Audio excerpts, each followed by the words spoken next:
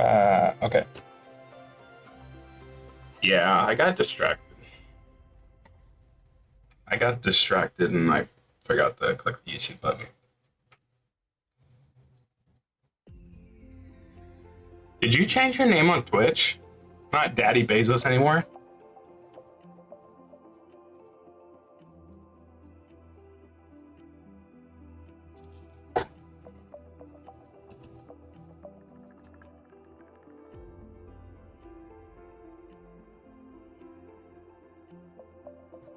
Okay, so my mic is not.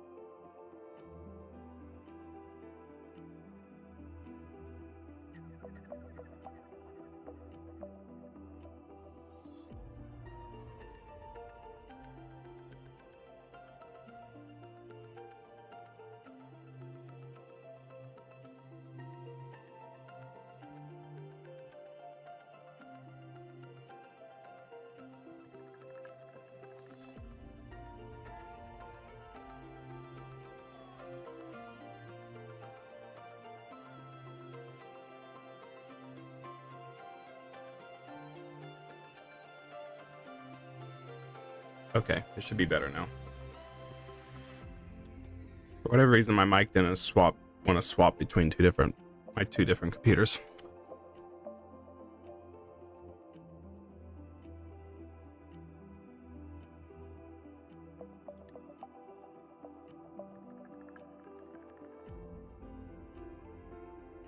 But yeah. How's it going? I'm actually gonna play a video game today and not just play Hololive Dreams. Not just Hololive Dreams.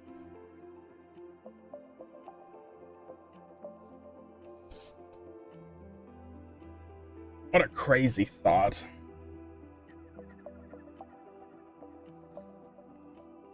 Yeah, I forgot to turn the YouTube Live button on. Gone all day for a doctor's appointment in another city, and when I was back, I discovered Claire had puked on the chair. That sucks. No Pokejon? I mean, I can always play Pokejon. I can always play that. At some point, I need to play something, you know, productive. There was wasn't this last weekend, it was the one prior to this last one, where, I just was playing Hololive Dreams like all day, like on a Saturday or something, because I was going through and finishing up all the story stuff.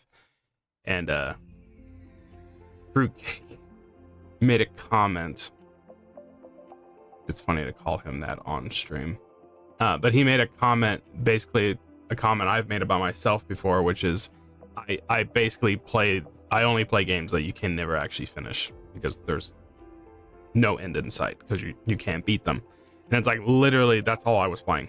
The game I've played the most in the last month is that game, Hololive Dreams, because I like rhythm games, and there's plenty for me to do in it. If it's not that, I'll probably play a fighting game for a good while. Just I don't start and finish games like I used to. Just how it is. The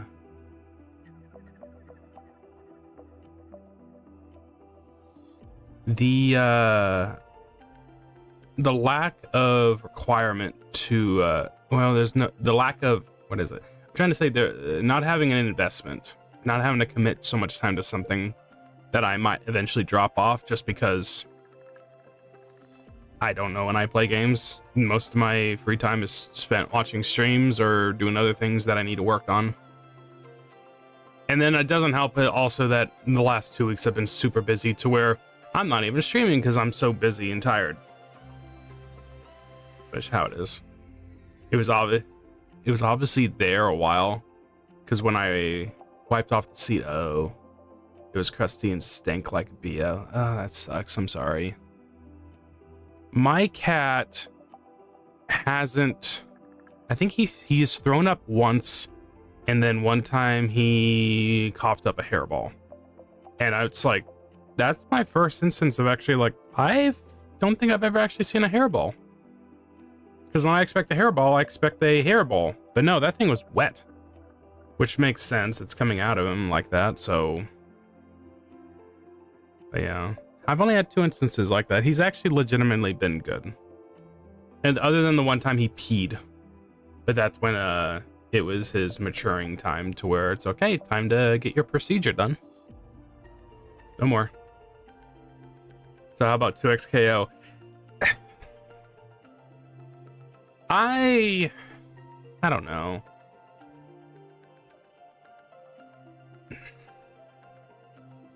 "2xKO." Yeah, no balls. The amount of times I was quoting Bibu during that little small period of me getting his appointment made to do all that was very amusing to me. Or Narissa. Narissa has a couple funny parts too with that, about that. I just realized, is that volume too high? The balls are inert, yes. 2xKO is sad on that line, but it's also like, I didn't play it at all. But it was almost, I would say the main reason for starters was not even the IP was the problem. It's the fact that it was in early access for so long. And they didn't officially release it till early this year. To where it's like, I don't want to bother playing a fighting game in early access. Because the IP is not even the problem, because there's a couple characters I wouldn't mind playing in it. But it was always that it was in early access. Kinda. It not even being on Steam wasn't even my issue, really. That's one of those scenarios where, like, it's never gonna go on Steam, so just accept it and just play it. It was whatever. But then also it's like, I'm pretty bad about starting to learn new fighting games. I'm just bad about that. Happens every time Clara eats too damn fast. Okay, yeah. You got one of those kind of cats. I don't remember how we have to fix that. Because one of the other cats at the other house is like that. But, I don't remember. Definitely make sure they have plenty of water. It almost might depend. So, like the other guys with their cat, he will eat under stress or whatever, and he'll throw up. He'll eat too much. But they recently kind of figured out that if, I guess it depends on, do you feed him throughout the day or feed her throughout the day? If that's an issue, to where they've noticed, at least with their cat, that if when they're feeding him, it stresses him out because, oh, it's time to go eat, and he goes, runs and eats all he could. Instead, they just feed him one big portion in the day, and he learns that, okay, this is what I'm eating for the day, and then he can kind of pace it out himself. So I don't know if that's something. I think it's been working out. At least they can tell he's not as stressed out.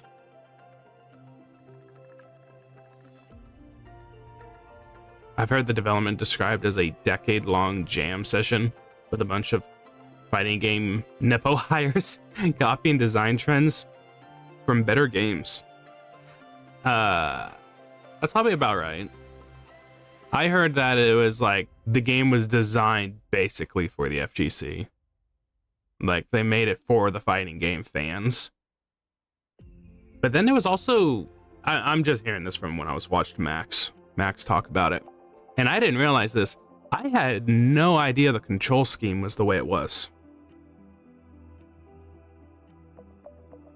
I had no idea the game was just all simple controls. No notational inputs or anything like that. I had no idea. Did you see the blog post from one of the developers talk about Yikes? I think I read someone's synopsis about it.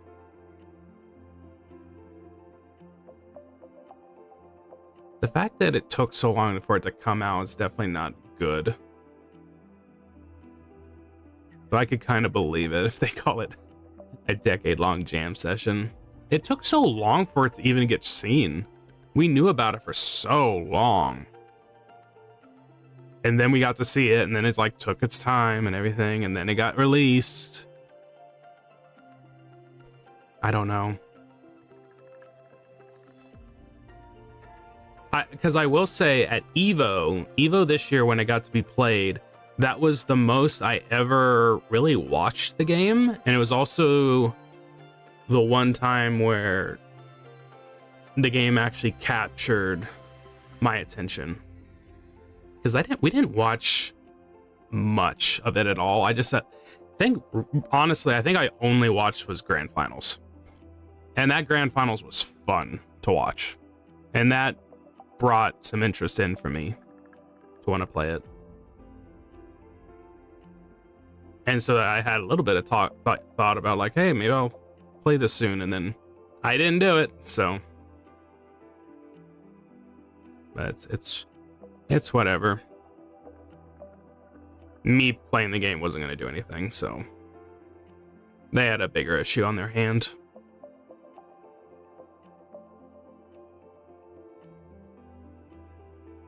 I guess the real discussion is what they could have done differently. I will say, I don't know. I think there's always a discussion, especially on the line of it being free to play.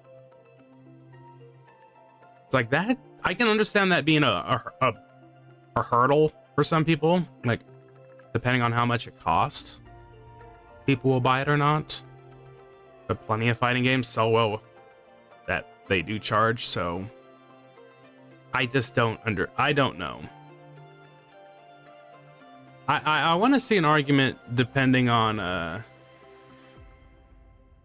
does the free to play benefit a game where, you know, other games usually charge and it's not an issue there, for like Mortal Kombat and Street Fighter? Because to me, the free to play aspect, it doesn't matter. I'll buy the game regardless. But in my mind, it being free to play does give the game an air of cheapness. I like, oh, it might be made on the cheap, so then they can phone in some kind of expenses so they can make money, but I don't know. It's almost more appealing if I did have to pay for it, basically. But at the same time, it wouldn't have been in early access for so long if they could have just... That actually is a big aspect. It was probably in early access for so long because it was going to be free to play anyway. It's like, it doesn't matter. If they were going to charge for it, it wouldn't have been in early access for so long. During development, my 3 main responses were usually, I don't care. If it's profitable, that's not my department. 2, worst that happens if we all get fired. 3, I just want to make cool stuff, yo. Oh.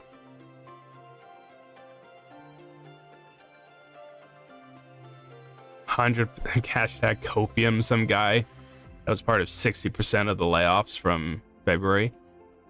It was February where the layoffs were. I almost thought it was much earlier than that. Sooner, I mean, more recent. So I almost was thinking it was after Evo. But I guess Evo was in June.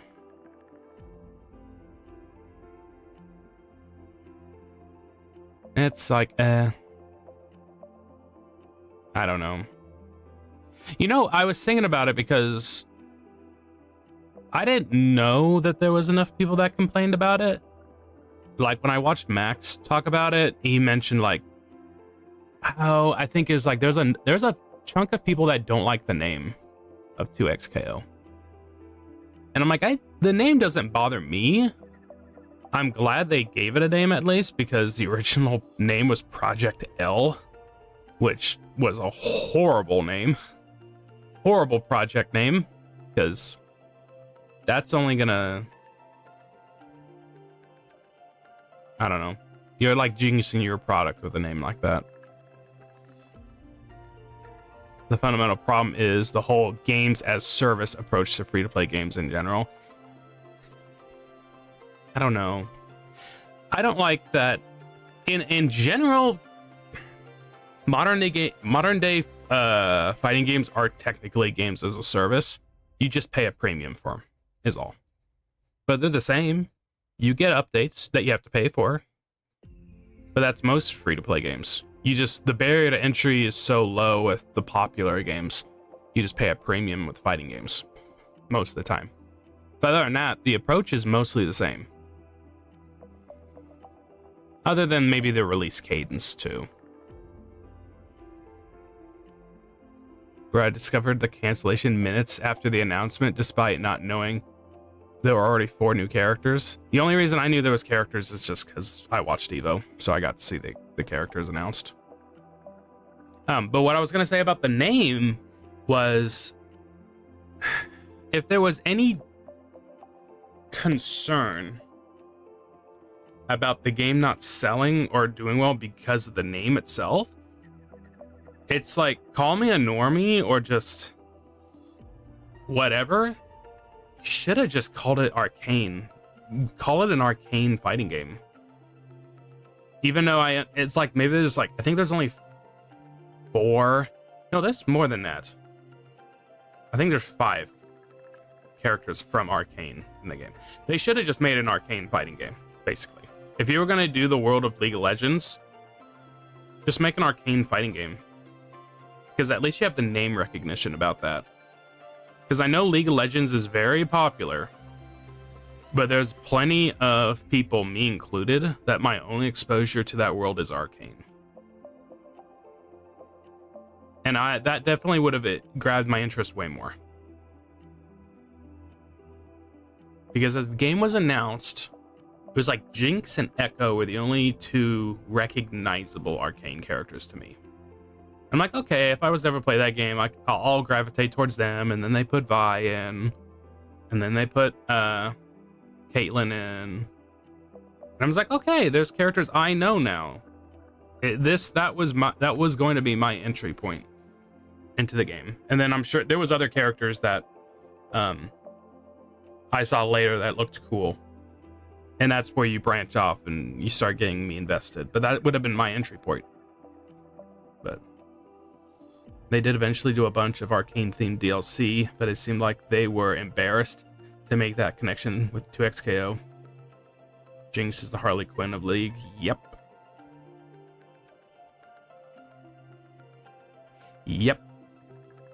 But yeah, I honestly think that would have almost been a better idea. Because then I think that would have been more marketable. Because League of Legends definitely has a negative negative identity for the ones that don't play it. Like, look at Callie. Callie doesn't want to touch that thing at all. Either as a joke or it's legitimate. It's like the wider scope of the gaming industry sees League of Legends as like, I'm not going to say toxic, but there's people that aren't fans of it for whatever reason. But if you called it Arcane brought, I don't know, that whole IP in the universe to a more positive reputation. There's a meme, there's a joke about like, oh, you really like Arcane? Like, oh, I really like it. And like, well, I want to see what the game is about. And it's League of Legends.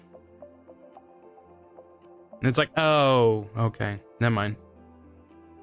League, a toxic reputation? You don't say. Yeah, basically.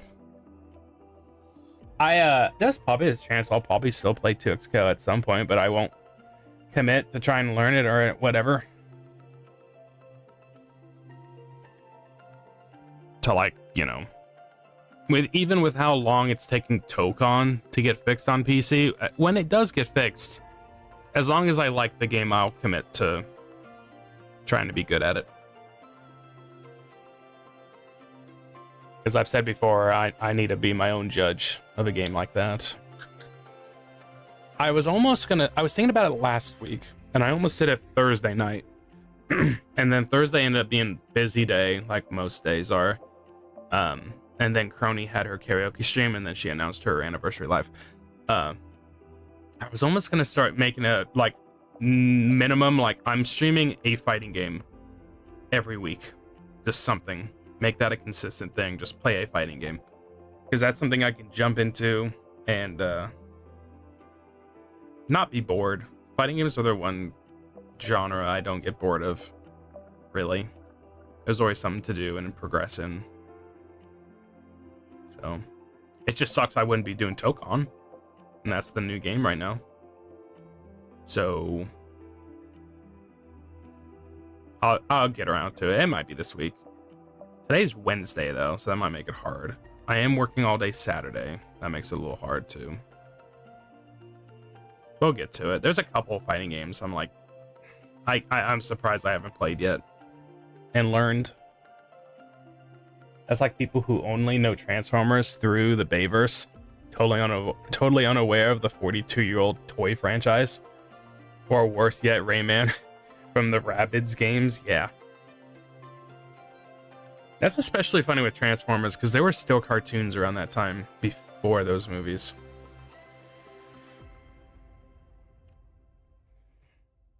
It's so amusing the amount of people that like those Transformers movies. Mostly the adults that I've known. And they're like surprised that I don't like them.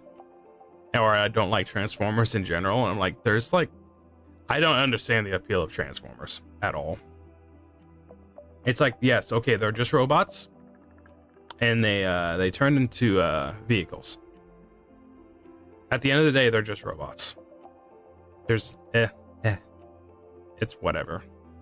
I don't think there's any hook there. It's a big spectacle slop. Yep. I do feel bad about that era though, for me in particular, because that was, so like the first Transformers was like 2007, around that time, and then the second one was probably 2009, and I have weird thoughts. I think the second one is definitely, yeah, I understand the second Transformers is the worst movie, but that movie was almost like, I didn't get as bored with it as I did with the first one. I don't really like, I've only seen the first two, and I don't really like either of them. But that wasn't a bad era for me, because those movies came out, and that was prime, like, I'm on the internet, and I'm on YouTube, and I'm hearing other people's opinions on things, so I've heard, like, I would hear that, yeah, the first Transformers is fine, and the second one's really bad. And I brought that into the household of like, I don't want to watch the second one because I hear it's not good. And it's like just basically being an annoying kid instead of just watching it for myself to get my own opinion. I really regret that era for me. I think I was the same way with Avatar. The James Cameron one, where it's like, it's fine, it's overrated though, and I kind of brought that into the household. But I do think also, I think that one, that was my turning point, because that one was definitely like, no, but I want to see it for myself. And nowadays I'll just keep to myself until whatever I watch it. Revenge of the Fallen, something Devastator's scrotum is the on the Giza pyramid. Yeah, nope. Those movies, I mean, the IP alone is not for me, and so then those movies are not for me. Michael Bay hasn't made a movie in a very long time that I think about it. I don't think he's done anything since the Ninja Turtles movies. Dark Side of the Moon, something Optimus kills Jetfire. Is it Jetfire, or is it supposed to be like Starscream or something? Leonard Nimoy voiced him? Ooh.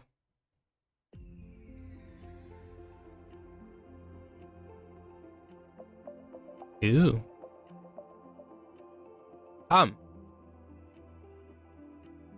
Yeah. I gotta think about that. Avatar, James Cameron was like 2012. I would have been 17, maybe. Nimoy voiced somebody. Okay. He was getting work done because that's also around the time Star Trek came back too, and he was in that first one. You probably saw the announcement. Well, you definitely saw the announcement because I posted on the community tabs. Let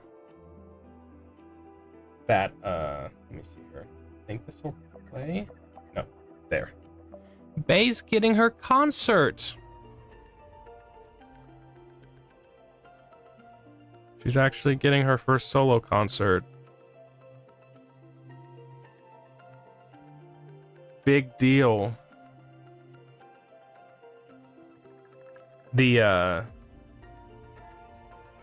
When was it?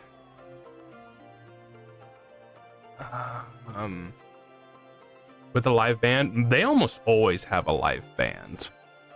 At least in Japan. Out of all the concerts I've been listening to, or I've been watching ever since I've started consistently watching them, they almost always have a live band.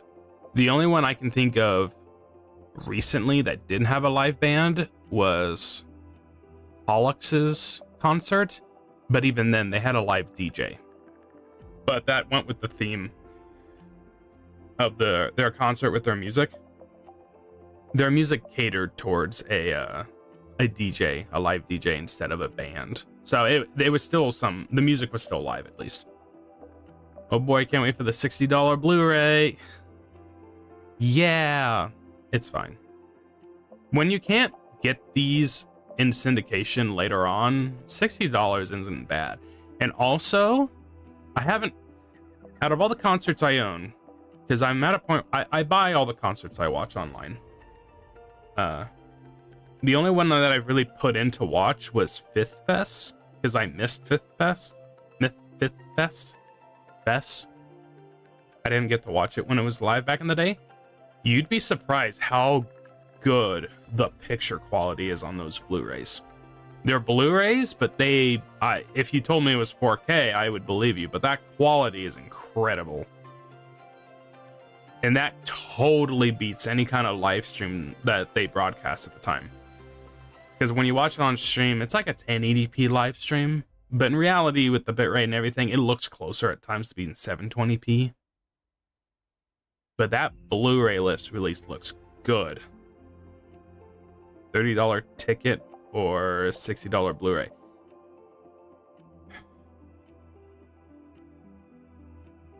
If you mean going there, I think it's not that cheap. At least in Japan, it might be. But even if you look at it on the lines of what the live stream would be, if you buy the concert to watch, it's around $40. Oh, the streaming ticket, it's around $40. A concert, if you watch a concert live, a solo live concert, it's usually $45, I would say. No, Crony, stop.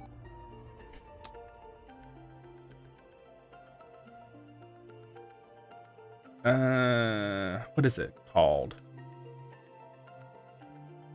It's Spawn. So Miko's was announced recently. Let me pull up Iris's, because Iris's is coming up soon. It's 6,800 yen.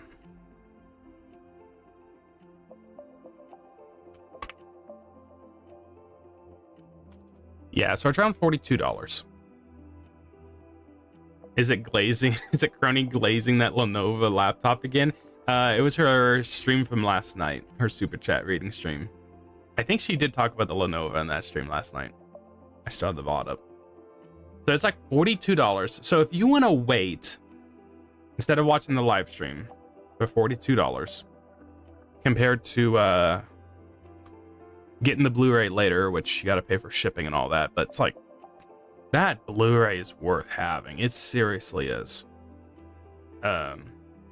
It's nice when they're only $60 because, like, if you buy Fess's Blu-ray because they come out with a big box set with a booklet and everything, which I understand is a big deal, but that's like double the cost.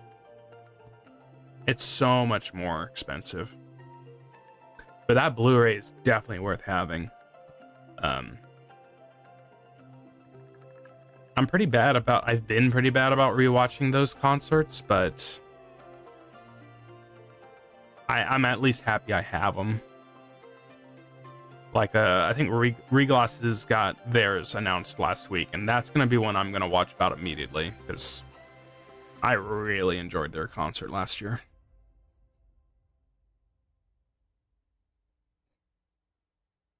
But yeah. Bay will... It would be, like, out of place if Bay doesn't get to have a live band, so... Just get a MacBook. I'd rather kill myself. That was right after her, she finally got home from... Well, she was in LA for a long time, trapped in LA, and then went to Japan for a while, and then she went back home finally. And it was after she was sick. So I do like in that animation, they included her, like, sniffling her nose. Because she was sick. That was a funny live stream. She became very lively in that live stream. All talking about that Lenovo. The Lenovo Legion. I don't know what it's called. Will the show include Bay's backup dancers? Probably. Yes. Because if she does Snake Eyes, she's definitely having her backup dancers. And there's always a good backup dancers tend to show up. Like Toa had backup dancers before. Callie's had backup dancers, even though they're just skeletons. Suisei's had backup dancers. Hey, Will. But I'll say that. So she announced her anniversary live, and it was like the week prior to the announcement. And in their announcement, she says like big announcement. She emphasizes big announcement or whatever. And ever since Iris kind of made that a cadence to like emphasize how big of an announcement is, we're just in that era where the members are finally starting to get solo lives, the Ian ones. That sowed the seed of like, oh, Bay's gonna get her solo live announcement.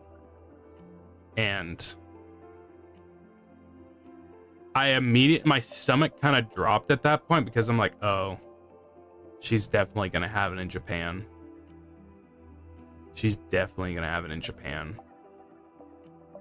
It's only 900 grams. That's like 2 pounds. She's definitely her insistence on that thing is very funny. I'm gonna guess it's probably crazy expensive, seeing how she hasn't just bought it yet. But yeah, Bay, because it's like, especially recently, Bay's been at a lot of like live performances in Japan, to where she has a lot of stage presence, almost more so than any other Ian member at this point. To where it's like, yeah, it was about time Bay got one. Probably, it's crazy. It's not crazy. Someone at one point mentioned, like, they're just doing it in order. Everyone's getting concerts in order. That's why, like, Kiara and Ina got theirs early this year. And that's why Iris was then next, because in debut order. And then that's why Bay is now here. And I can understand that. We'll see if Crony gets one. Yes. You get a solo live, and you get a solo live. Everybody in the end gets solo live. We'll see if this continues or not. We'll just see. But yeah, it's like my stomach like dropped because it's like for years now I have been saying that I might not have said it on stream, but it's like wherever Bay goes, if she gets a solo live, I'm going. I have to go. And most of the time I was like thinking like, well, if she does it in the US, obviously she's gonna, if she goes to the US, I'll make that work. And then as time went on, especially with Iris having hers in Japan, that sowed the seed of, no, Bae could very well have one in Japan because she has a very sizable Japanese audience. Much like Iris, like more so than any other Ian VTuber, Ian member. She has a lot of JP fans. And at that point, I'm like questioning, like, well, can I make that work? Will I commit to that? And so all previous of last week, I honestly was kind of sad because I'm like, I'm just thinking like I'm not gonna get to go, and I want to be there, and I'm just I can't make that work. And then it didn't help that this last weekend was Anime NYC, the big New York anime convention that was going on this last weekend. So then I was also getting sad because just melancholic or nostalgic of, oh, I went to that convention last year. And so I was just thinking about memories of basically my first VTuber Hololive concert too. So there was a mix of both of those factors of like, just thinking of the past, and then also like Bae's gonna announce this and I'm not gonna get to go.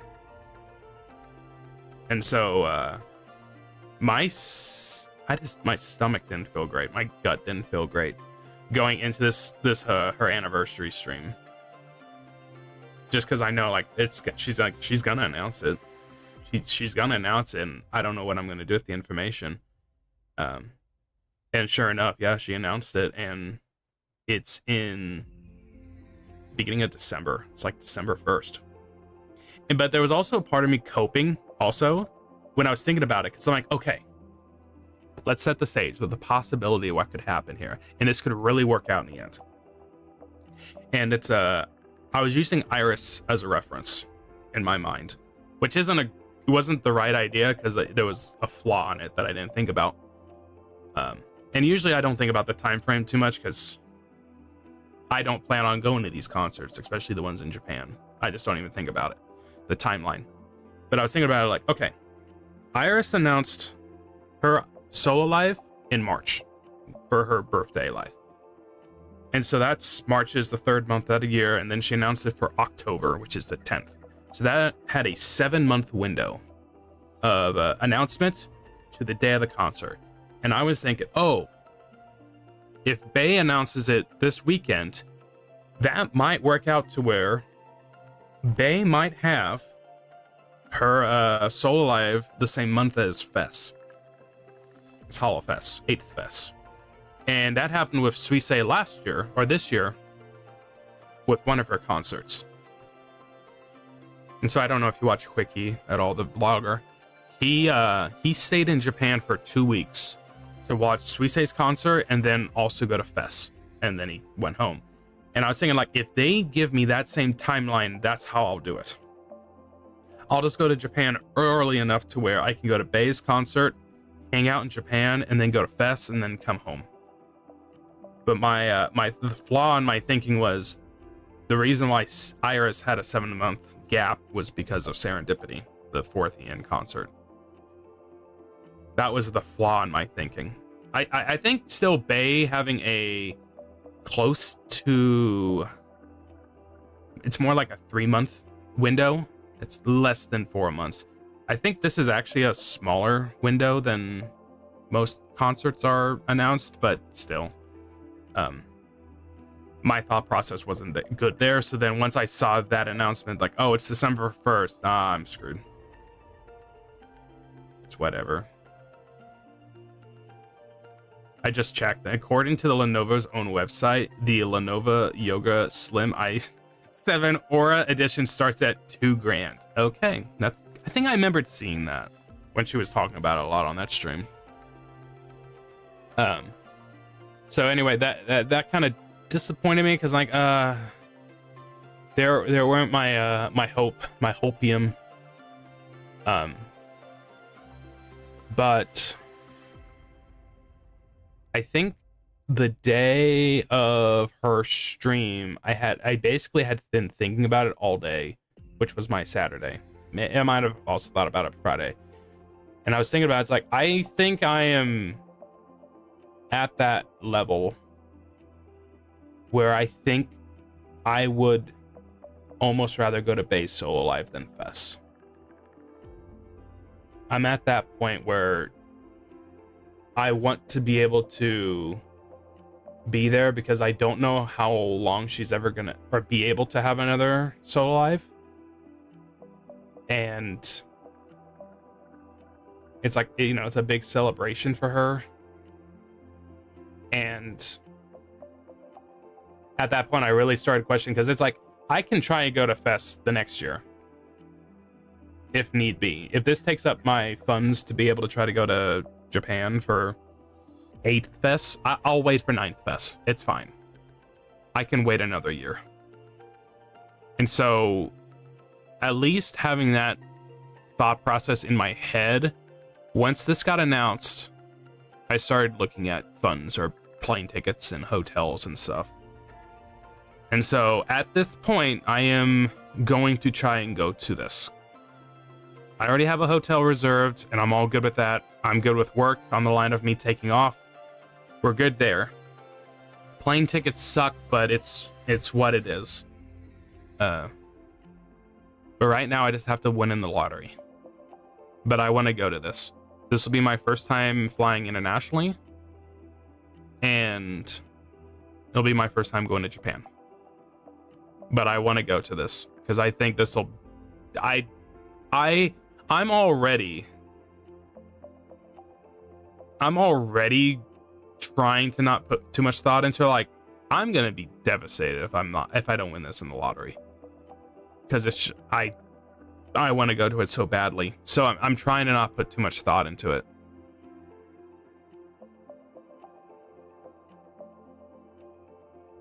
But this concert means a lot to me right now.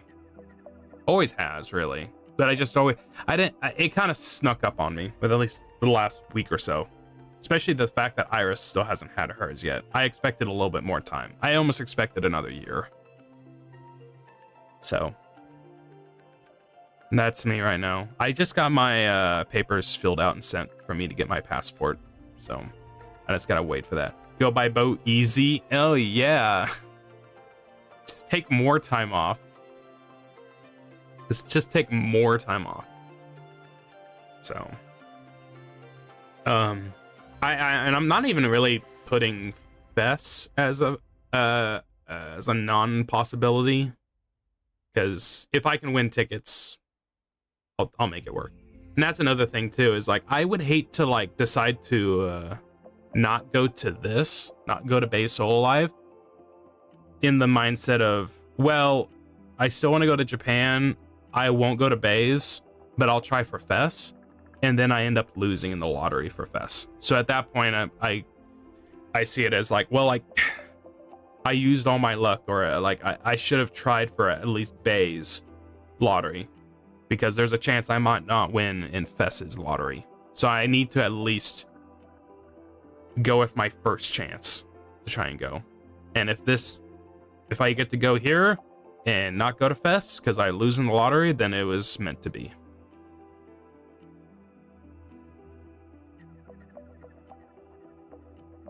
So, but it'll be, especially when Bae came out with her new song, it just hit. I've never teared up on hearing a song for the first time before. But it was just a mix of emotion of like, I'm so happy she gets to have her own solo live, but the fact of where it is, the fact that it's going to be in Japan, I am now uncertain, but I'm happy for her. I'm uncertain, and then I hear her new song, and then all that emotion just hits. I'm like, I gotta go. I have to go. I'm gonna make it work somehow. All according to Keikaku. This is off center. It's been bothering me.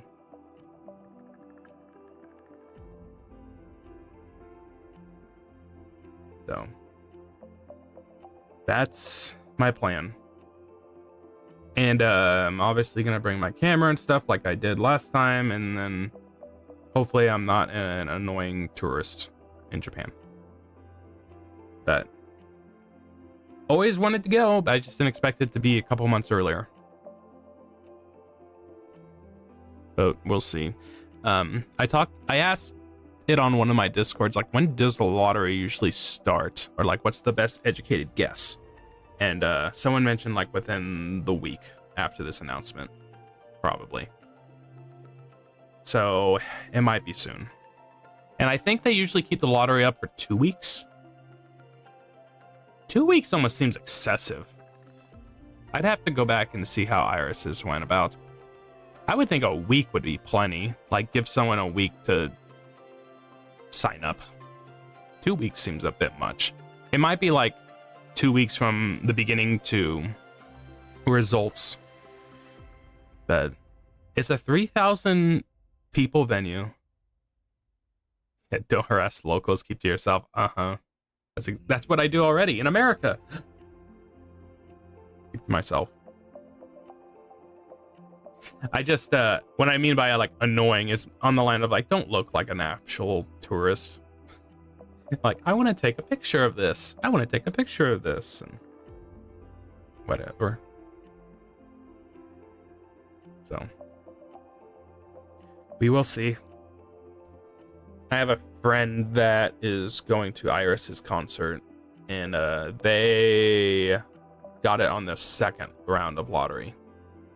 So hopefully I have the same amount of luck. Sooner the better, so then I can then get my hotel, the plane ticket scheduled before prices go up. Don't chase geisha women to get a picture. Definitely not gonna do that.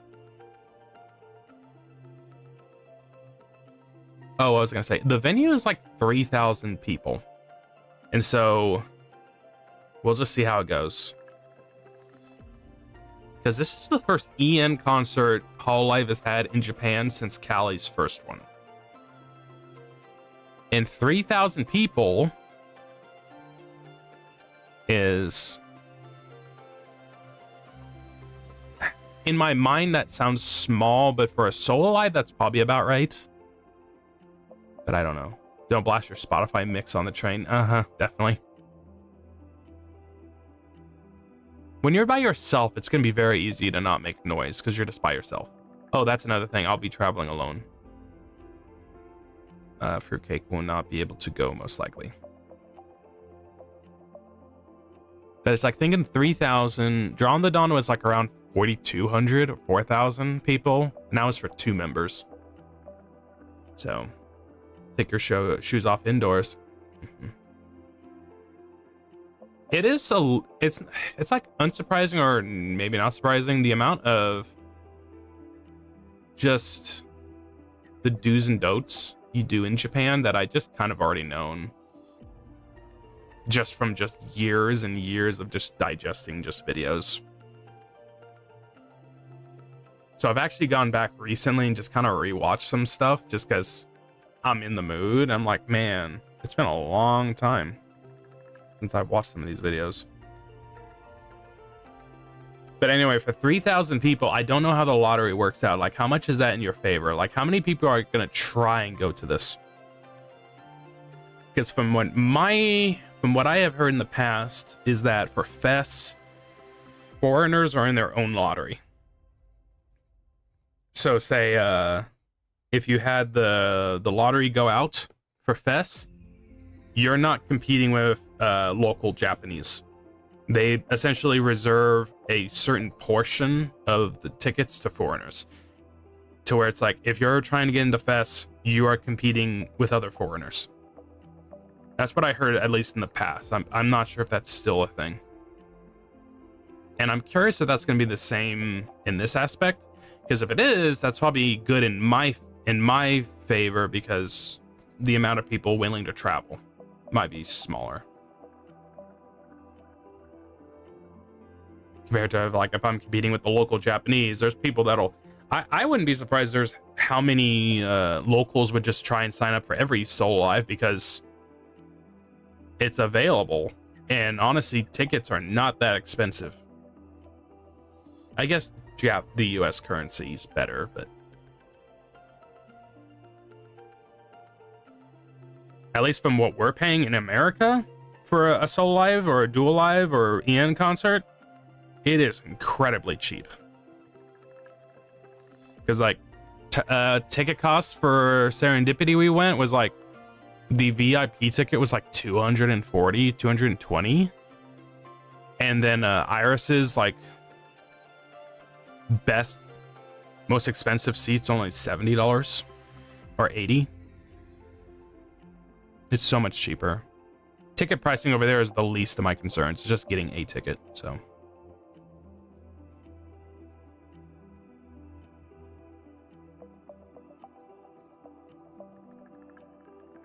Don't bring an American flag to Okinawa. I'm not gonna do that. Nagasaki. I'd assume it's third paid, third foreign lottery, and third local lottery.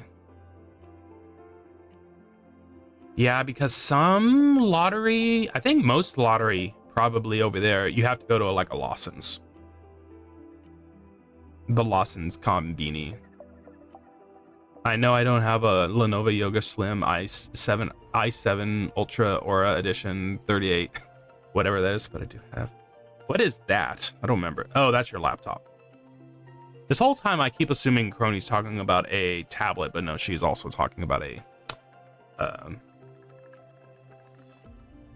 she's also talking about a laptop. Yeah, Lawson's, the Combini. At some point I remembered, like, yeah, you can do the lottery there and sign it. At some point I heard that. I don't know how the locals would do it. Probably. But just that's the game plan. I mean, it's basically a high-end tablet. That's what, I mean, most of them have touchscreens already. Might as well be. So, that's my plan. I'm kind of anxious right now because this is on my mind essentially every day. Like the Pokemon lottery. So, wish me luck. I hope I'm able to go to this. Because I need to look at how my frame of reference is always just like, how is Iris going about this? How is Iris doing this?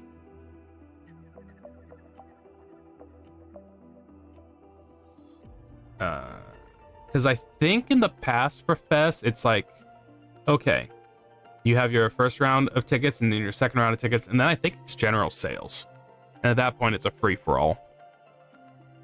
But I'm going off memory from previous Fest concerts.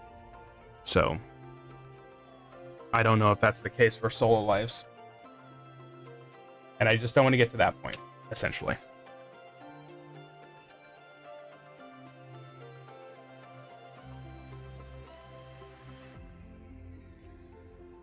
Yeah, payment deadline for the second round of the lottery is due that day, and that's the last time they've tweeted about it.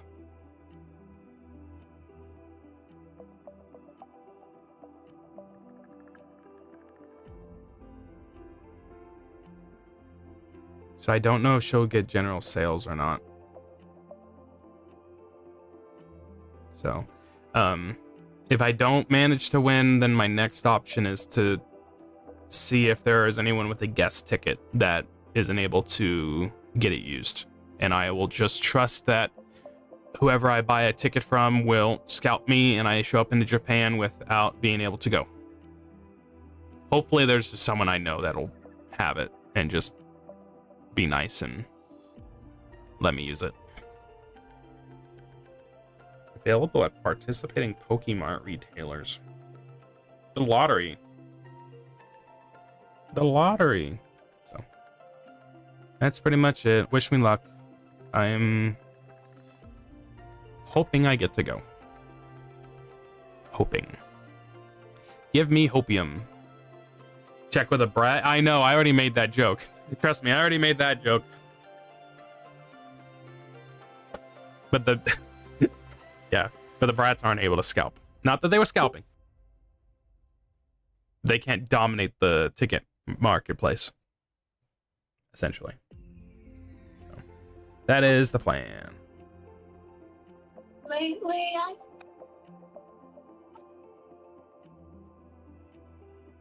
I'm able to move my eyebrows. I never knew that. Lately, I would never be, never.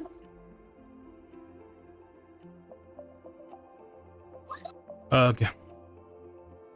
Who was that? That almost sounded like Crony. It's dying. The government hates us. Oh, never mind. The aliens are contacting us. Nimmy. Just stick to you and me. Okay, because you and me.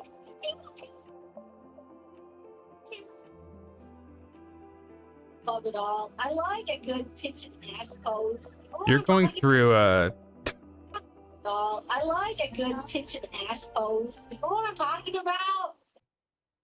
I do like a nice when they're posing and they got their. Oh wait, whoops. Oh whoops. No, we're just listening to Gigi. Yeah, my bad. That was I had my speaker on.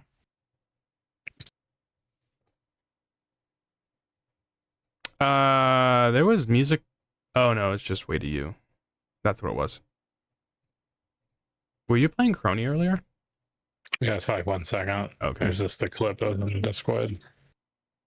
Jack O pose? I don't have Jack O up.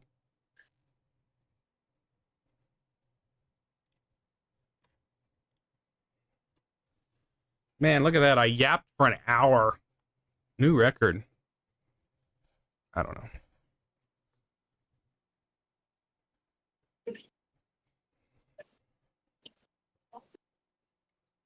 I didn't know what I was going to play today or play in general, so I just grabbed this because it's. So you just spent money on something that you don't know? No, I've had this for a little bit. It's like a filthy red streamer. Oh, we're just buying something off the Steam store today. I've had this for a little bit. This was actually part of one of the last games I've bought on. Oh, I know what it is. This is one of the last games I've bought on Steam because I basically don't buy games anymore. Hey, Shiori, would you like to know where the scissors are? Watching clips. Where is it before I squeeze these hunkers? Where is the scissors? Where are they? It's really weird. So if I play it too quietly, I think you hear it all. But if I play at normal time, then you don't hear it. That makes no sense. How about you? Yeah, I guess I can't. Never forget the unlicensed Tifa Jacko pose. Yep. Hey man, I think that was, yeah. There's people that own that thing. No disrespect. Well, actually, no, full disrespect. I think someone should, think about what you've done. Think about like, I mean, imagine you have like a 2-year-old, 5-year-old, whatever daughter, and she's like, man, what is that? Like, mom, what is that? Like, why does this girl have a? Why is she getting cracked by a big blade? And it's like, what? How is any reasonable mom or dad supposed to explain the authenticity and genuinity of a PVC goon shrine? Yeah, and if let's just be honest, if this is maybe some questionable family hold, but they heavily exist in today's it doesn't matter what society or what country, what city, county, town you live in. Just gonna say it might be a jar next to it. I'm just more heavily You can't on the line fit of that like, thing in a jar though. I am not going to ask or say what people do with the jar. I don't honestly fully know. I just know there's a heavy correlation of some things. I know, but I think I know, but I don't really. I'm really denying the idea in my head. Me saying it. There's not a big enough jar should explain. I have some pretty big jars. I actually have a really big jar with multiple editions available. Ooh. Is there really multiple editions available? I have. Well, I know we've talked about some of this before. I might have to get reopened up. What was I gonna say? Oh, that's like one of those things that the dad has to basically keep hidden until the kid has grown up, like 18 years.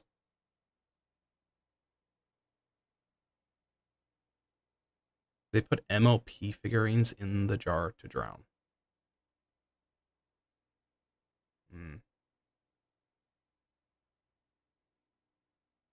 So anyway, I've had this game for a little bit.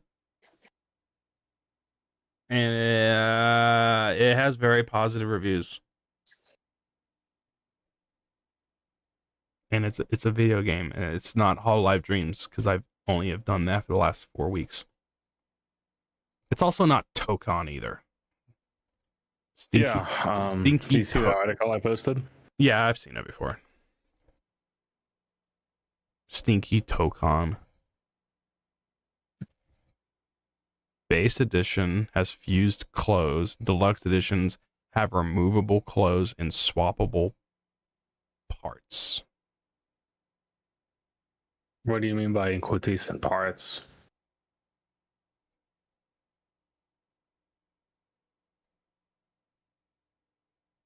You know, I think the fact that you said it with quotations is a bit more concerning now.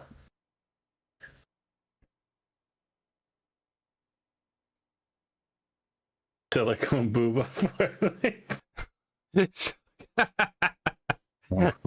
It's like, man, I want her to have a different cup size. I'm wanting this.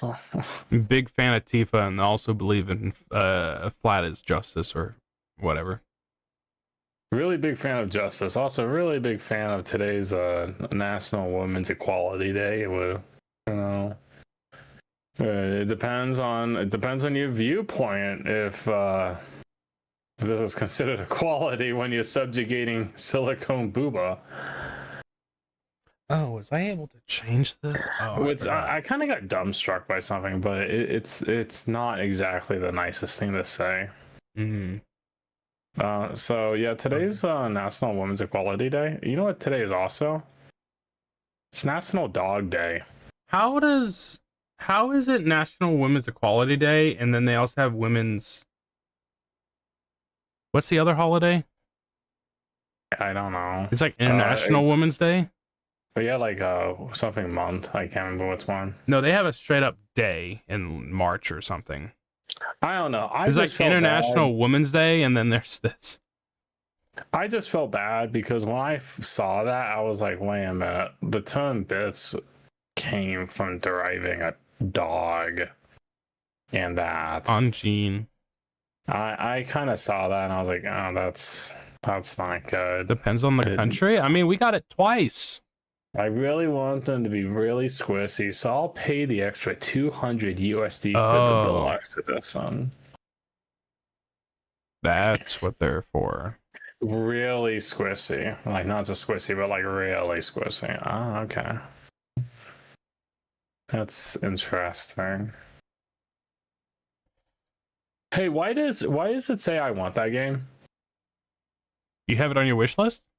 I guess so. I don't even have it on my wish list. Yeah, shoot, let me remove that. People are more upset by like the need of needing a PSN account. To be upset about the game just not actually running well. Let's start small, guys. Let's start small, and then we can go bigger on it. Goodness be gooning.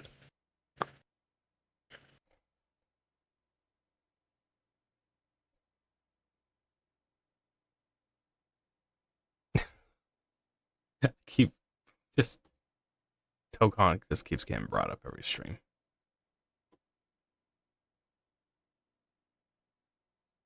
Part of it's because it's like start off like, oh, I'll be playing Tokon probably this week when it comes out, and then it's like, we will not be playing Tokon. When's it getting fixed? I'm like, it hasn't gotten fixed yet. Okay, still hasn't gotten fixed. Blaze Blue Central Fixing could do something huge right now. They could actually come out with a character. If they came out with a character, it'd be good. Same people that were butthurt about Helldivers 2 requiring a PlayStation account. Yep. Imagine being mad about having a PlayStation account. Meanwhile, you need to have a Activision account to play COD.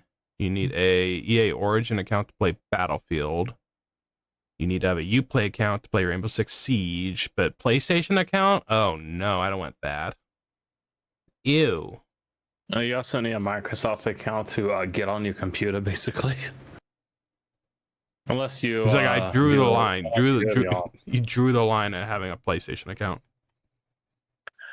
You know what annoyed me though? Like let's go back. Like let's just talk about the general idea of like Epic Games Store, because that was the problem. Like, oh yeah, we won't release our product only on Epic Games Store. We paid a crap ton of money. So we had like Kingdom Hearts locked behind the Epic Games Store for like 4 freaking years. It was trapped. Guilty Gear X3. How about no Guilty Gear until I think I just gets accept good that again. I just accepted Guilty Gear is just not my kind of game. Hey buddy, it's okay. Why we're in is a good Unreal game. Unreal Engine 4. Hey, I mean, you're sticking on Unreal Engine 4. You're kind of set. Yeah, Guilty Gear is just not for me. I like Blaze Blue. Sam Austin is finishing a Final Fantasy game like every 4 days while working a full-time job. He just finished Final Fantasy 2. Are you trying to in, say like, something? No, I'm not saying anything at all. I'm just saying I'm impressed that You saying like, what am I doing? someone actually finished Final Fantasy 2. Oh, I didn't realize the pixel sprite remasters changed the game. The changes that were made, I'm not very happy about. Each game kind of got its own different change. It got balancing changes.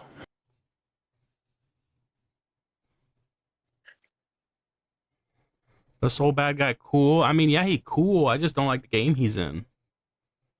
I just never cared for how those games felt. But he's so bad guy. So bad guy. 1 through 6. Yeah, have like 8 remakes. Hey, listen. In a hard time, we can always go play American McCoy's Alice from 2000.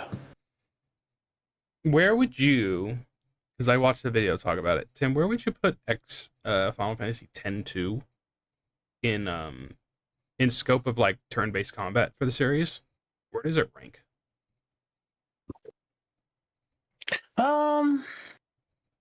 In scope of Kitty, turn-based do not combat, chew on that.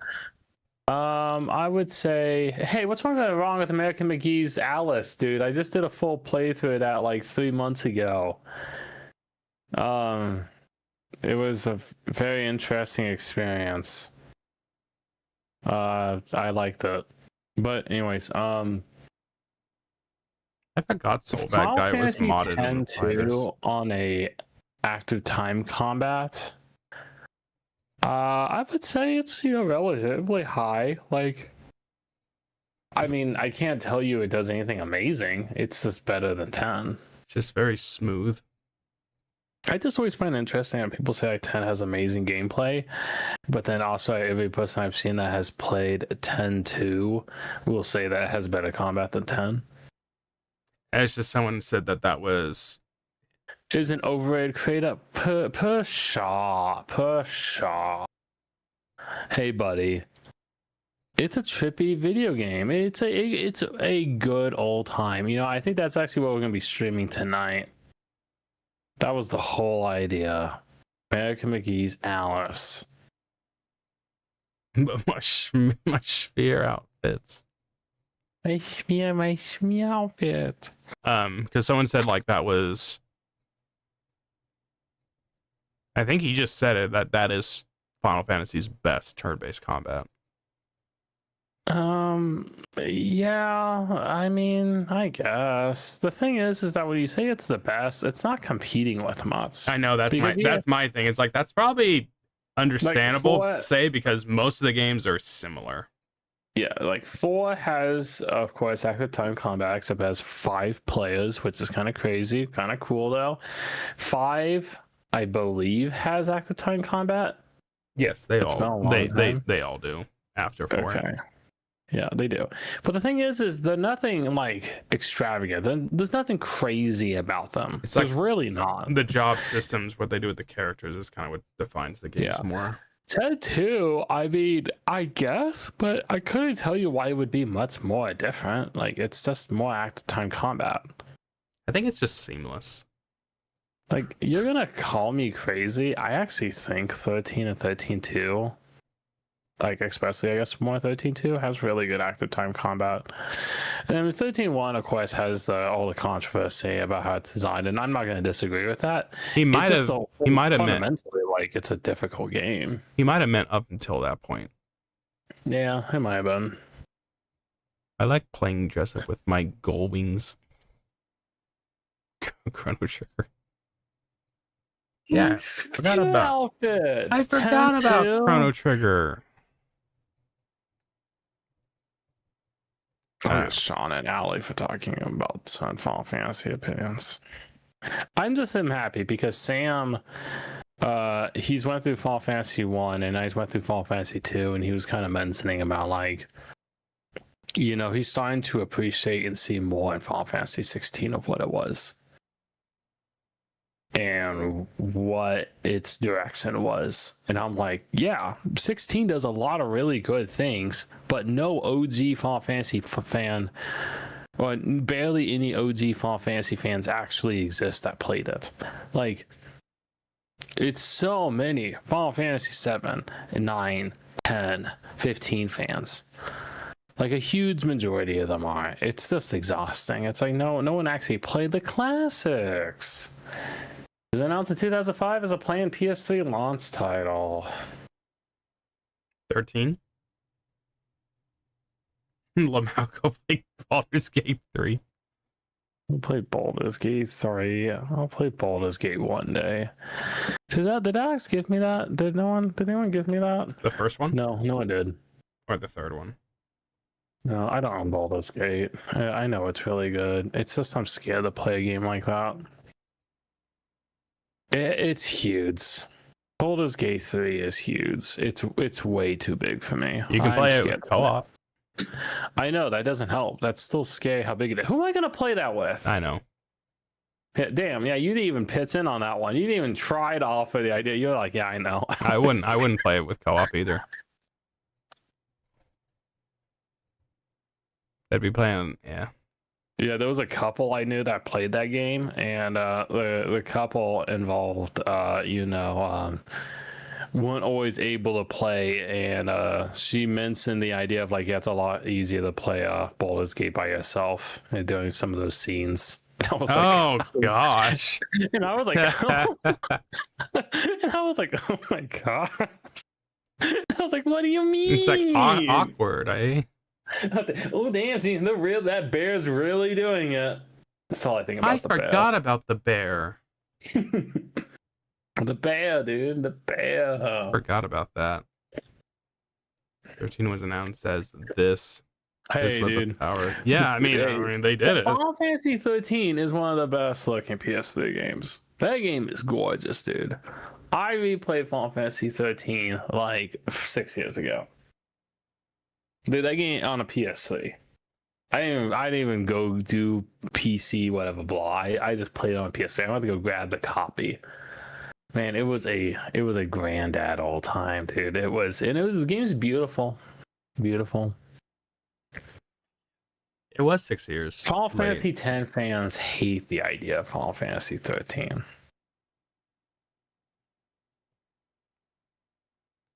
But my Titus is not in this video game. Titus is gone. It does suck that it's because Final Fantasy X was the first title to receive a sequel. It's that specific fan base that is still to this day asking for a sequel. Blame Square Enix and Final Fantasy VII. I don't hear the Final Fantasy 12 fans asking for a sequel. I don't hear the Final Fantasy 9 fans. Final Fantasy 12 did get a sequel. That's kind of funny you said that. Yeah, but no one remembers it. No one knows about it. I forgot about it. That just shows. X was made on Windows 2000. I'm not surprised. I'm just saying, I think we overblown the idea of American McGee's Alice and, the cultural impact it's had. and somehow Final Fantasy got brought involved to this. I know why, but I still just think it's funny, like that guy's name on the title of the game. well, I mean, what do you want to call it? It's just it's more so funny that it's just his name. I find funny. American McGee? Yeah, it just sounds kind of generic. Well, I mean, what do you want to call it? I don't know. Tim Burns Alice? I don't think you need to put your name on it. I'm just saying you could have come up with a different title. Tim Burns Beetlejuice? See, you still using someone's name. I mean, American McGee is all full of himself. It all went bad because of Advent Children. That's part of it. Square Enix realized, man, these Final Fantasy VII fans will eat that up. They didn't know that yet. It was all They over. didn't know that yet. For some reason, they thought no one would want more Final Fantasy VII after purchasing Final Fantasy VII.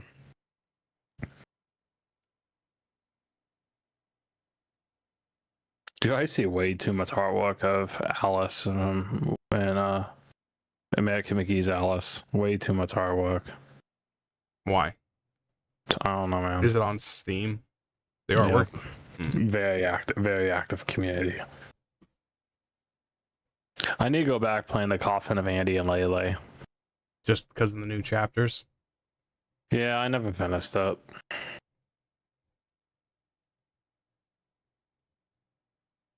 That was a very interesting blind experience, though. Blind. I guess you actually went into that blind. Oh, I went into that blind. For some reason, everyone knew about that game than I did. It got popular for a reason. It got popular for one really big word.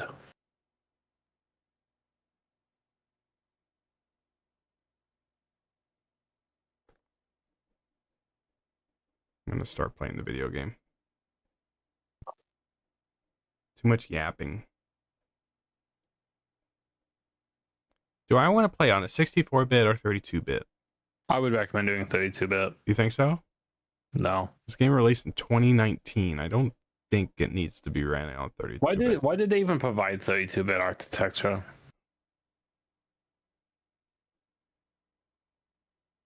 Hey, let's take a step back. That's kind of a cursed timeline.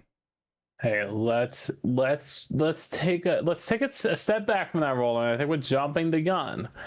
Because of Advent Children, Final Fantasy 13 got screwed. Because of Advent Children again, Final Fantasy Versus 13 got screwed. Because of Advent Children again, Final Fantasy 15 got screwed. So then Kingdom Hearts 3, that's just, it's sitting there. It can't do jack because they're constantly redoing development engines and all sorts of crap. I'm just saying let's give some love and respect to Final Fantasy 13. You can only drop a baby so many times.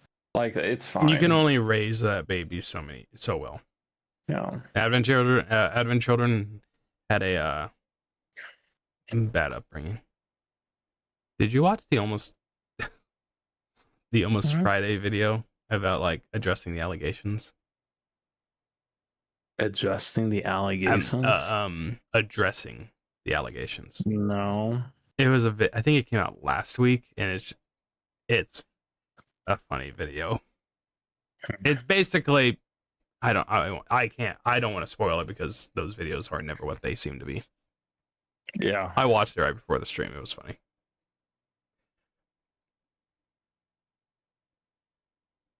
Should probably just click play. I'll just click play. It doesn't blast my ears off.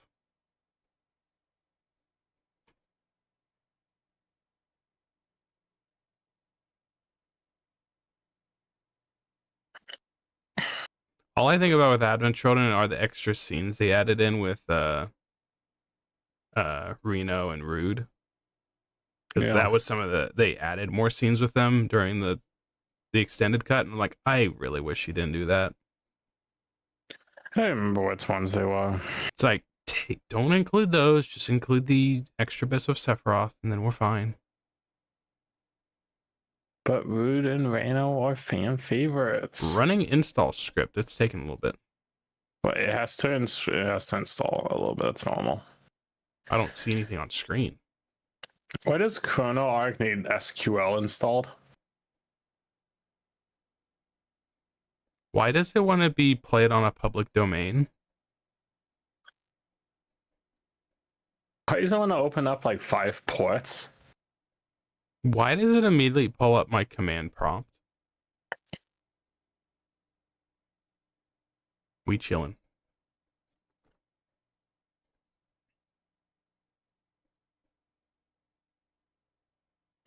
The re-rendered scenes in the director's cut are at higher resolution. I guess that was worth it then.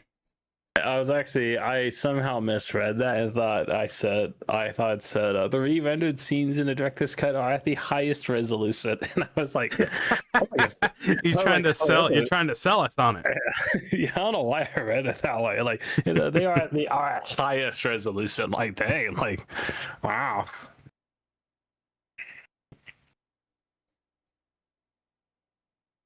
Last night was kind of. Why is it asking access to the subkernel? Why is it installing its own subkernel anti-cheat? That wasn't on the Steam page. Ooh, loud.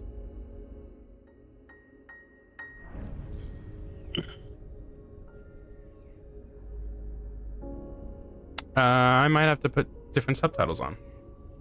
Oh, look at that. We are playing American McGee's Alice. There's Alice right there.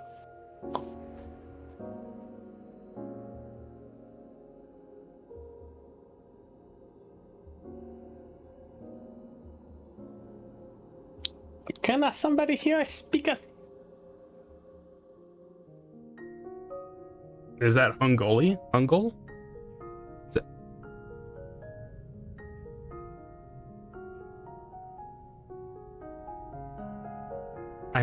Let me just skip it so I can get to this. Did you get off the good old Internet Archive? What? The resolution on this game. This is on Steam. It downloaded like this. Hangul. Hangul. I need to finish Fire Emblem Scarlet Blaze playthrough. What is this resolution? Ass raping experience.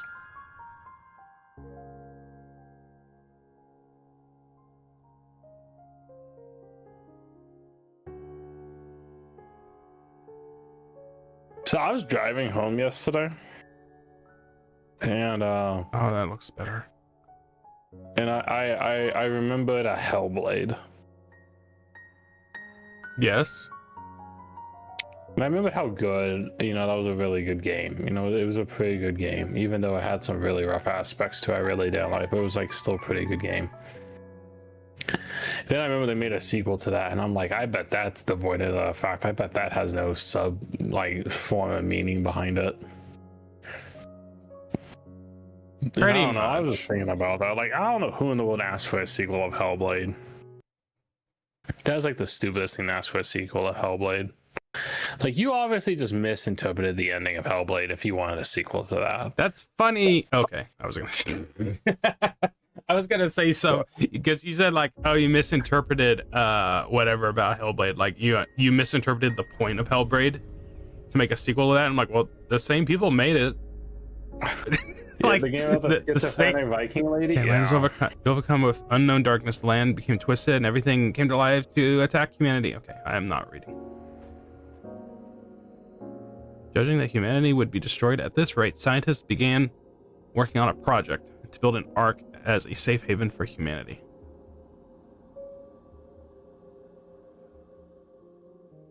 That Maximilian clip this morning was pretty funny. With the Mega Man? Yeah. Yeah. The project was going smoothly. The last remnants of humanity gathered together, and an Ark project was a success. The game about schizophrenic Viking lady? Yeah, that one. However, they did not realize that the Ark is not a safe haven full of hope, but a cage that would imprison them for eternity. TLDR, shit's bad, real bad.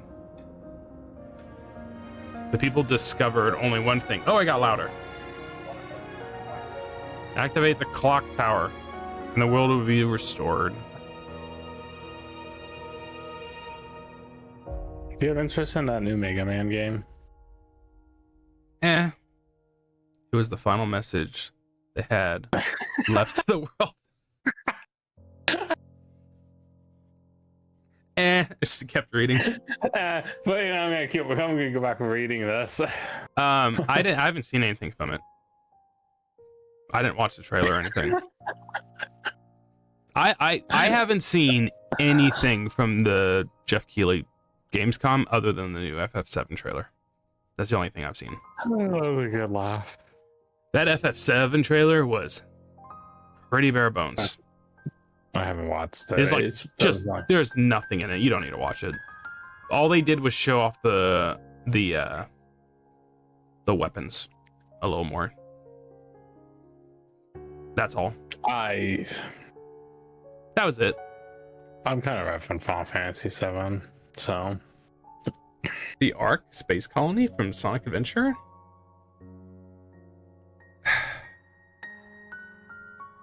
Poorly timed with the official announcement of Dolly's death. Yeah.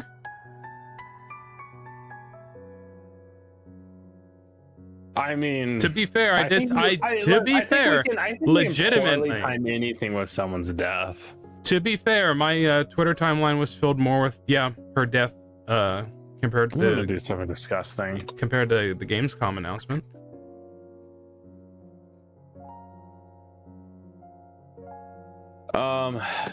Like let's be honest, this is a really shitty thing to do, but Digital Devil Story Megami Tensei.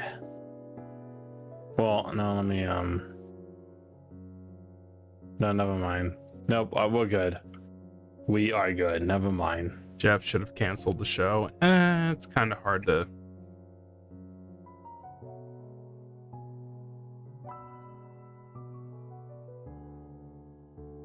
Hard to say. That must have been early. I don't know how that would have worked on his time zone. I don't understand, because Gamescom isn't like in Germany. Yeah, I think you should have canceled your stream. The stream is no longer considered standard. Mm-hmm.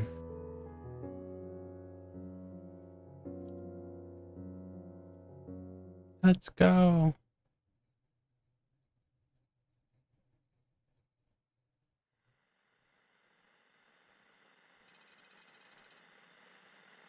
Welcome to the art. This is heaven where everybody's dreams come true. People live together for a single hope. Yes, this is the world everyone wanted. Come on, tell me. What do you desire? Today we'll be streaming an audio. Yeah, this is Iris. Iris? Hope? Project Hope? I did not see this part of the game looking like this.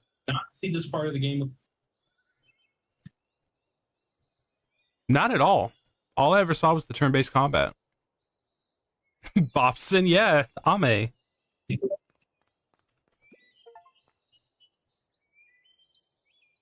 Jump, the most important game element. I did try and jump and it didn't happen. Oh, that's the jump. Most trailers were it's a thing, the trailer, or AI quota slop. Really? I thought I heard good things about the Gamescom, but it was only from one person, so. With a green hedgehog. Yeah, I only saw it was the turn-based combat for this game. I didn't see what else it was.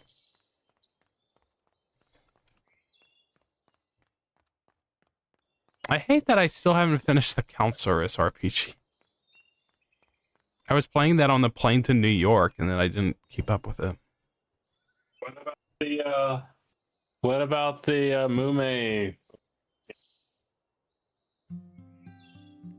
The 3D platformer. Yeah. I need to finish that. That's gonna be a game I'm gonna do like on a Saturday and just spend the whole day playing because I can't risk having a save with it.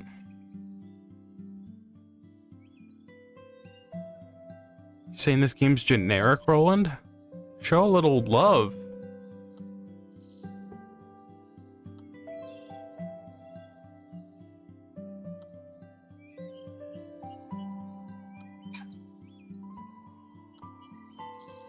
What do you want to say? Mom, what do you want to say? Hey, I just want to say, this does not look... green has one, and if it's a typical JRPG. Oh, I thought someone said it would look generic. I said that. Oh, okay. Because I was going to say, like, you know, people worked on this. What was that? E? To interact? So, Now the developers need to finish the Super Mume 64 game. The developers need to finish the Fuumoko 64 game. hey, I do kind of like that game. Well, that yeah, a lot of people are looking forward to it, but that they're having issues. That's kind of out of their hand. What issues are they having? I think they're having Have they problems. asked for help? I think they're having issues with an artist. Like like an artist hasn't continued working with them that they were relying on or something. Was it a heartbound situation? No, it was not a heartbound situation. No updates. We added a interaction here. That's the new update.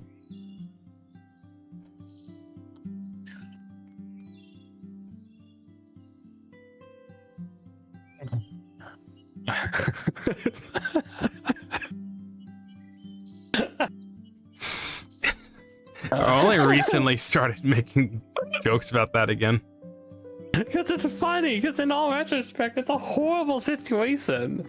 It's just my mind goes to like eat my entire ass. And I'm like, why did you have to say that, dude? Why did you have to say that?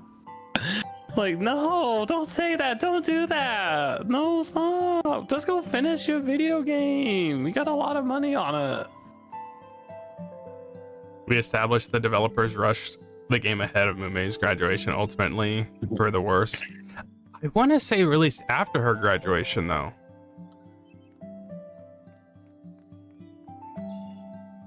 Apparently, this new Star Wars turn-based strategy RPG is really good.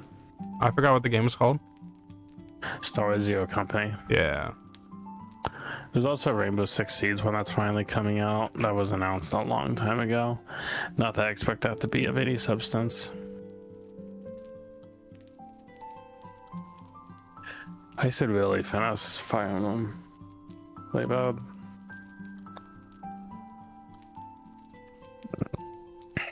I mean, the Yandere dev guy, that's kind of funny though. Hey, at least like we'd never had whatever you like. Could you say who was ever trusted while we had trust with him? My thing is with the Yandere dev guy is I saw that picture of that guy for way too many times. And it's just, I don't know. It was the Big Time Russ opening of him singing it. And he's all old. He's all old, so he's just kind of getting into it. And just, I liked it. Why aren't you playing Kimono Tea Time? Kimono Tea Time? Kimono Tea Time. Is that something I own? No, I own it. Oh, I bet I know what it is.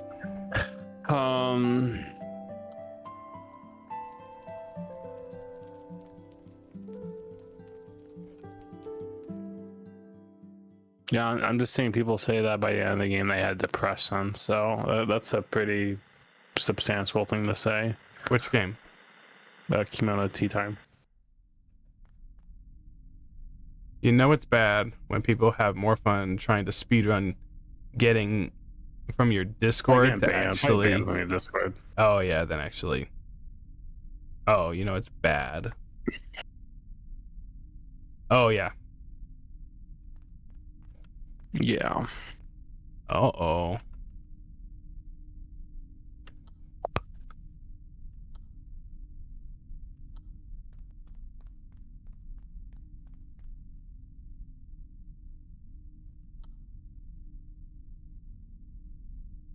You know that game called The Adventures of Elliot?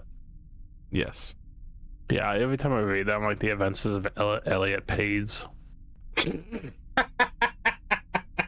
Every single time I look at that. Imagine a game like that. Yeah, Apparently this game was really good. It just had a rough, like kind of bad port. It might have gotten fixed now. I don't know. Which one? Elliot? Yeah, Adventures of Elliot. I've heard mixed things about that game. I mean, I've heard people. I've heard really good things about the game, and then I've heard people like, it's fine. Hey, buddy! I own like. I have you know. I'll have you know, I own both Corpse Parties on Steam, and I haven't played either one.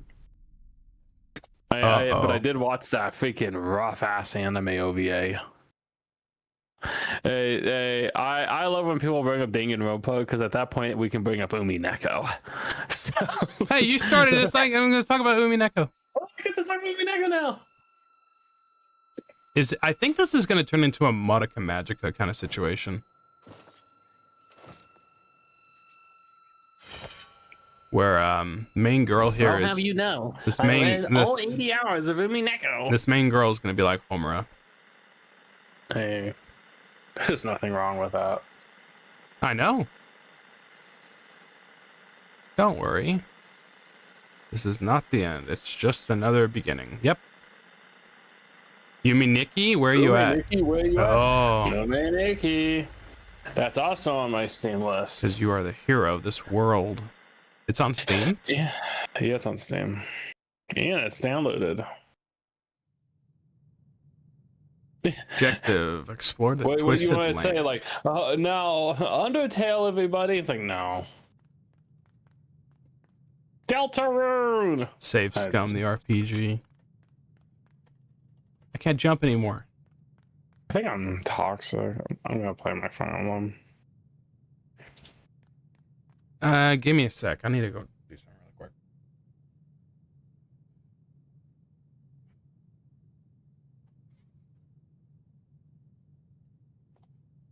Cat.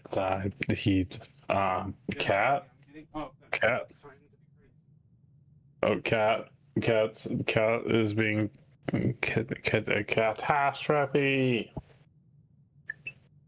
Hey, where's my? Oh, there it is. There was a massive plushie on the ground.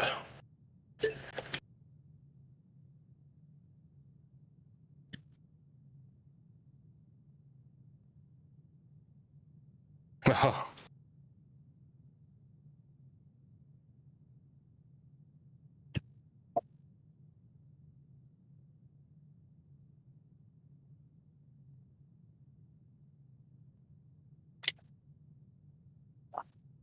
A catalysm. Oh my gosh. I should really try and finish this final playthrough. I should really try and finish this Fire Emblem playthrough.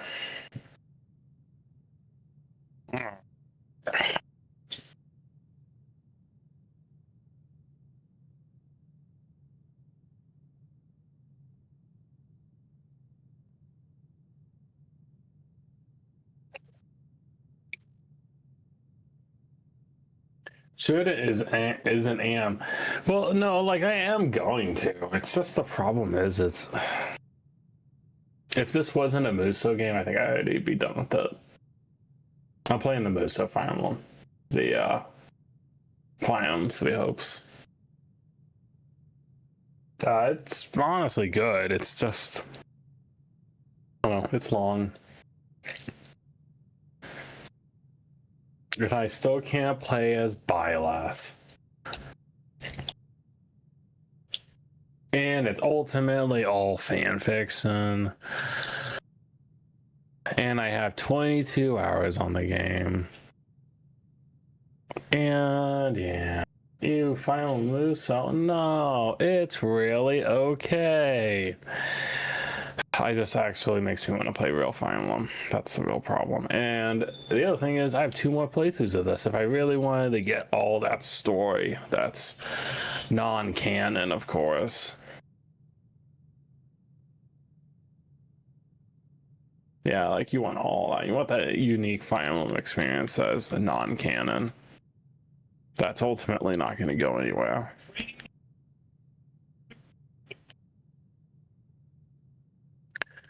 Okay, we got that done. Let's go and get this one done.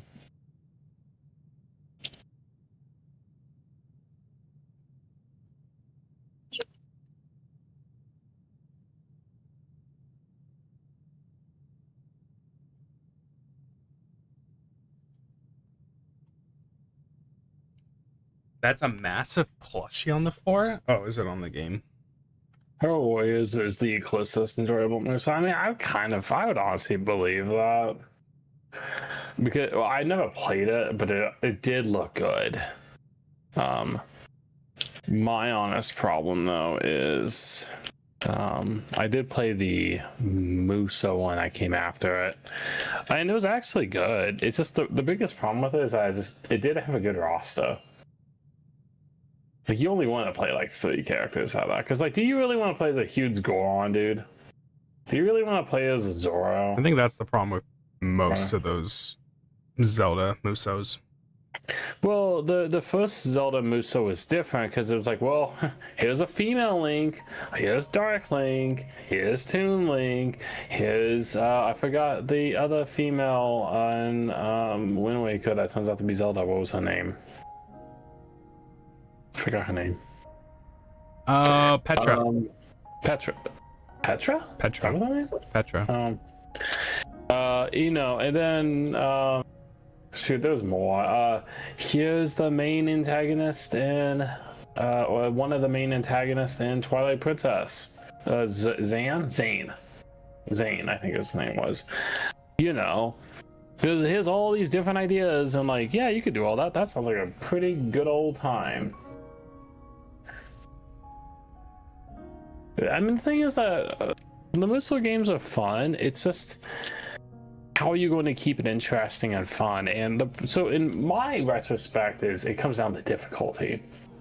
You know, if something's a challenge, then it's usually funner and, you know, good old times. The problem is, though, especially playing this Fire Emblem Muso, is I just kind of completely forgot of how miserable it is. Depends on the Muso game. games. It probably does depend on the game. It's not press match. I mean, it kind of is match X to win, but it's kind of awful. So like, when I played Hyrule Warriors, the first one. When I played Final Warriors, the first one, and then when I played the Hyrule Warriors, the Age of Calamity, and then when I played this. Difficulty in these games is kind of awful because all it is yep, they have a crap ton of health and you do okay damage, and the enemy moveset is super predictable, so who cares? But it's just like, yeah, it's gonna take you forever to kill them, and it's like you can take 45 minutes on one map, but 30 minutes on a map, and it's not hard, it's just insanely long and boring. And then, like in Fire Emblem, you have classic and modern, whatever you call it, casual, classic or casual. And yeah, I want to play on classic. It's horrible. Like, why would I do that? Because I did one, and I played like 40 minutes on this one map because it was just taking forever to kill. And then someone died, and I wasn't going to let them be dead for the rest of the game. And the thing is, it wasn't even someone I could control. He was one of the extra people. And I was just done. Like, it was like, no, I'm just gonna play on easier difficulty. It's not fun anymore. So it's I don't know. I can't remember who was saying it. If it was just like some like game talk video, it was like, you know, not that necessarily getting older means that like you don't enjoy the more difficult things. Like I still enjoy the challenging things. Like, you know, I like playing stuff like Ninja Gaiden or, you know, action games. I was like, yeah, this is difficult and fun. It's a great time. Kingdom Hearts. But like when it comes down to like, this is just not a good time due to how you have your difficulty designed, it's no longer like palatable. It's boring. It's frustrating. It's boring. I know. It's like so many games do difficulty wrong is kind of what I'm trying to say. And to tell you the truth, I can't really tell you if it's always been that way with Muso games or not, because the only other one we played was the Gundam Battle Assault 3, which was pretty good. I'm guessing that one's still considered one of the best. I did, yeah. When I used to see GameFAQs posts on it back in the Like day, people were true, like I'll just say the Gundams are characters. Like true character variety in that game. They all play differently. That's not really true. No, I don't think that's true.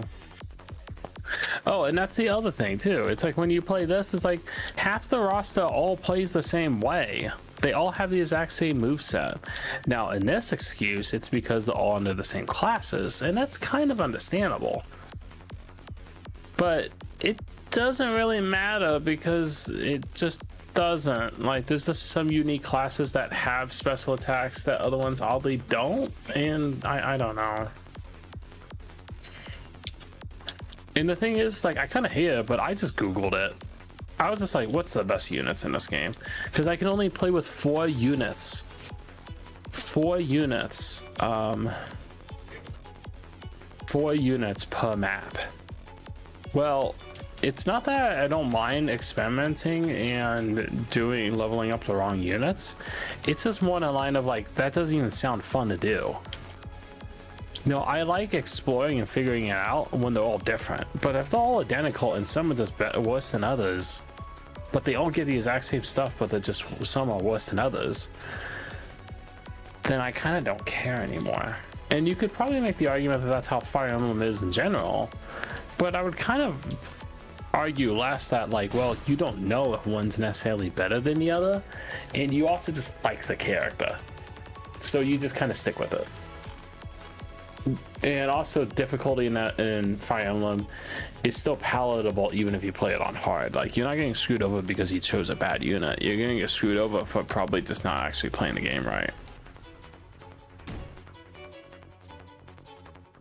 Remember the Creator Dynasty Warriors had the pits as a fighting game, both to work within the PS1's limitations and make it seem more appealing to other developers. I don't think I knew that. yeah, the first game is different than the second one.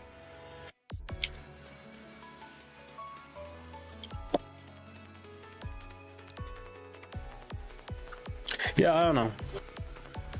And also the other thing what I don't like about this one is that you have all the 3 houses design of like, use your time wisely, kind of like a Persona game, because that's how 3 houses was. But there's nothing for you to use your time on in the game other than feed your people and spend time with the people. And there's just not a distinct benefit really in doing that. I mean, there kind of is, but not to the extent of putting a whole lot of time into it.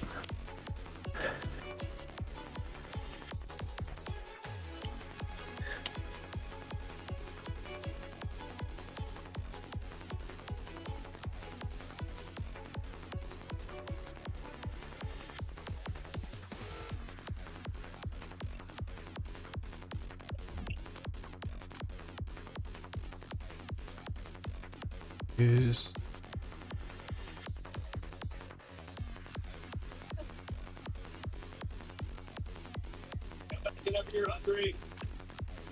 It's like new support conversations because you gave her a meal. It's like, yeah, I guess.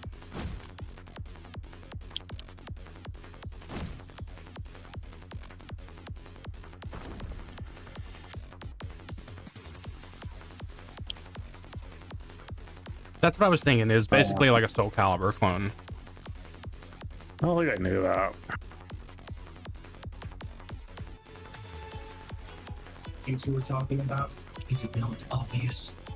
We're debating who might be behind the recent disturbance in the peace. Besides swiftness, there are many other keywords that offer unique effects, so make sure to check them out. Certainly You've got skills in your hand.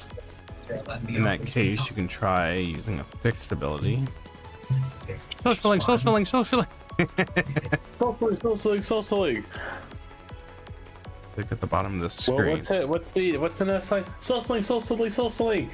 I can't remember what it was.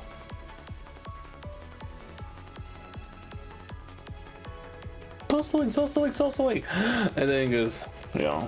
I don't remember. There should be a hexagon shaped skill icons next to the ally portraits. These are fixed abilities. I've added a skill to your hand. Increase morale is a once skill. It can only be used once per battle, and it costs 0. Are using to increase morale.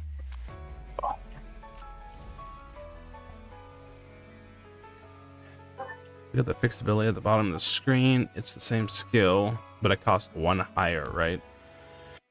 By using increased morale in the fixed ability slot. Once if used, remove the deck from this battle.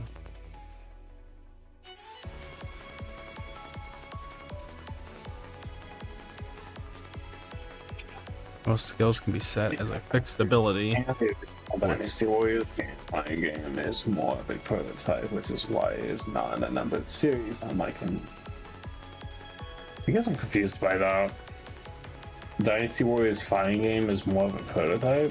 Yeah, it was like a proof of concept. Because then after that, they started to actually make them as Muso, starting with 2. I guess I'm just not familiar. I've never knew.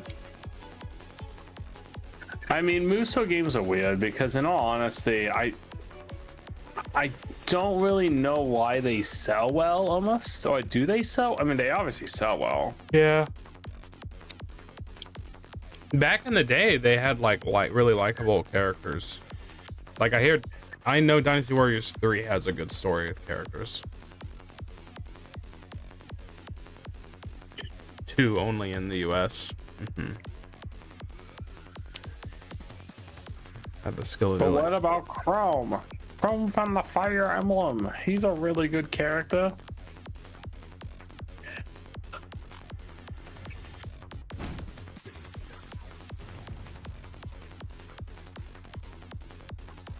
I am definitely not learning this game properly.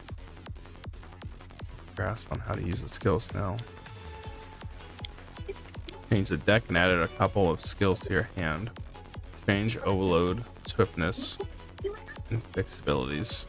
Apply the knowledge you've learned so far and deal as much damage as possible.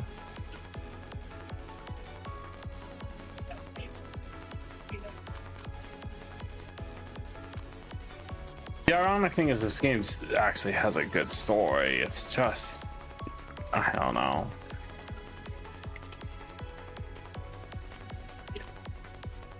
Select a skill to gain swiftness and reduce its cost by 1 for this battle.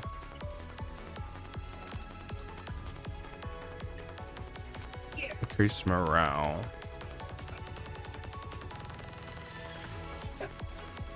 Why does Yakuza sell well? It's the same busy work every game. It's gotta be just. I mean, Yakuza has a story though. Yeah, you're in it for the soap opera. Chain of Memories card-based combat. Hey, what we're gonna talk about Kingdom Hearts?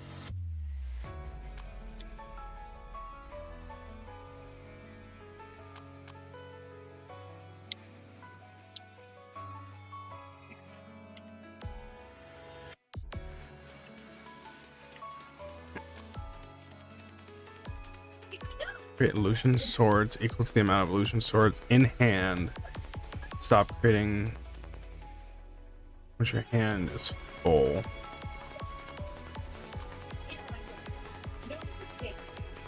Instead of the mission. Would it be lost if I were to die here? Repeatedly deal 7 damage for each illusion sword and illusion sword buff in your hand. Well, I screwed that up. So this is defeat. I'm sorry. What should we do next?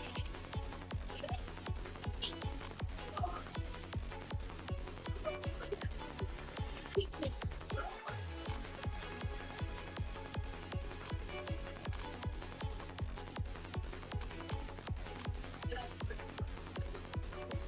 Heavy Aki's game is Kiryu's last job for real this time. Hey, he has a rough life, man. He does a lot of big things in his life, and he has no break. I only played one of those games. It was good. Oh, those voices are from the monitor?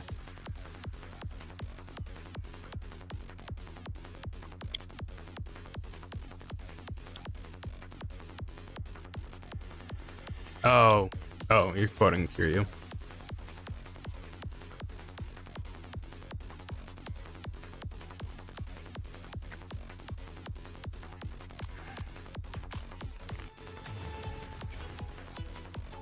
I hate that this is. I don't know what I was thinking when I was gonna play this game. What do you expect? What you thought was gonna happen here? There should be no issues with attacking, but problem is defending. The enemies won't just stand there and take your hits. On the note, I'll teach you how to minimize. Is not coming from the game directly? My bad. That's my audio. I think that's my problem. No, Yeah, this game has no voice acting at all. I haven't heard Fire Emblem much. Yeah, it's fine. No one wants to hit Fire Emblem. I understand. On that note, I'll teach you how to minimize damage from enemy attacks. Fire Emblem has this heinous voice acting. Next mechanic I'll introduce is action count.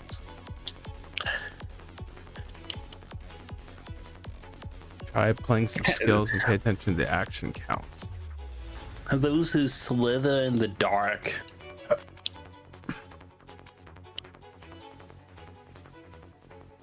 I really want to Google how many chapters is on this game, but I really shouldn't. What about the 1996 Fire Emblem OVA? I mean, we can play that. We can, you know, I don't know. Depends if we feel like putting that mode in the bottom right corner again.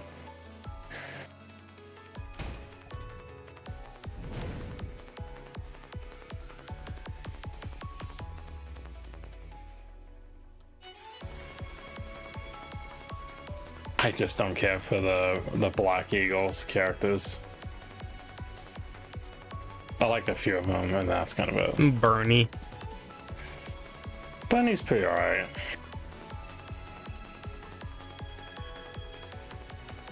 The enemies won't just stand there to hits. Most enemies will try to attack you in the middle of your turn.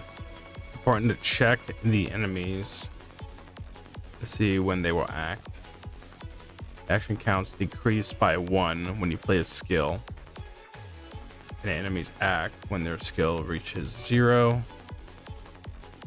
When you end your turn, enemies with the remaining attack counts will act. You remember the swiftness keyword from earlier. Not only does swiftness prevent overload, it also prevents enemy action counts from going down. I've given you an AoE heal skill as well as accelerate skill. So try healing. AoE is not something you usually acronym by the game itself. Oh, this game fun. does. Try healing. Oh yeah.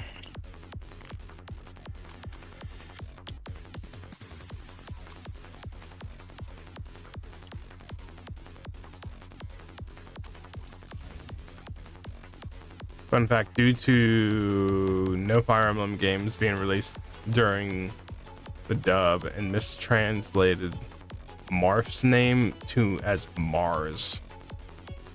Mars, really? Mars. The prince. That after using swiftness skill, the enemy action count didn't change. Yes. Professor Chocobo, hella boring. I know. Oh, I didn't even see that, bud. Yeah, he's been there. That looks like copyright or plagiarism. Imagine copywriting a phoenix. Imagine copyrighting Kiara Takanashi. On a healing gauge.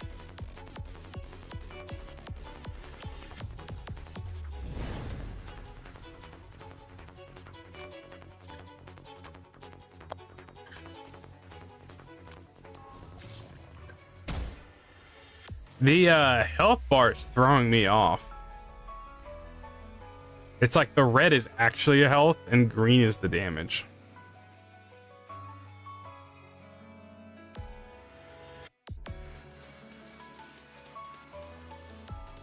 Look at the health bars again. You can see that the healing gauge are somewhat gone. I'll adjust the party's health a bit so they'll try healing again.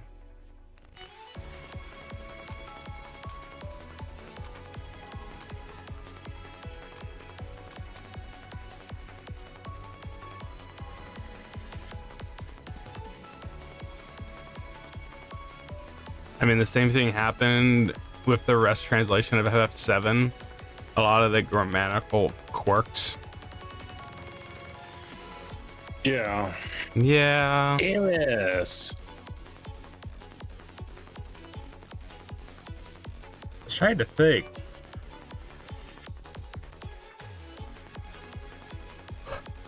Some of the other games around that time getting all their translations being all funny. Party member with healing gauge received full effect of the heal, while the party members with no healing gauge recovered only a bit of health. Where the healing gauge represents being wounded. If you treat the wound before it becomes serious, you can make a full recovery. However, if you get wounded again in the same spot, it will be difficult to heal. Yeah, like Mega Man 8. I need it. Yeah, Mega Man. Did not like Mega Man 4 very much. Still. Mega Man 4 is not good. No, did I already go through 5? I can't remember. 5's pretty alright. 6 is pretty good in my opinion. I can't remember. No, I did finish 4, which I remember not caring for 4 anyway. Just gotta do to heal your allies quickly so they don't lose healing gauge.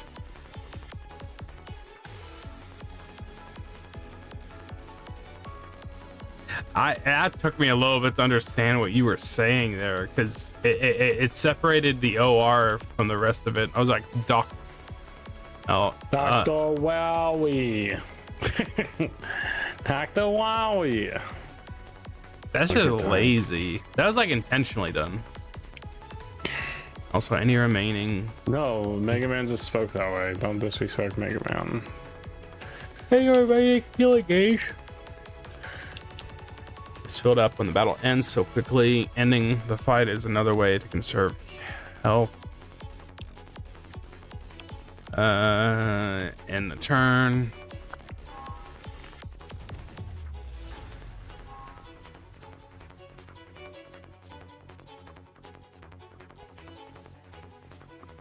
Oh, pain damage. Pain damage is damage that doesn't deplete your healing gauge.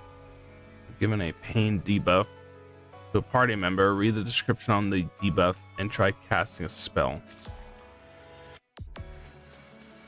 More like this is the only guy we can get to voice Dr. Light. He's the only one on staff.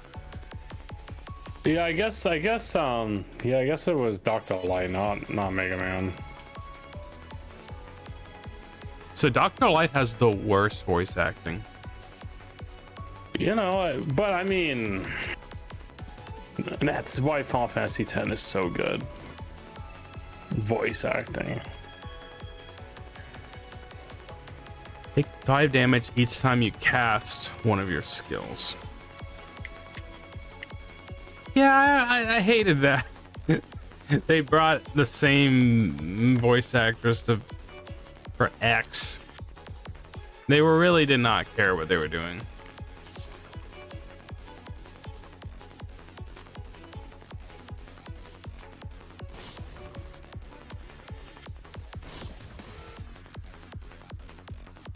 Healing gauge didn't disappear even after taking damage. Most pain damage is caused by these pain debuffs, and there are many debuffs to watch out for besides this broken debuff. You can discern the type of debuff by the color of the icon, and there are some debuffs that can instantly wipe your party if you don't pay attention. If you get a debuff, stay calm and read the description. People are dying and Yuna keeps dancing.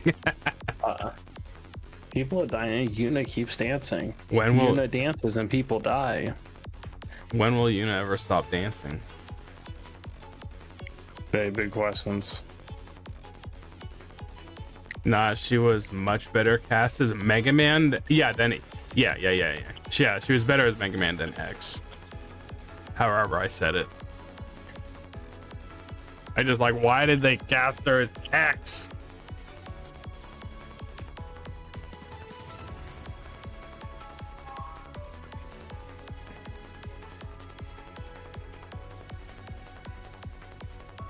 Standby is a feature that lets you reduce the enemy's action count without playing a skill. See how the enemy's action count is 1 by pressing the hourglass on the icon at the left.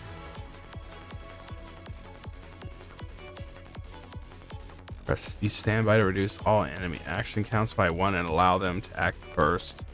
And by recounts. Okay.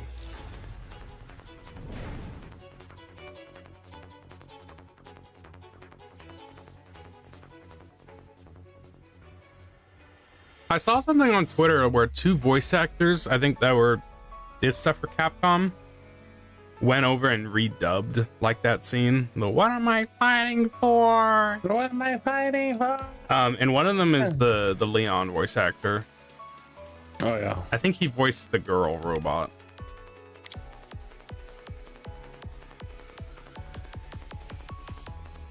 I need to pull up. So what I was watching today, let me just mute this so I can think. There was a game showcase today that the girls, Hololive girls, were watching. A good chunk of them were at one. So the ones that were hosting it, the other dub was the Luke actor. I didn't think that was him in the video.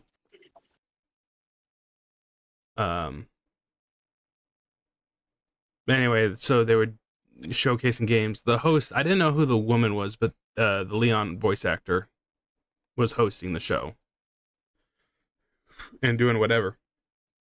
At one point, and it was right when I started watching too, they took a tangent, or like they took a break, and and it's like 3 other games get unveiled, and Zeta and Shiori were on stream, and they showcased 3 games.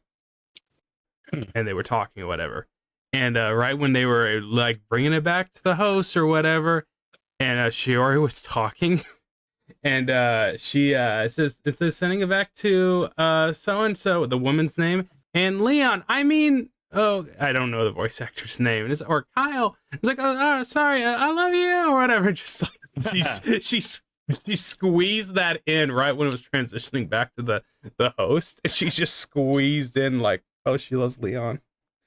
It was funny. I didn't think that was Alex Lee. That's pretty funny. It was on Twitter. I didn't think that was Alex Lee. But yeah, I need to go back and watch it again. I'm sorry. I don't know the...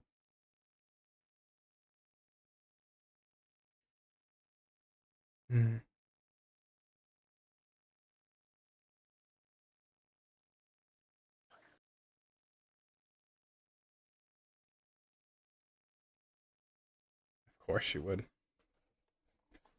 To be fair, that entire cutscene with Zero is also very dramatic in the Japanese dub too.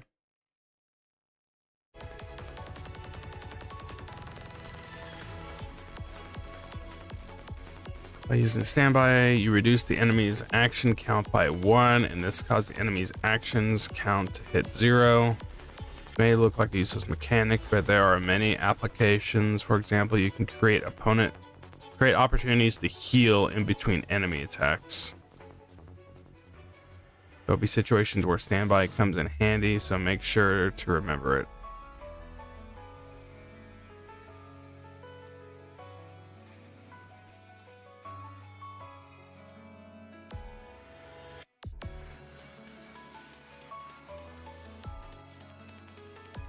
I hope I retained some of that.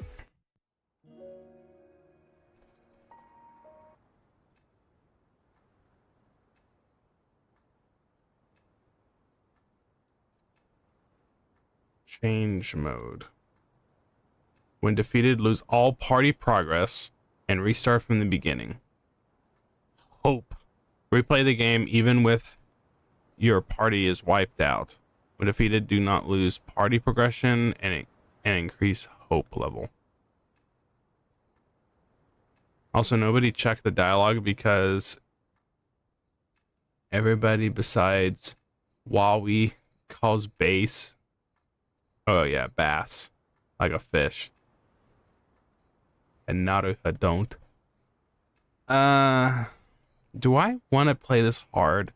The difficulty is already on normal difficulty. It's not. I'm not playing it on next to anything harder. Yeah, this game has skins on it. Oh my gosh. There it is. Is that in DLC? Yeah. Oh my gosh. She does not look happy. Normal equals Fire Emblem permadeaths. Yeah.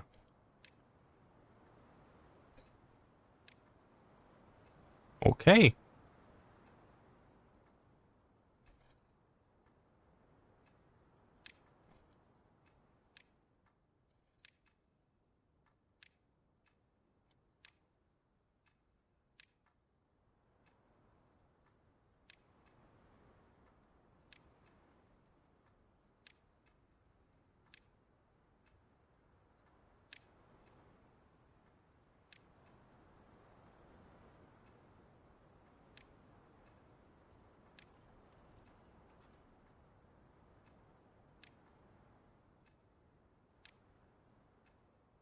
Oh yeah, there were 2 different DLC packs.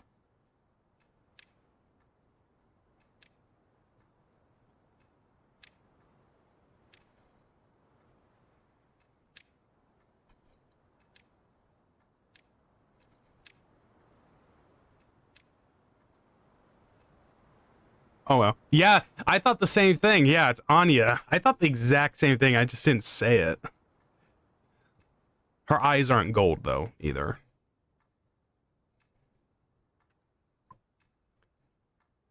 I do random characters. Ugh. I could be extra boring and just pick whoever. Will it? Yeah. Mm-hmm. The skins are actually not bad. Hmm? The skins are not bad. Oh, I know they're not. And she has shoes. I know. That's why it's not Anya. Part of me is almost like I can just play this on like regular kind of play, just play it casual, and then on replays go a little bit more hardcore. Okay. Attack, shift. There's a warrior who harbors immense hatred towards the church. Blah. He's difficult to control due to his madness. A little edgy. His great potential behind his high maximum health and excels against hordes of enemies. What is the token of friendship thing?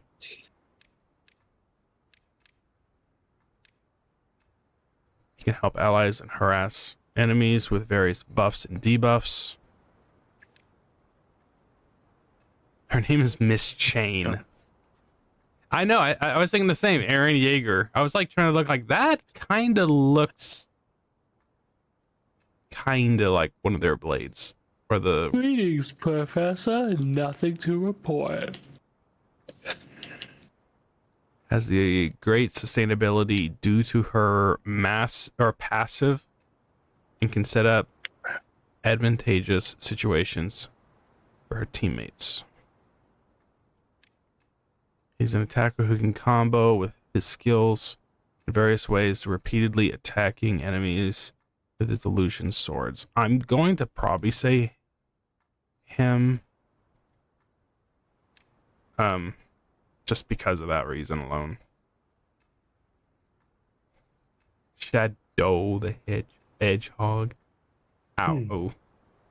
Similar coat and same harnesses. It is similar.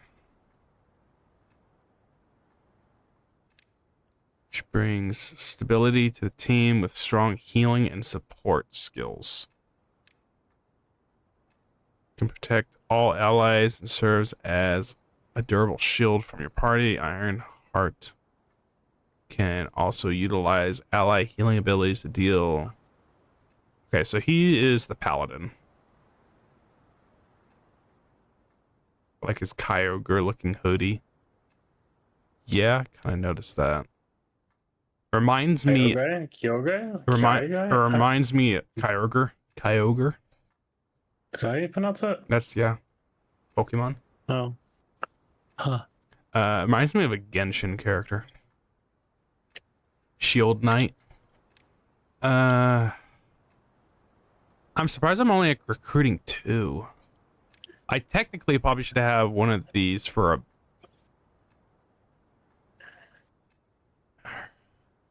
help allies and harass around enemies with various buffs and debuffs. Or just go at the support.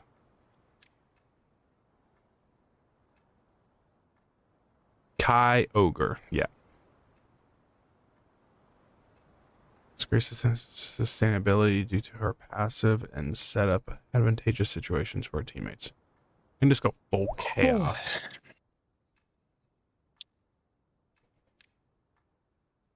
I'm just gonna play it safe and just have one support and then one attacker. You can look at the illustrations now.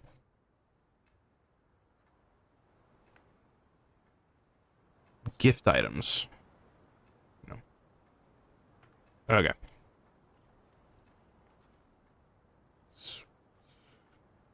Explore the twisted land to obtain the time shades and activate the clock tower.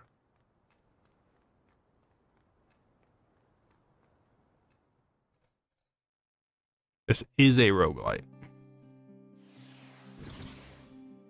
The moment I did, for whatever dumb reason, it saw like, oh, it's a deck builder. And I'm like, oh, okay, whatever. And then I start playing. This is my chance. I start playing the game and I'm like, oh, it's like learning a card game. No. My first thought was actually like, oh, Bait and Kaidos. Bait and Kaidos, yay. Whole lot of yapping in this gaming stream. I know. I always do this. Oh, you can even just use the mouse.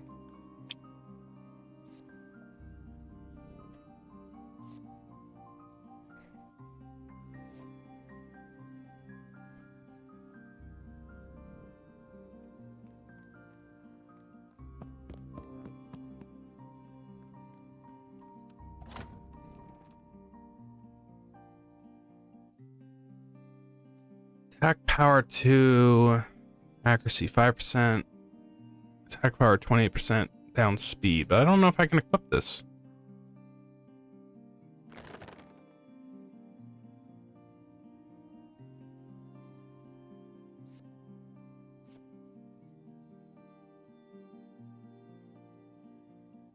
I summoned Pot of Greed, which allows me to, yes, to add an additional 2 cards to my hand.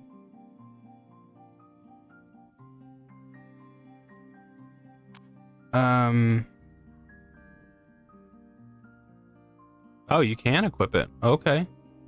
Does that just... Oh, well, yeah, it goes up a little bit. It increases my damage a little bit. Guess it didn't matter if it works or not. Fixed ability change. Select a skill. Okay, never mind.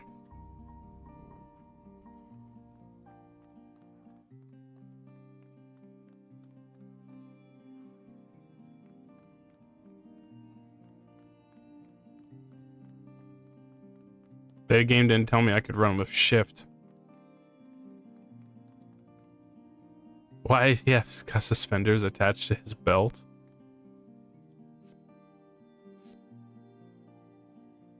Isn't that I mean, it's kinda.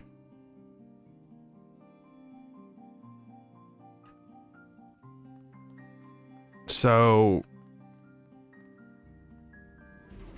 Okay, I saw it on the map.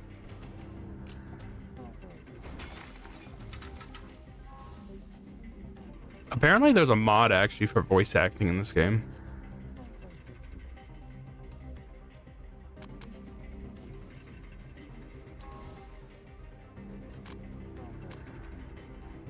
Healing coil when used on a target other than the user.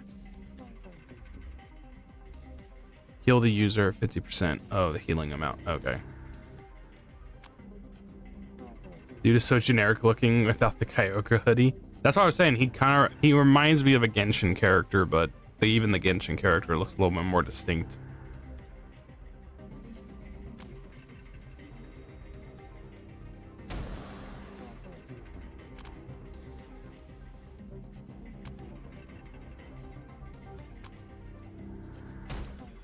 Dang, for a healer, she does pretty well.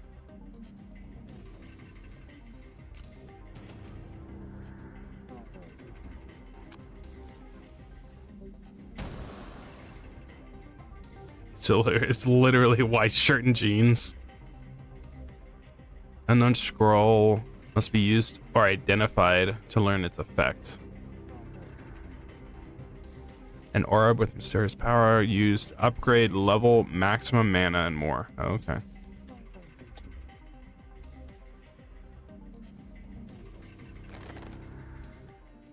You can upgrade your equipment, your character by using soul stones.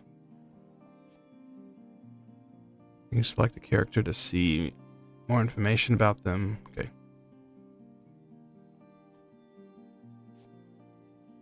But where's okay, I got 2 of those. Okay. What does she do? Oh, she just chills out. So it could potentially be a harmful spell? I guess we can find out. Did they say transfer spell is what it was?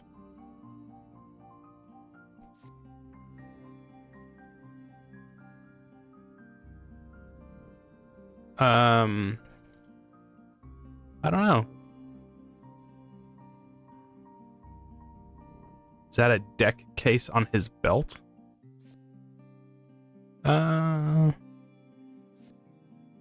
It's something. He does look really generic now that you're pointing that out. You take the jacket off, then he's just a blue collar worker. I don't know what that was. There's some kind of a spell.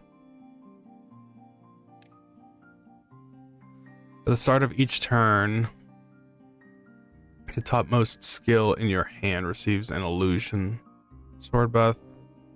If you play or discard a skill with illusion sword buff, it creates a 0-cost illusion sword attack skill in your hand.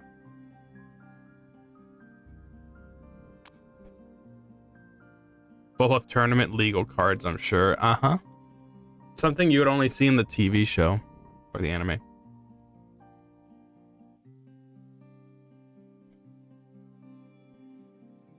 Skills above and below this skill gain an illusion buff.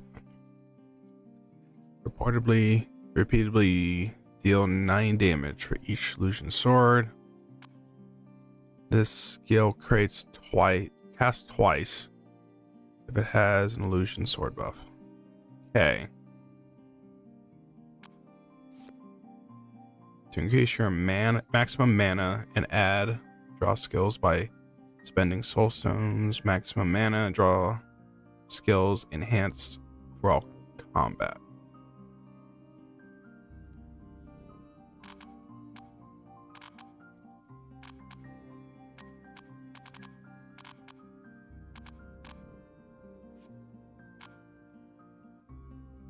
I bet he's got 2 pot of greed cards in that pouch. I'd be curious in Yu-Gi-Oh! Like, how many duplicate cards can you have?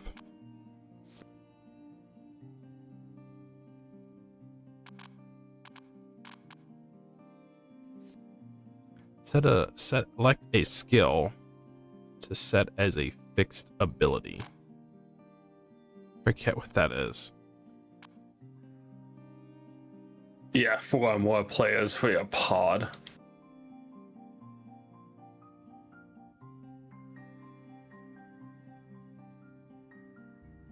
Depends. I forget what the fixed ability is. I'm already needing help.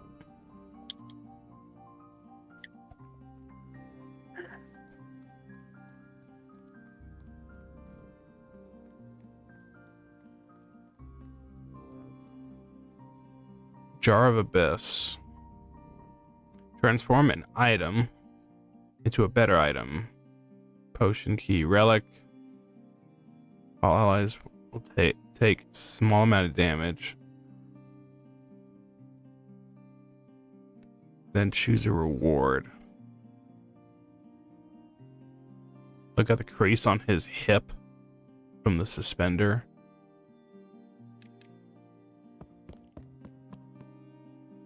Oh, I don't have enough. I don't have anything to place.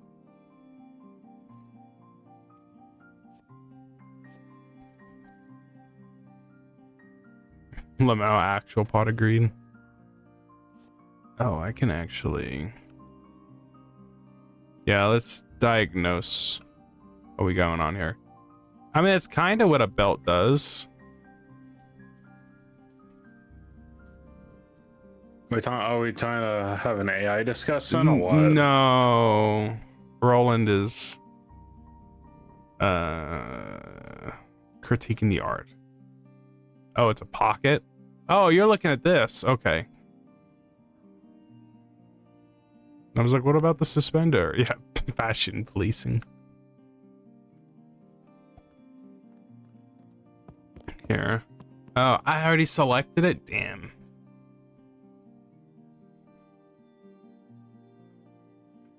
Oh, well, I wasted that. Really? You can't change your mind, huh?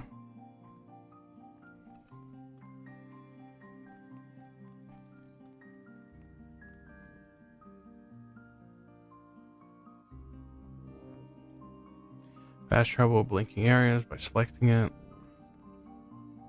Bag of.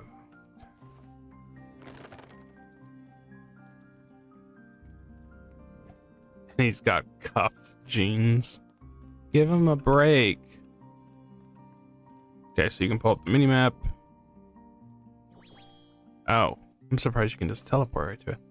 Relic display. Place 3 relic to activate it. I don't have any. There's a boss protecting the gateway to the next stage. Make sure to prepare before engaging bosses. I'm not going to do that.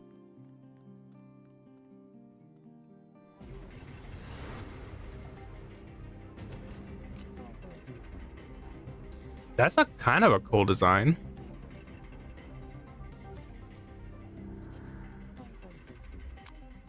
Oh, basic key. Oh, that's the active skill. Okay. That's kind of sad. Yeah, I don't know about this, especially when it treats getting gold as, oh, another thing. It probably will start being a little bit more scarce.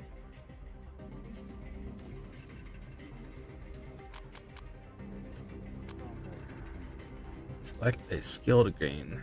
I'm not gonna worry about that.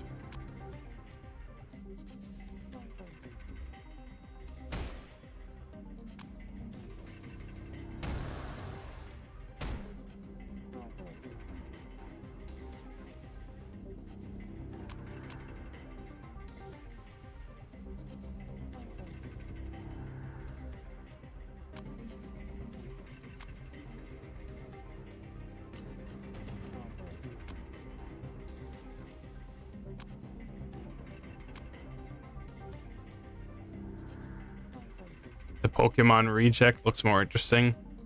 Yeah, let's just play Power World. Oh, actually, probably would be fun. Yeah, I do own that. yeah. I have not played it. Whenever. Like legitimately whenever, because I need some more consistency in my life. Not Hollow Dory. No, that is my consistency, but I can't stream that too much.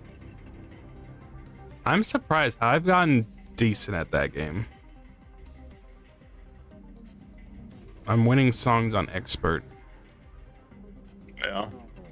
Discarded after 2 turns. Choose one, create your hand, or something apply.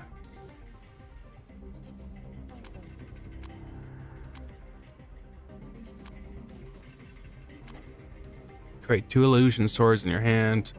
Apply an illusion sword buff to 2 skills in your hand. The buff is applied to the topmost skills that don't already have sword, illusion sword buff. I am getting tired of that phrase.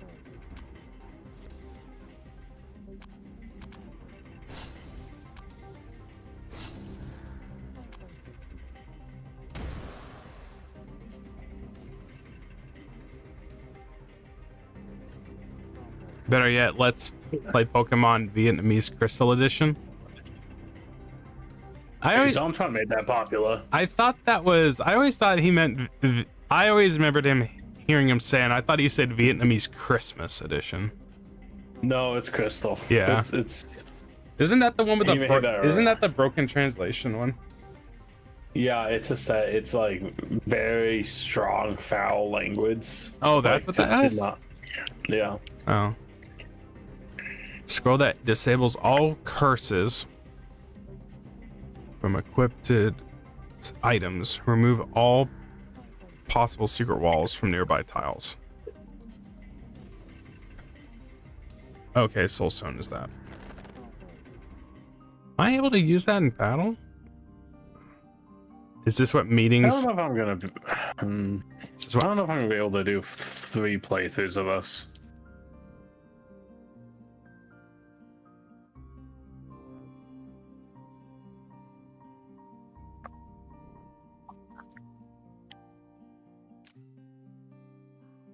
is this what meetings with 2XKO developers sounded like? Yeah. This is what That makes me really sad. It's almost like what V Shoujo was doing with their staff meetings. They were just playing games and hanging out on Discord. I mean, that sounds pretty nice, though. No, they were supposed to be working. Talent be like, where's But did they get all their work done? No. No, that's a point. Blood bank. Sacrifice health to obtain a key. This can be done up to 2 times. Obtain a random potion. Use a key to obtain 1 more random potion in a relic pouch. Explore inside the house. Guardian's potion can be used on defense role characters. Create 3 class skills of a selected ally in your hand. Skills cost 1 less, but can be used this turn.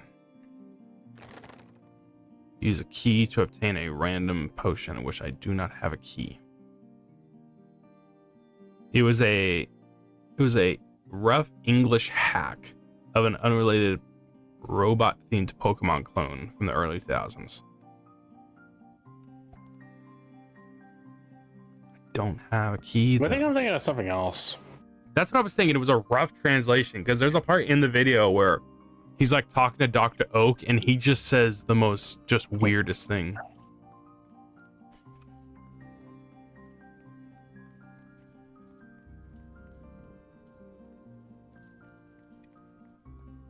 Okay.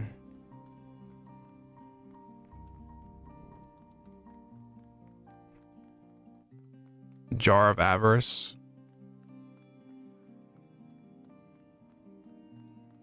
Why do I think that's Yukio? Possibly.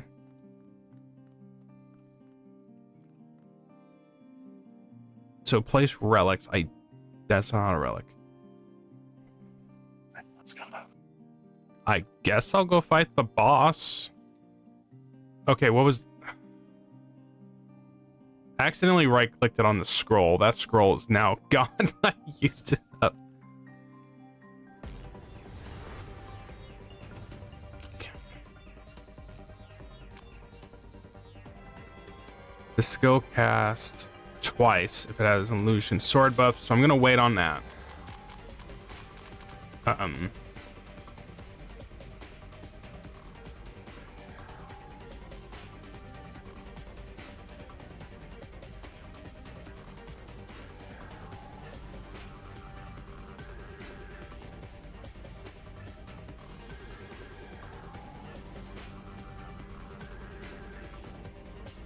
Greetings, Professor. I'm just gonna put on Nothing to standby. report. Oh, I evaded it. Okay.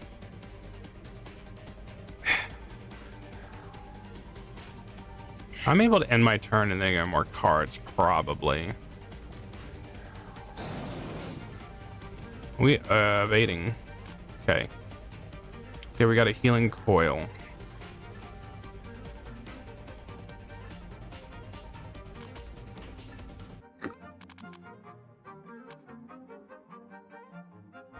We got violin in the soundtrack?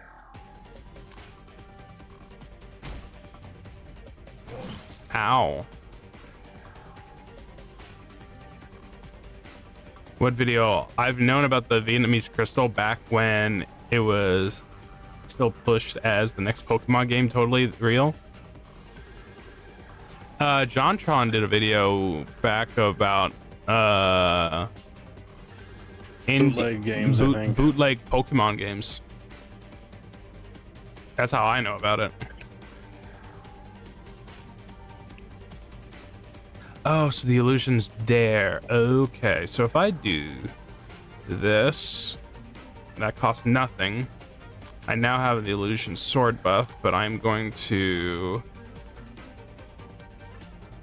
accelerate it so it costs one less. So now it costs one.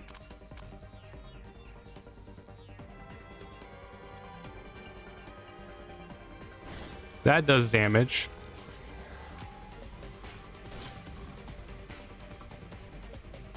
You might as well just keep doing. Yeah, this is working out.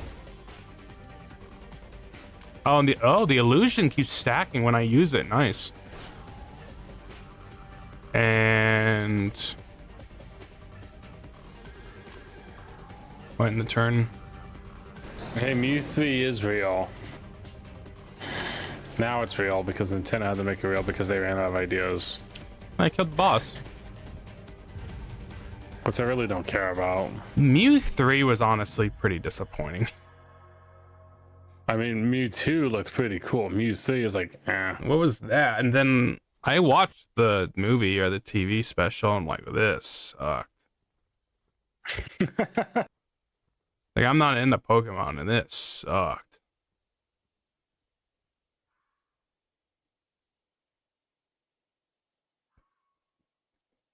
I'm sure they shoehorned the Mega Evolutions into the anime, right? Oh, 100%, dude. Spawns a relic display stand. Oh, in front of the tile, boss tile. Consumable when used. View 3 random relics and select one. Okay. Obtain a random gift. View 1 random rare skill for each party member and learn 1. Permanently unlock or upgrade items at the Ark before your journey begins. Okay.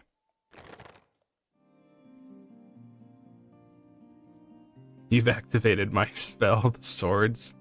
Yeah, swords of revealing light. Yeah, Mew 3 was real. I don't remember what I don't know if that was X and Y. Yeah, something like that. It was around X and Y. The Mew 3 design sucks. Ash Greninja. Okay, so consumables. Nice. Once swiftness cannot be fixed. Mega Mewtwo Y. Let me double check. I'm pretty sure.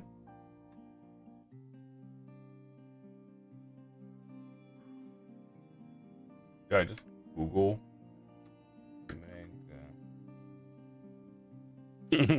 Google Super Saiyan 6 Goku. Oh, yeah.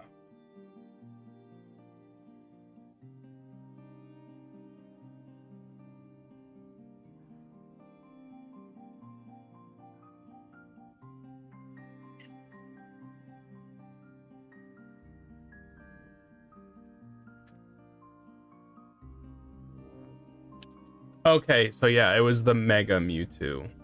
I thought that one was called Mew 3. Was it really not? Yeah, it was always considered Mega Mewtwo. So it was just a Mega Evolution. Let's be honest, we know what they were trying to do though. Mega Mewtwo X is slightly better. I just saw that. I've never seen that abomination before. Version exclusive Mega forms because of course. I know. I just If there was the strength in me. If there was one thing I probably disliked most about those recent Pokemon games was the Mega Evolution. But they had the gigantic versions too, and it's just like it doesn't jack crap. I don't know if I can do this. This is so much. I got milk. When used, view 3 random relics and select one. At the start of a battle, apply cost reduced by 1 to all fixed abilities once. All allies' pain debuff accuracy is reduced by 33%. And an enemy resists pain debuff, deal pain damage equal to the total, blah blah. Equipment can no longer be cursed. Increased chance of looting an enchanted item. I'll go with that. Are you gonna think less of me if I Google how many chapters are in a playthrough of this game?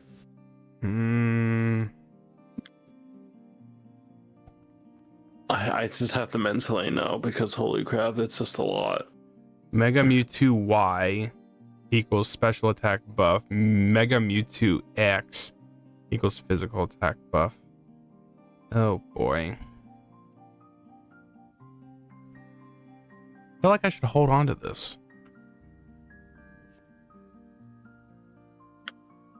One second, I'll be back. Get some water. Try this new H2O thing. Learn a skill. The Omo Rice. Draw 2 skills or restore 3 mana. View all skills in the deck and choose one to your hand. Draw 2 skills and restore 2 skills. Next turn, start with 1 less.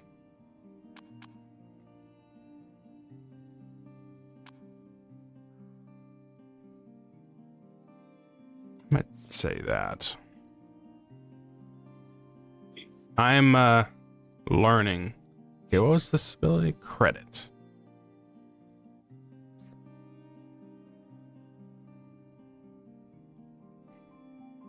In other words, Mega Mewtwo Y thinks hard and Mega Mewtwo X punches hard.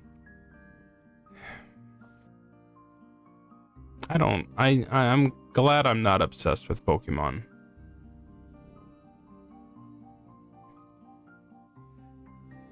Equipment can no longer be cursed.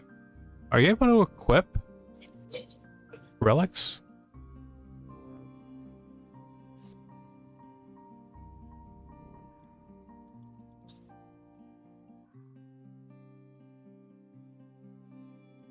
Okay, I gotta get rid of the let's get rid of that. Fixed ability. Yeah.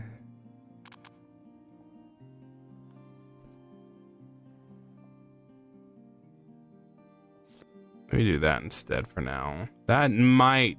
We'll see how that goes. Basic heal might... Yeah, that'd be like an emergency thing. I stopped caring with Gen 5, but didn't realize until Sun and Moon. I really like Gen 5. I really did not like X and Y though. Still haven't played anything really past no. Diamond and Pearl. Yeah, because it was really good, right? Yeah. Story in Gen 5 unintentionally has a great end to the series. It actually has something called a story. That's funny to think it's the end of the series. Okay, I need a key. And I do not have a key. Where's this going to take me? That was the boss battle, though.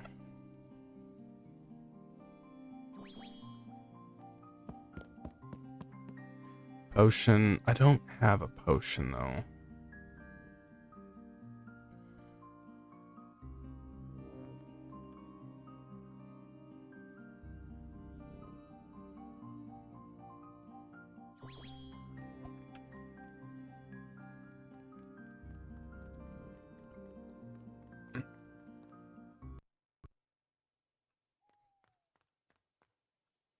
Campfires are located between stages. Campfires restore health and revive fallen allies. But I'm not playing that difficulty, though. You can consume items differently inside a campfire. For example, bread. Okay. There are various items you can use while camping, so try to find some on your next campfire. According to leaked builds of Diamond and Platinum, despite probably Diamond and Pearl, despite being in development for over 11 months, the game was still in alpha 4 months before launch. That I would like to hope, hopefully, Diamond and Pearl ran better, but Platinum has the longest save times. It's like shocking for a cartridge-based game. It's like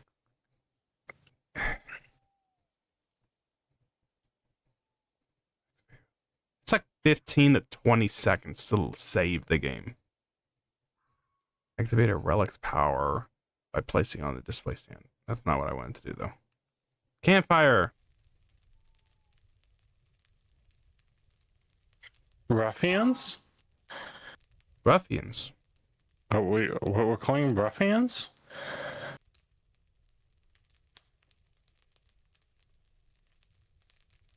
You can recruit a new investigator blacksmith. Oh.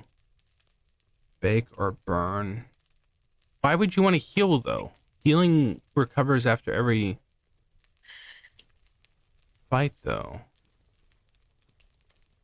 Bake or burn an item on the campfire. Create a new item by reforging 2 items. But I don't have.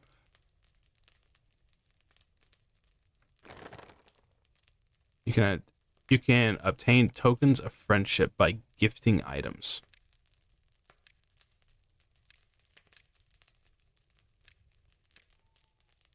Milk as an item. This milk is refreshing and flavorful, as if freshly squeezed from a cow.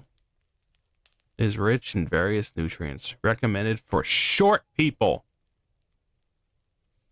Destroy people. I don't have any short people, though. I assume she's not short.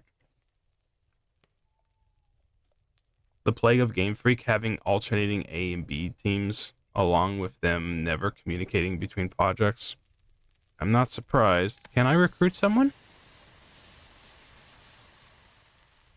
What was that?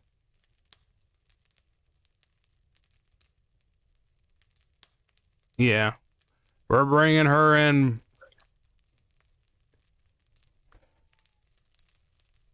So for Diamond and Pearl's team, it was the first DS project. And then for Platinum team, it was also their first DS game. Oh, I didn't think about those two being different. I can understand. Okay, so yeah, the A team and the B team. So after A team made Diamond and Pearl, they moved on to black and white, while B team then made platinum. Probably. So I'm hearing half of that, but I'm getting really tired. What was that about those two teams and how whatever? So essentially, think about the Tails team. They had a A team and a B team. Yeah. And Pokemon's the same way. The A team made Diamond and Pearl, and it was their first DS game. And then the B team made Platinum, which was their first DS game. So I'm guessing how it went was Diamond and Pearl, which was A team, made their game. They moved on to Black and White. And then the B team then made Platinum. They're like the backup. I always assumed the same team would then just make their Platinum or their Crystal version or their Emerald Would version. just kind of assume the same thing too. So it's kind of like Call of Duty. Yeah. Yeah, I was thinking the same thing where Bee Boo needs the milk. It's like, girl, what's your height so I can give you some milk? A team. Oh, okay. Oh, okay. So maybe it was a remix then. So B team might have done Heart Gold, Soul Silver then. Am I able to gift this? It's probably not a good idea to give the girl milk.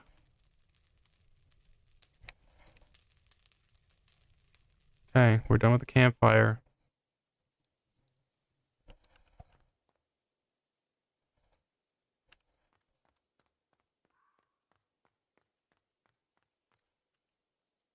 Save your game progress and exit here. The save data can be...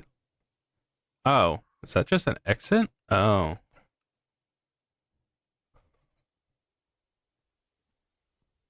Place relics to activate.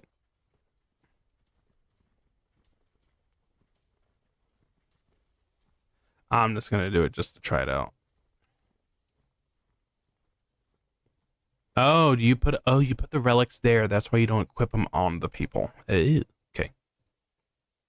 Makes sense that an A team made Hard Gold, Soul Silver, since it would have been their second game after Diamond and Pearl. Okay. At least with the Tails game, it's like you knew the A team made the console ones, and then the B team made the handheld ones. Yeah, until they start doing sequels. I don't even know You know, then. I wouldn't even say that because they were still making handheld games when they were doing I'm just talking sequels. I'm just talking about Zillia too and so on.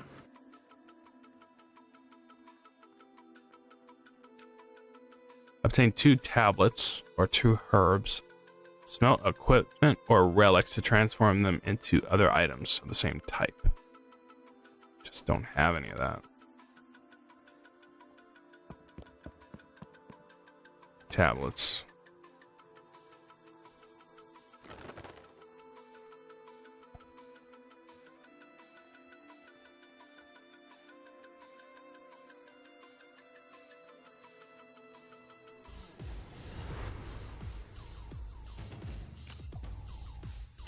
Ow.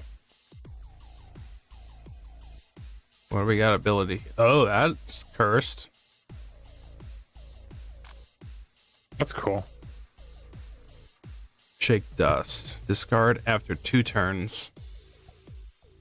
The skill remains in the deck after the battle ends. Cast the skill to remove it from the deck. It cannot be used in the same battle where the skill is received. I can't actually cast it though.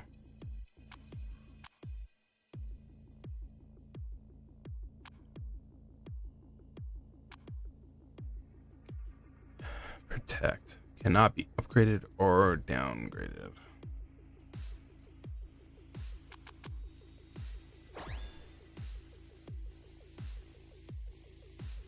Well, it was mostly successful strategy for the first 5 generations. Things went snafu during the switch to 3D, especially since the worth ethic stayed the same. It's interesting how they transitioned even fine to the 3DS.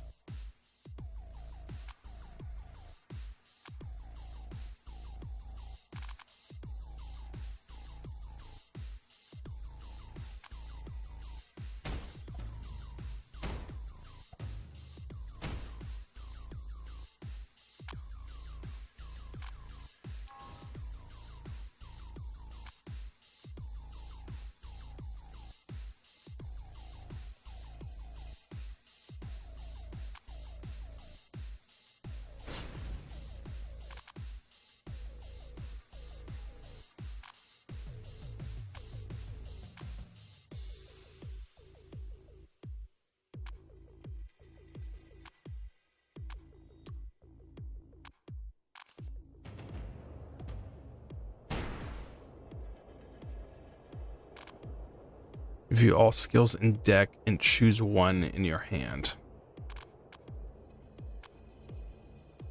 30 to 50 person team over 2-year development is fine for a GBA/DS game, but 100 to 200 people for 2 development on a Switch was a disaster.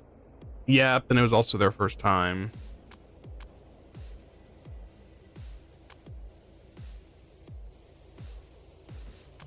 I guess I say that, but then also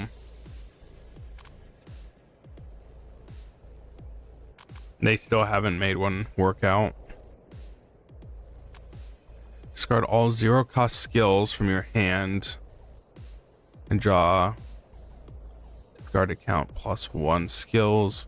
The skills cost 0 and gain swiftness. Fantasy cannot reduce another fantasy's costs.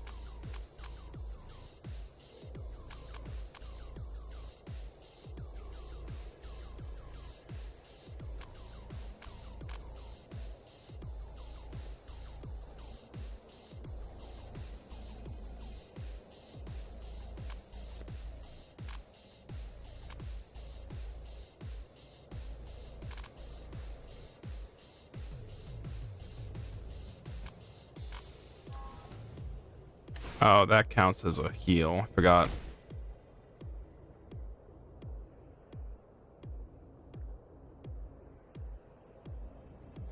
Technically, almost every Switch game. Technically, almost every Switch game was Game Freak's first Switch game.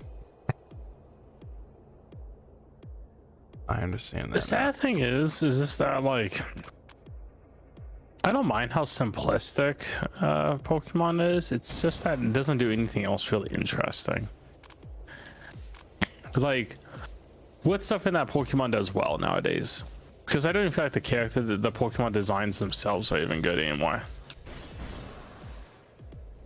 Like, I feel like everything across the board is lackluster with Pokemon. I mean, I guess the music probably isn't. I mean, that's one good thing. Some of the charm is still good. Like, it's still kind of like an exciting thing to feel. You know, new Pokemon game, like, kind of makes you feel like a kid. Gameplay hasn't expanded at all, but I mean, I'm on a line that, like, I wouldn't mind if it didn't, as long as it, like, actually did something, like, unique or interesting.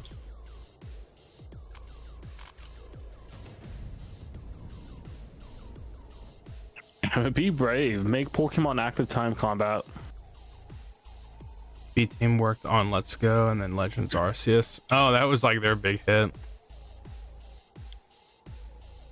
I mean, that was kind of a big thing. These gimmicks aren't communicated between projects. That, and they're just like, just make the game. We need to sell products.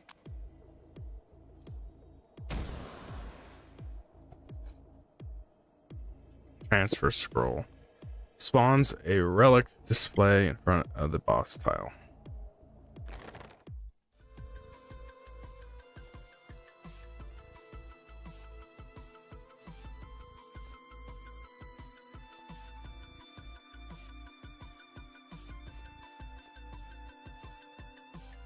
I am surprised she's just that much barely stronger.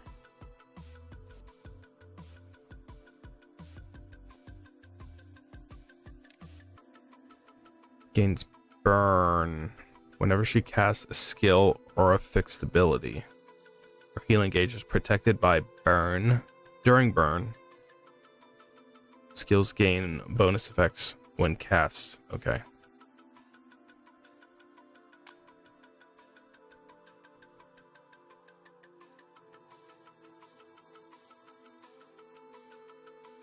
Target takes pain damage equal to 25% of their maxed health. View 3 of the target's skills in the deck and discard a pile and select one to draw. The cost is reduced by 2, whereas skills are not shown.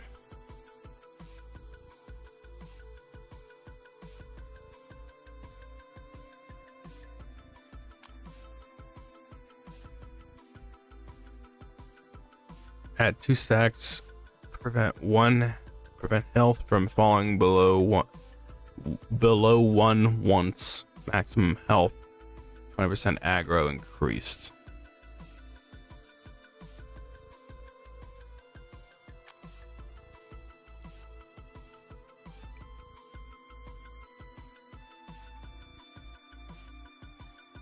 Former series director Junichi Masuda indirectly confirmed that carrying gimmicks between games isn't a priority because of balance and finite resources. They announced a new Pokemon a while ago, didn't they? Pretty sure. I don't remember what it's called. I think it had a weird name, like a very basic name.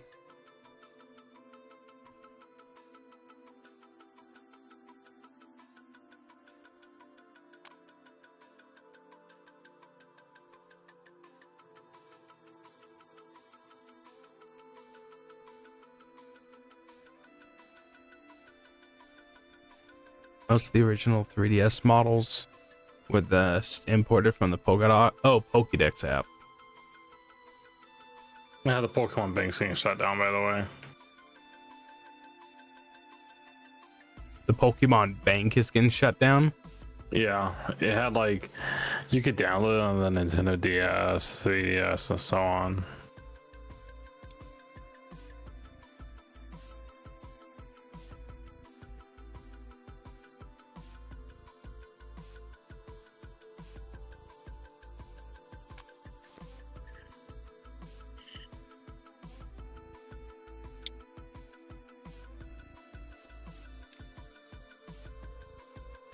Pokemon Bali.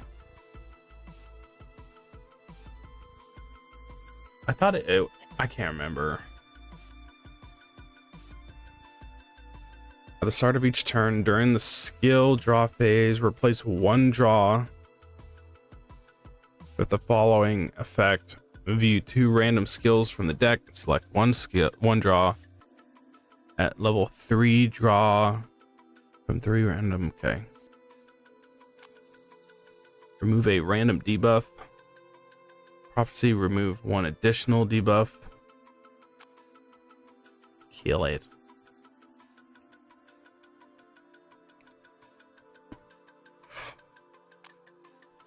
God's Blessing. Make a prophecy, prioritizing attack skills. Skills drawn by God's Blessing. Gain ignore taunt and tracking. And their pain and weakening debuff success rates are increased by 20%.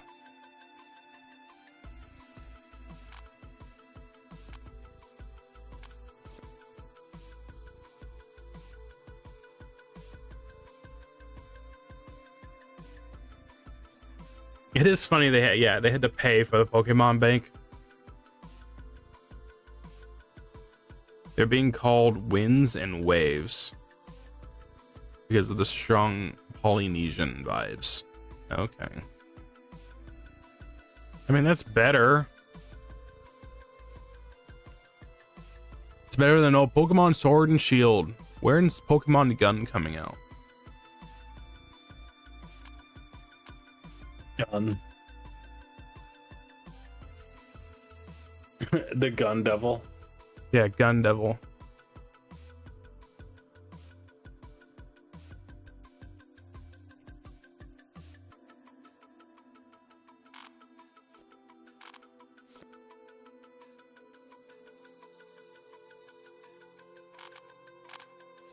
Oh my gosh.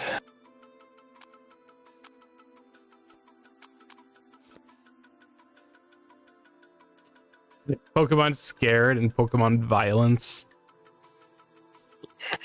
Or is that? I always forget. Is it Scarred or Scared?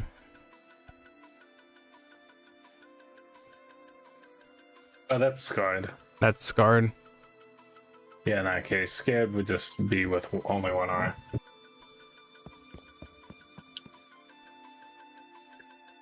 Requires a key. I do not have a key.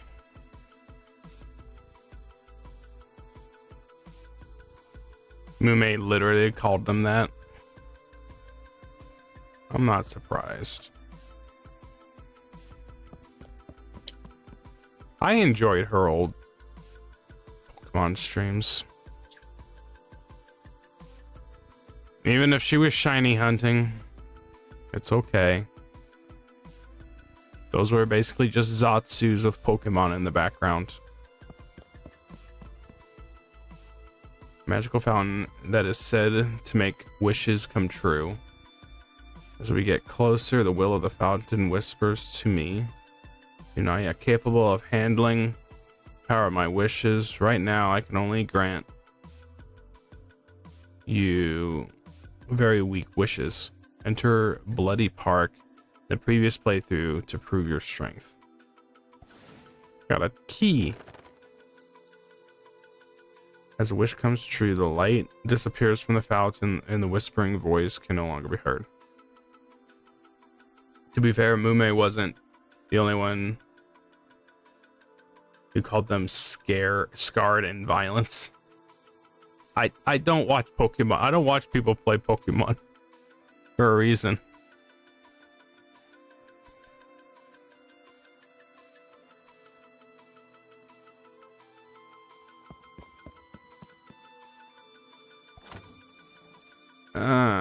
Cross brooch.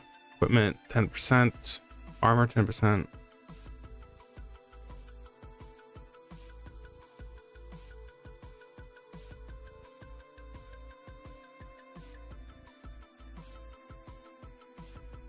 My main memory is just her doing like a bunch of breeding in Pokemon, and then she just set them free and just said horrible things about them. Oh my gosh. I have memories of that's some of the first streams I was watching when I was here.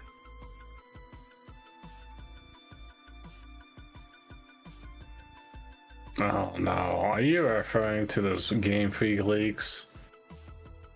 You know that in terms of the Pokemon mating, I forgot what leaks. Like, what game was that supposed to be on?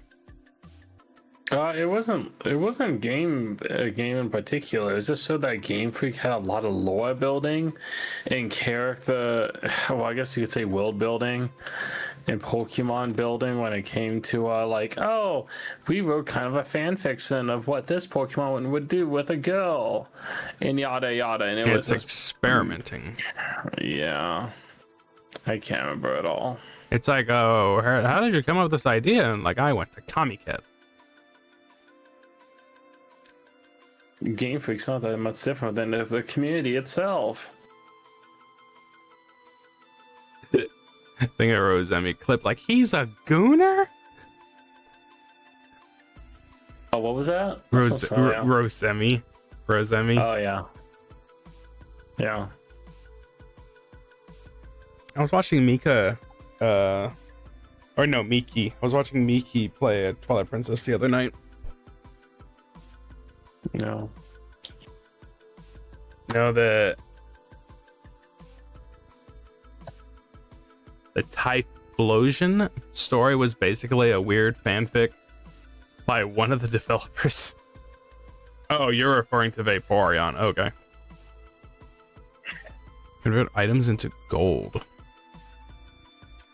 Battle against an elite monster. Earn a special prize upon winning. But what does an elite monster look like? I don't even need gold yet. I don't know what to do with gold yet. I don't even really have much to convert.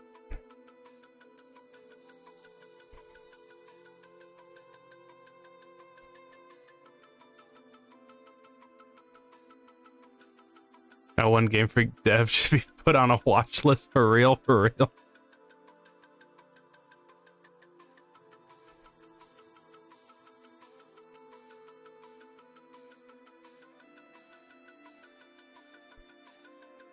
I don't know if I'm good enough yet to fight.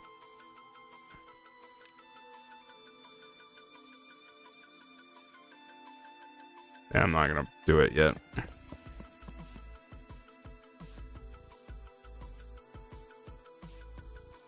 I just want to convert one. Can I separate these?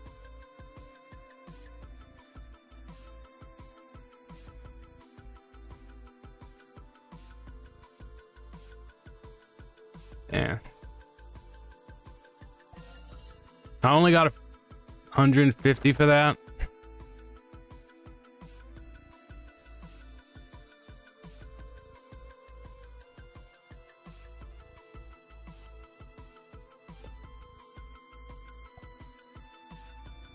That looks funny. Just giant hand table and gold just sitting there.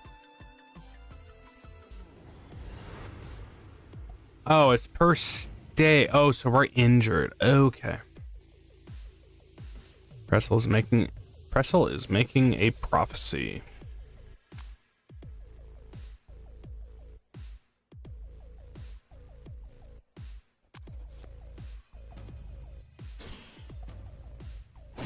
Oof.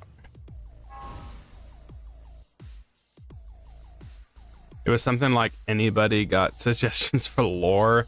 Weird guy tries sharing Typhlosion story again. Anyone else got lore suggestions? Anyone want to pre-order some games? Anyone want to pre-order some games? Okay, so we don't have any locks, so we're okay. I'm gonna send a heal.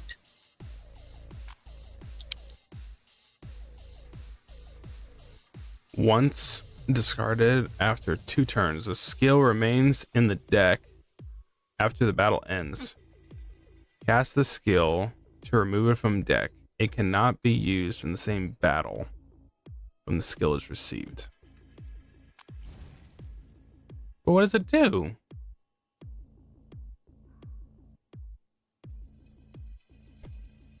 Oh my gosh, I'm so tired. Holy crap. But what about So aliens, clone and marines? Yeah, it's Chrono Ark too. That's a really good game. I got nothing. Create 2 illusion swords from your hand and apply. Okay.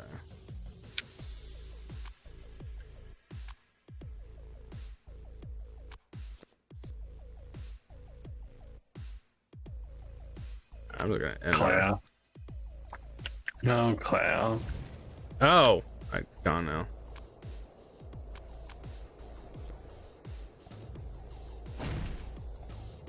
Oh! Oh! Oh! Oh, yeah, Claire puked earlier. Oh.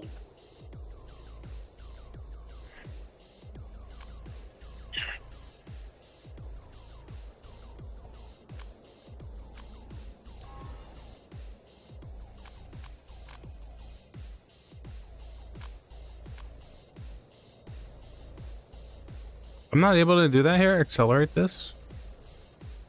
This Xenomorph pathfinding was bugged because of a simple typo. Yeah.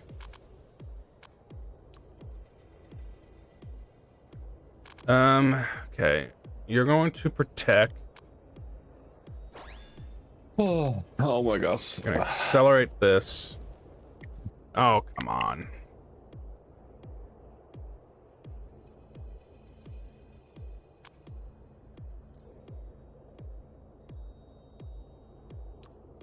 Let's stand by it.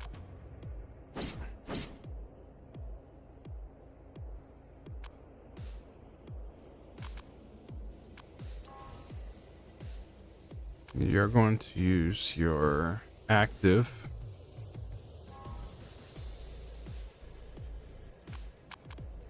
Well, that went to waste.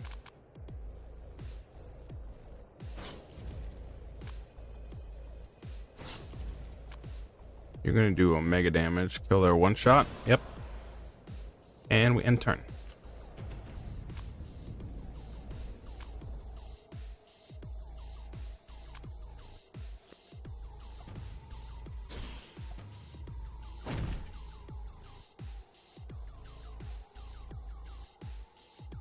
You can literally open 1 if the config files can change and tether to. And then boom, Xenoverse pathfinding is fixed. Really? Oh, is that's actually how tether is supposed to be spelled too, so.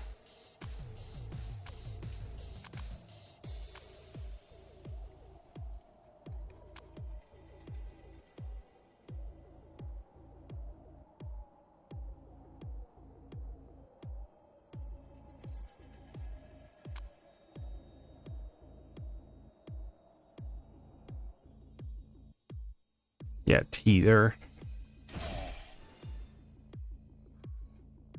This is a buff. This does 9 damage. Well, let's get some healing down, and then someone's getting one shot. Then illusion sword. And then turn. What does this do?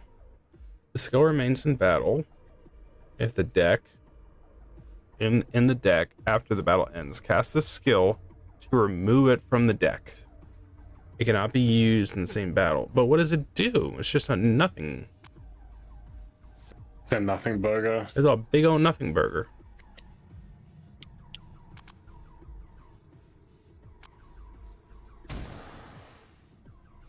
Unless that's helping with making me evade easier, I don't know. So I was trying to tell Roland about like how to keep the cat from puking up the food, eating too fast. Yeah. Has it worked out? Has it worked out just giving them one big bowl? Oh yeah. So here's the thing.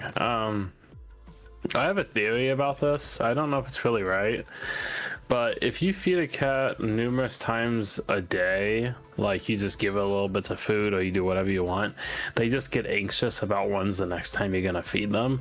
But if you just give them a good big scoop of food once a day, and by a good big scoop of food, I mean like honestly like almost 2 metric cups or whatever amount. Basically, it just depends how big your scoops are. If it can last them all day, they just come to expect of like, oh, that's the only food I'm getting all day. Like they don't go crazy, they don't get super whiny. I mean, at least that's what happened with my cats. I don't want to say it's going to stop them from puking, but I think it's going to stop them from the idea of like force feeding themselves. If they constantly expect they're going to get food and you do feed them, then I think they will maybe eat too much and throw up. But also, I think part of it sometimes is a water thing. It just depends. All cats are different. Like, I have one 11-year-old cat, and I don't know why. He just randomly throws up a few times. Every other month or something. It's really weird. And then he's fine, and then he does it again, and it's really weird. And then my other cat doesn't puke almost at all. If he's still puking, you might just change the type of food. Like after you're done with that type of food, get a different type. Like it could still be a dry food, but I don't know if you're doing dry food or if you're doing like canned food. But I haven't always had the best luck with canned food. Like some cats are like super picky. I don't know if it's like their stomachs are sensitive or what, but I think that's a possibility.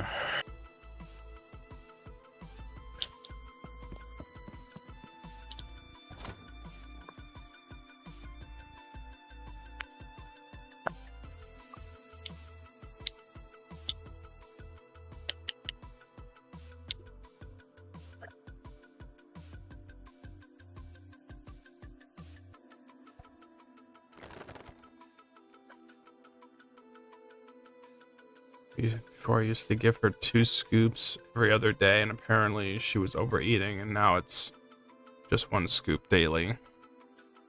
Yeah, and you can try and go lower from that too. Like if 1 scoop is still doing it, maybe do like 3/4 of a scoop.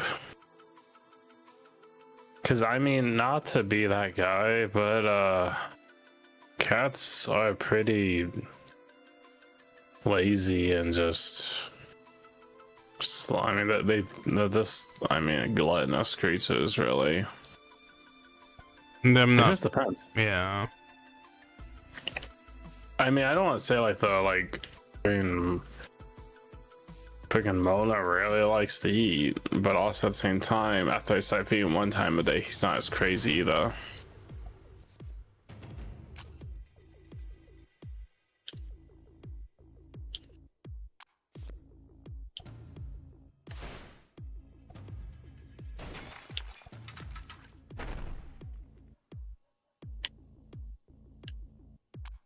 Kitchen master, eat some food.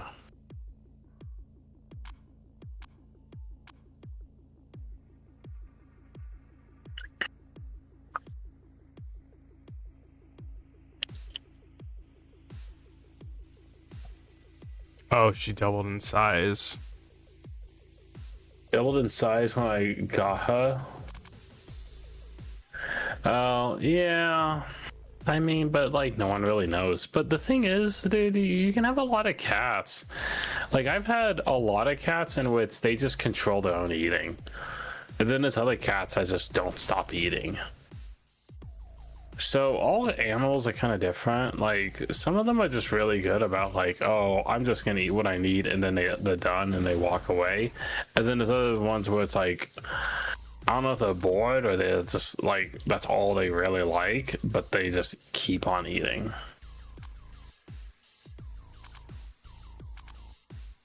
Yeah, there's explaining my cats are bored there. I mean, that was always how I guessed it. I guess I didn't really know. I've also been told other things of like you should put maybe food around the house so that like the hunting instincts kind of kick in a little bit more, and then that's what they'll do next. But I kind of doubt that. I wouldn't do that. I think I was told if you like leave an animal like the cat there for a few days, like you're on some trip or something, then at that point that's maybe something you should consider. But I don't even know if I do that.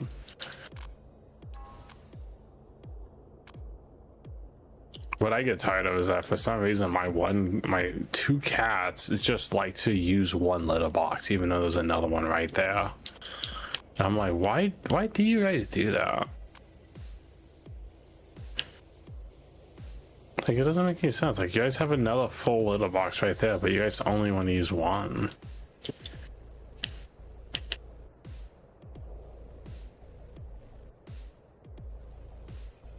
Players used to having one meal a day. It's just sometimes see wolf down too much and then quickly. Yeah, that can happen too. I don't know what to say though. That's the sad part because it's like I think that's what my 11-year-old cat used to do. Because like back in the day, if he heard food getting poured into his bowl, he would run across the house like freaking running. And nowadays he's like, I'll just get over that, and he just kind of slowly walks and he doesn't really care anymore.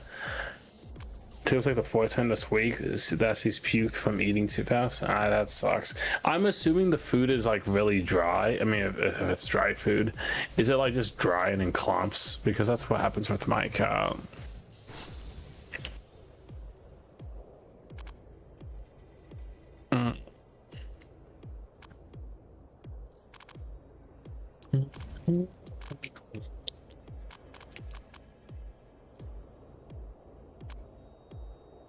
Okay, I'm sorry, I'm looking up how many chapters this is.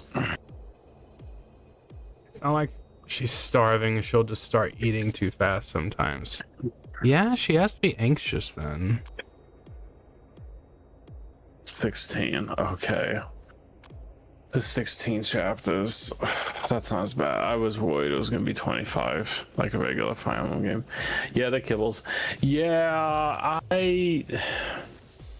that's what happens with my cat. In my only honest guess, because it's really weird when my cat does it, he'll do it like every other month, and when he does it, he'll vomit like once or twice a day for like 4 days in a row, and then he just stops and he's okay. But I think when that happens, what I do is I just kind of cut down the food by half for a little bit just to make him stop. I think that's usually what I do. But the other thing too is I just make sure that I have good access to water, because there's this weird idea too, and I don't know if all cats are this way, but if their whiskers are like touching the rim of the bowl or touching part of the bowl, that bothers them and they just don't drink the water. But that's a different thing for all cats. I don't even know if my cats were like that.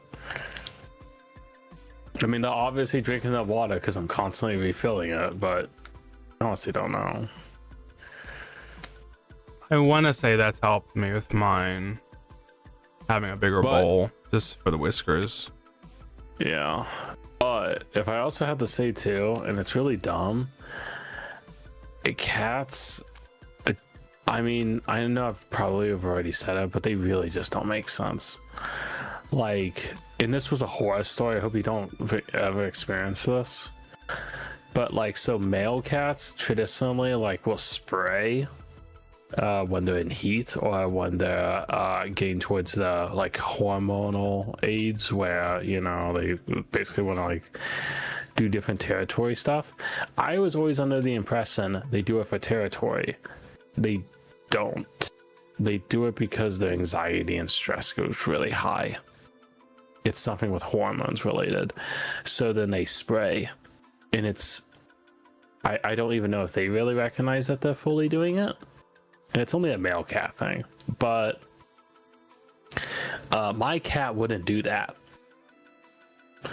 He would just decide to just defecate on my bed, which was like so upsetting. I have no idea why the heck he would do that.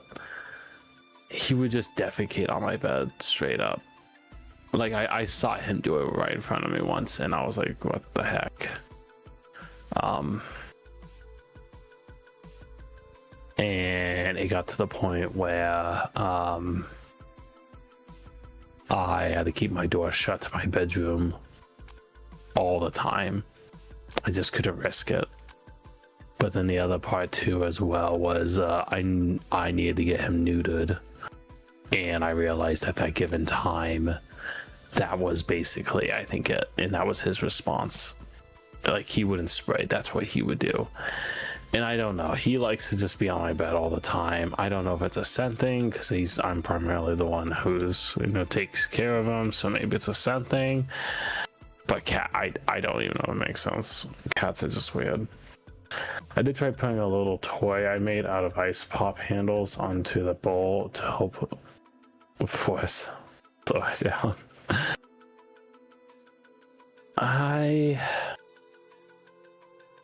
hate to offer the idea. You might want to just feed them twice a day, but just cut the portions really low down. I just really get worried you're going to run into the same issue that I did, where feeding multiple times a day just gets them anxious multiple times a day, and they just don't know when that is. You could try it, honestly, if she is actually just flat, like, force eating the food, it might be fine. She may not get anxious like my cat did. And this is when it goes back to, it's a cat. It doesn't even make sense. Like, yeah. All due respect, I'm kind of surprised you're still sticking with the cat. I know it was like the landlord put the cat on you, but that wouldn't exactly be an easy thing to be put on.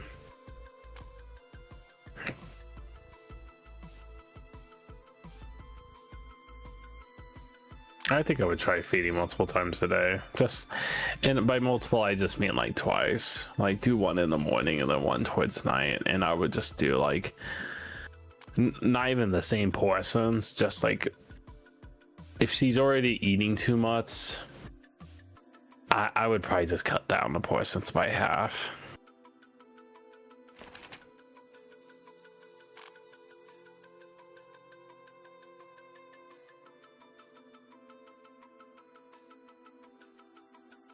Little crosses with them. You would have to eat around. Oh, okay. It's a creative idea.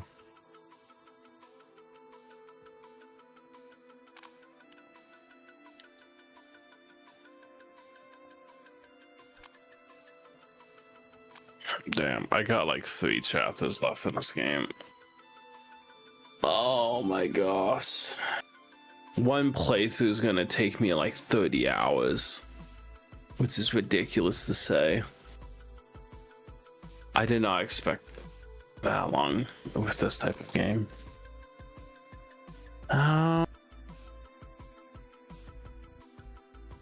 It does work, but she keeps knocking them out of the bowl. Oh you know what? Yeah, I don't think I want to recommend you do this because it costs money. You can give them an automatic food dispenser. We used to do that, but I think that also was part of the problem with like them getting anxious. That's like the easiest way to do it. But I kind of feel like if you have the right idea, I just don't know how to. What you could do.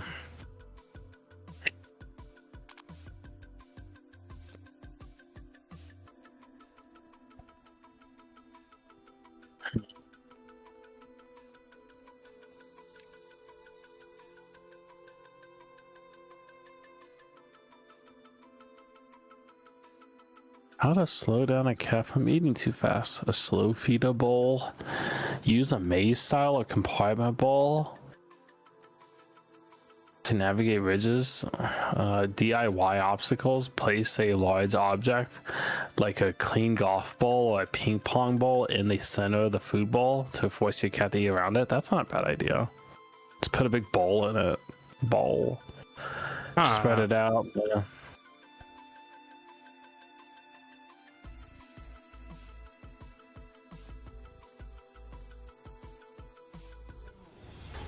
Yeah. Oh, boss battle.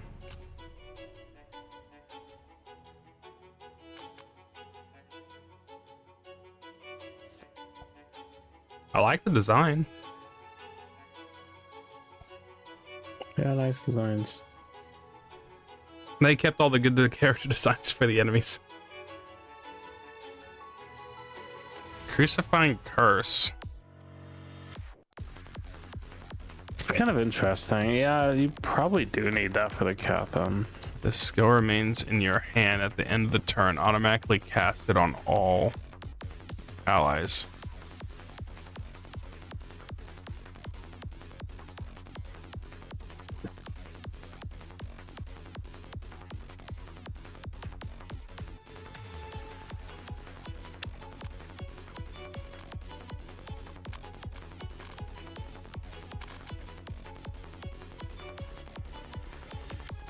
The skill remains in your hand at the end of the turn. Automatically cast it on all enemies.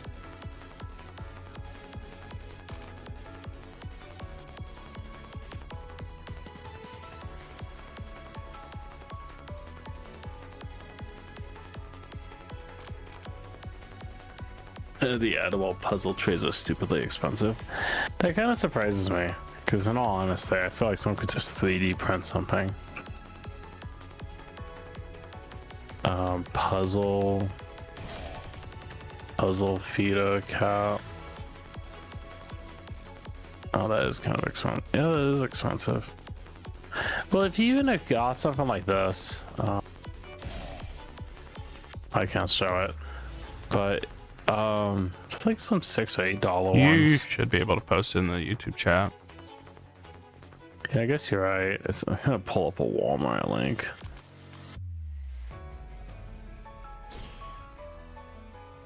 Each boss has a set unique of patterns. Don't forget to check the buffs and the skills on each boss. Oh. Be very difficult to clear these That's why I bosses. did mine. Oh, yep, can't send that one unless I go make that a shorter link.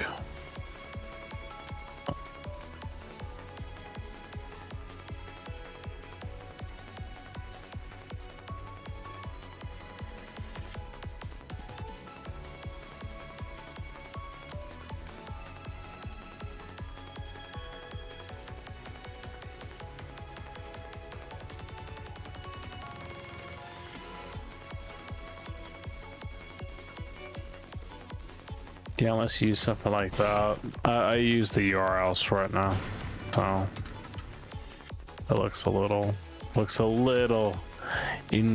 a little questionable. It's fine though.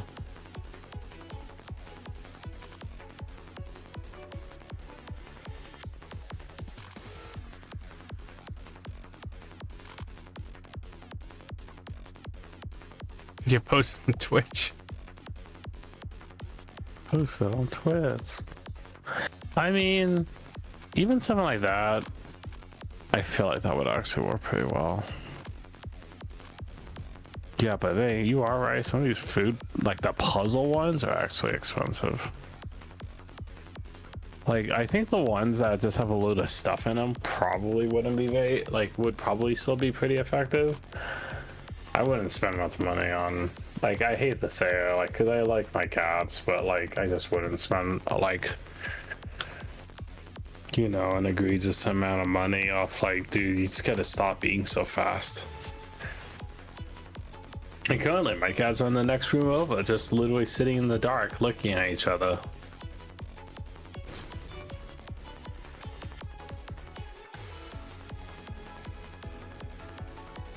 Etrian Odyssey just wasn't doing it for you, right? No, I mean, I still enjoyed it, but I forgot about it.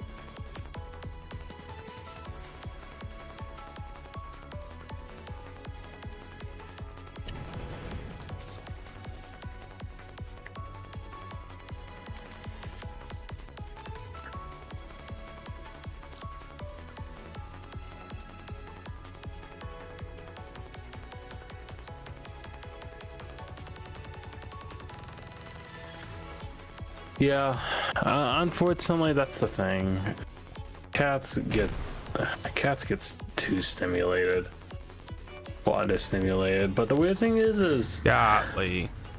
I don't know. It just goes back to like all cats are different. Because like my 11-year-old one, I think too much food did overstimulate him. But like once he had less food or realized he always had access to food, then he just didn't care anymore. Like he just. Like, I don't know, now he's just lazy. And then the gray cat, my younger one, is like... He's just a lean boy. He doesn't care. Like, he's the first one to cry for food. But he really just doesn't eat that much. The boys.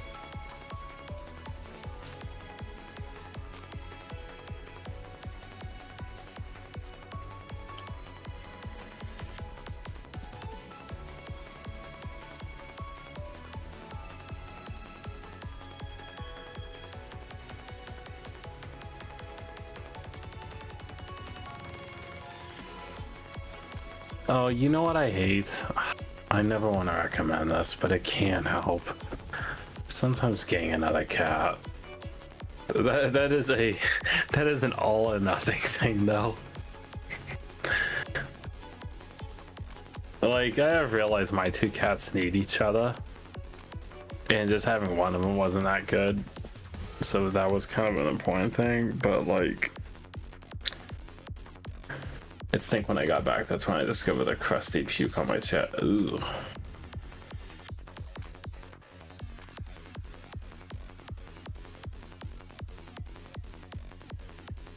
Purchasing tech skills. Skills drawn by gods. Bro, this isn't even my cat.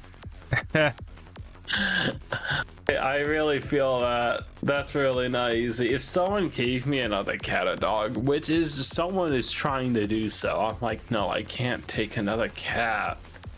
I already have two. I don't need a third. Like, I don't need a third cat. That's chaos. Plus, my 11-year-old cat does not like new cats. He's a stubborn old man.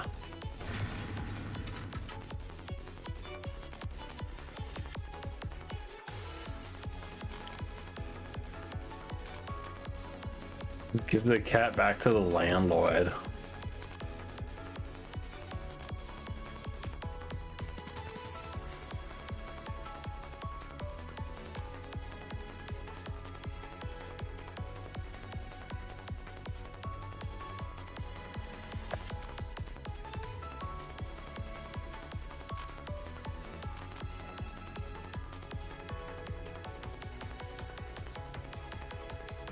Oh, I thought it was your landlord's cat. Never mind. I thought it was like, it was a neighbor's cat thing, and I thought it just kind of got put on it. I can't remember. It's been like 6 months or something, right? It's been a while.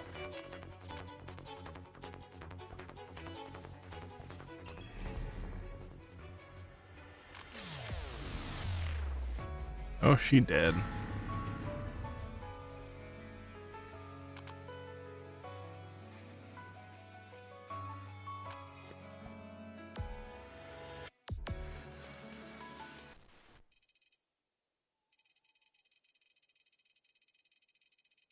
May 23. It has been 3 months.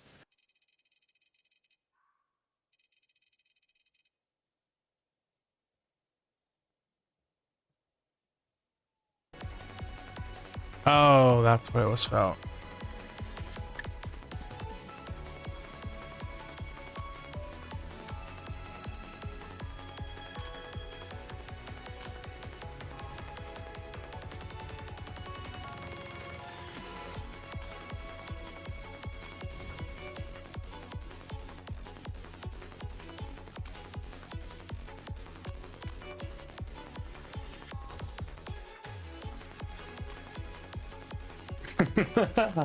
I just now saw that come at the frog job interview with Tifa. Except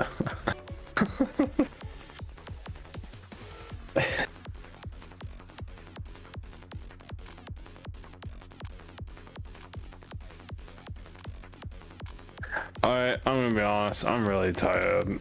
This has been a rough week, so I think I might go crash. And go to sleep. Okay. Another great day tomorrow. Another good day.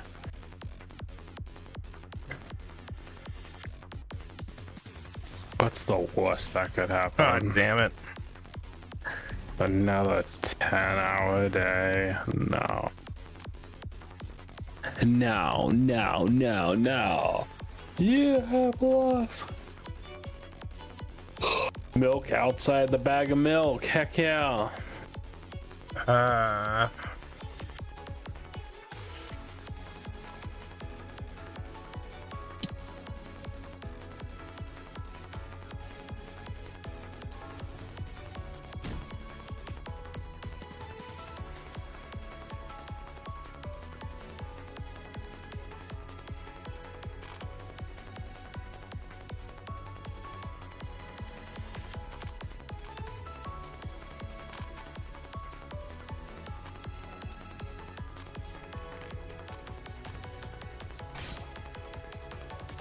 So not only do you like games that never end, he likes tutorials that never end. I'm trying to figure this out. Okay, Google, let's play Let's Just Crash from Moi Calliope.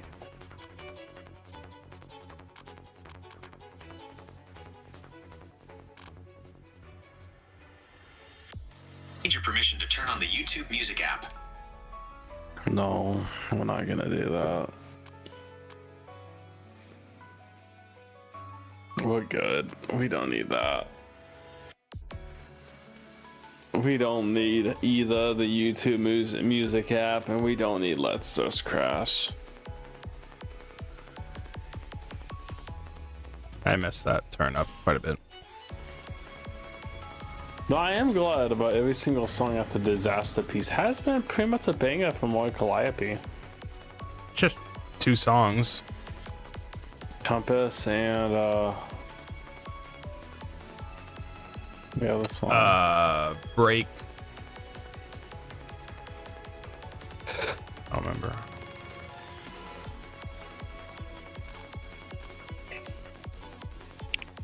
Not that there's anything wrong with Disaster Piece. I think. I hope. I used to do this really original stream. What you need to go do is play that really tough RPG. I forgot the name of it. I am barely making this work, but what's that game called? man, I'm dead. Sean, no, you're not. What's that game called? I should have forfeited. They I have gave to me go pull up Nero. No, I have to go pull up Super iPad's Wolf. they gave me a chance. You still haven't listened to it yet? Well, I mean, I played it on stream. Yeah, you gotta go play Fear and Hunger. Oh, Yeah, you really don't want to play that. be bold and play it uncensored. Very bold. You try and censor it yourself.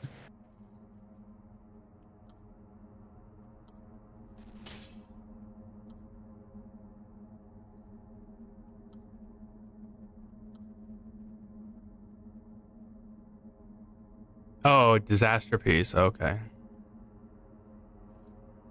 It was Let's Just Crash is what you barely have listened to. You've only listened to it a handful of times.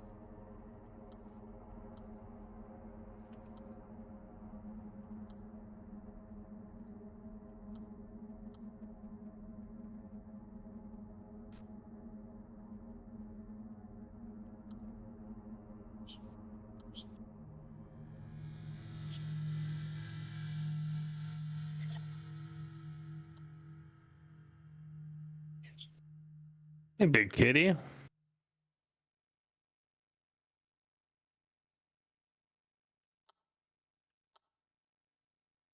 Disaster piece. Yeah, Melissa, disaster piece?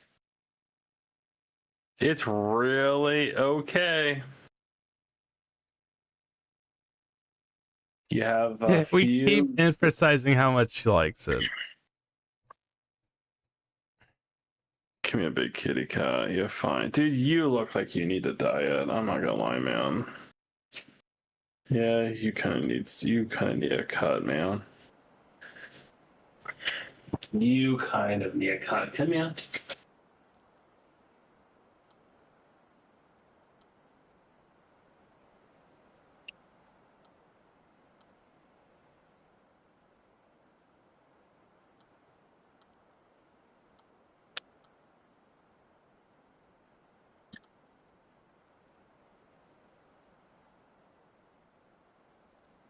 Yeah, her opinion on Orpheus is like it was like the spring of the moment or whatever, but it's like I think she feels that way just because Orpheus came so naturally.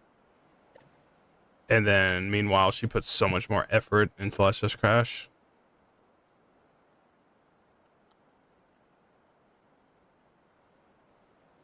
You know, I'm kind of surprised that this is the game you were wanting to play. I didn't know it was so story heavy. Well, I'm surprised you didn't play Kodamon. My sis found a super rare card in her cereal box, so I became a garbage man to find the entire collection and earn $1 million. I didn't think that was a real game. No, it's a real game. Is on Steam for $5.59 right now. Has very positive reviews.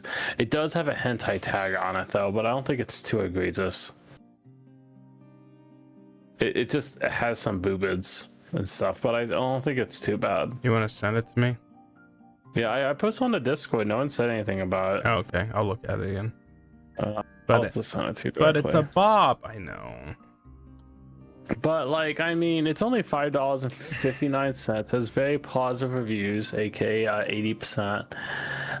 Looks, I don't want to say low quality. It just, you know, looks like some indie idea, and it's just kind of doing its own thing. But it does look a little.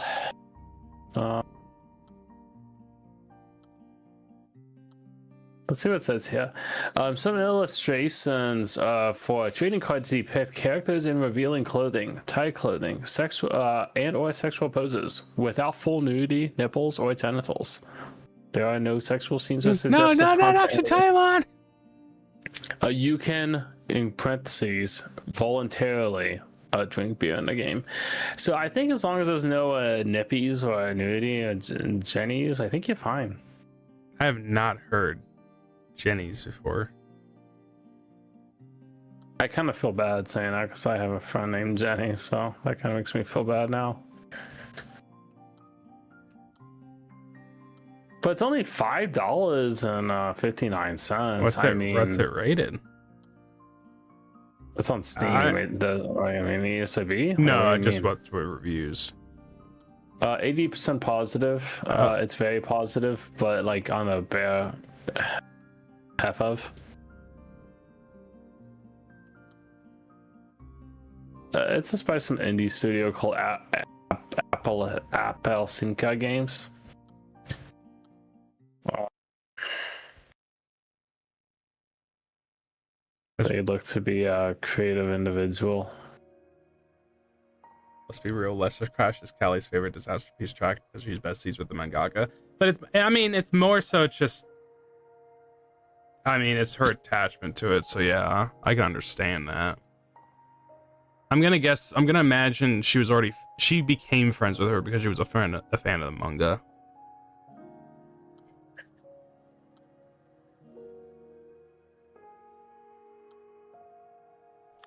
Oh, okay. So I just found out that this game is not very original. It's just ripping off another game. Well, other games are ripping off this game. I don't know. I don't know.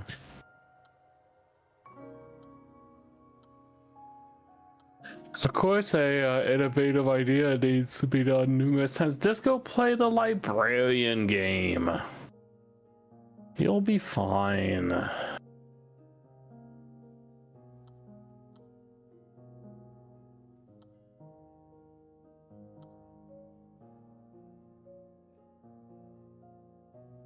They went shoe shopping together while in America a few months ago. Okay.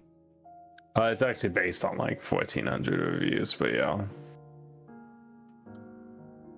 I think it's a mix of just how much time she put into the song and how important it was, but it's just.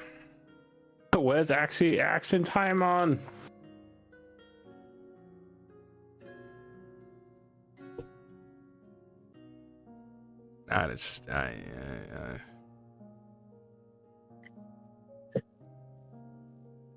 It is sad because as time has gone on, the amount of albums that I've listened to this year from other VTubers that have more concise and they have better albums that just flow into each other's songs so much better. Like so much better. It's kind of sad. Yep.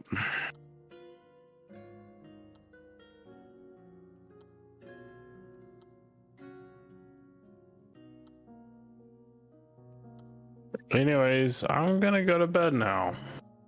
I've decided that sleep is important, and I give up. I'm trying to get to a point where I can get out of this game and save, but save in quote. It's a roguelite.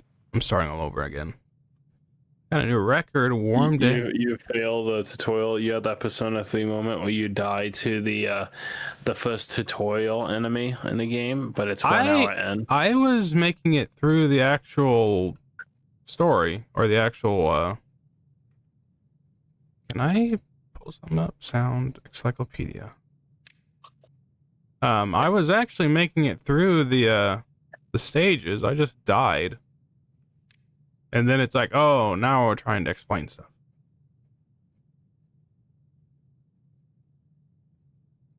Stream died for a second there. Ooh. Ellie said they both found a really cute, expensive pair of shoes at one of those boutiques they both wanted. So instead of fighting over it, they both pairs.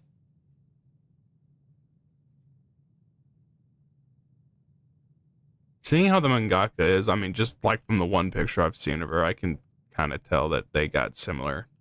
They could get along.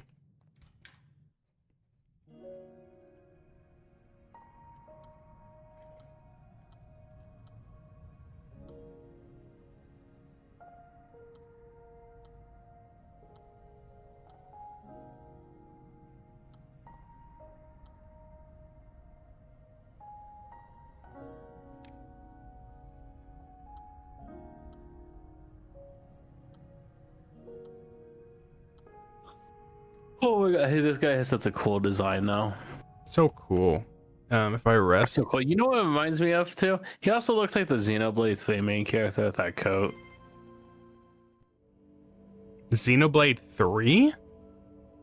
Xenoblade 3 main character, his coat. Look at the code of it. It looks like a very similar design. You know, double plagiarism basically. Oh, so we got lore.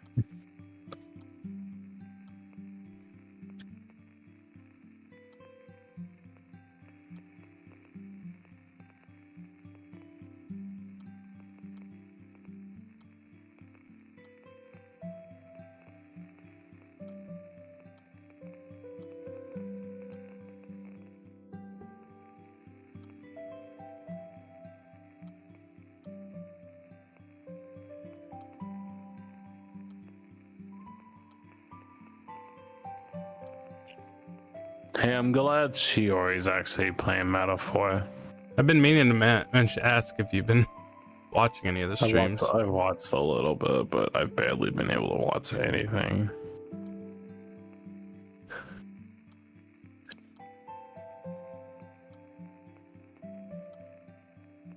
I don't know, Kelly, probably. I don't usually kick girly shit. Yeah, some she would say.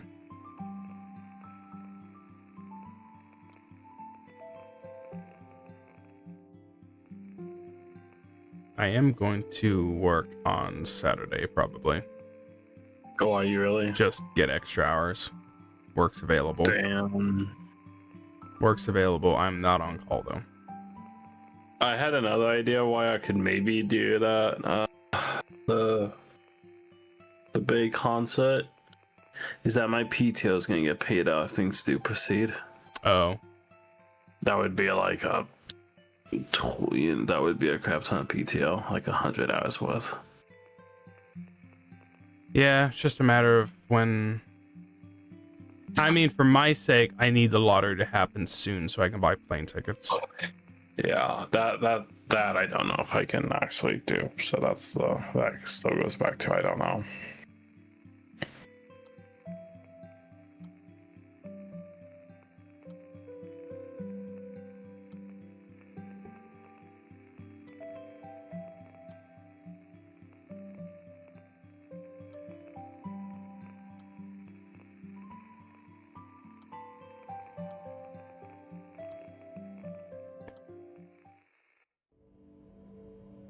Expected visuals.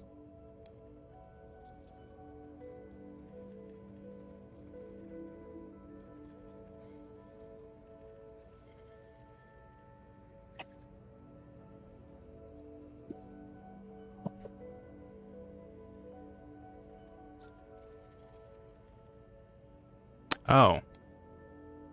Oh. Oh. So one's a document, the other one's not?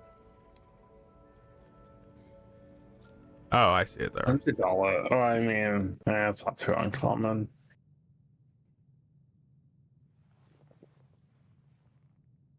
That's probably not too out of the norm. Who are you people? Hopefully that saves on me.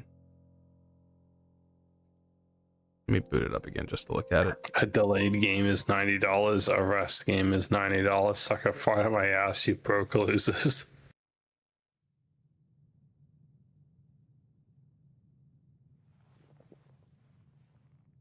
Okay. All right, fellas, I'm going to bed. I'm crashing. Bad. I'm gonna get off this so I can do my dailies. The dailies got one. Who are you people?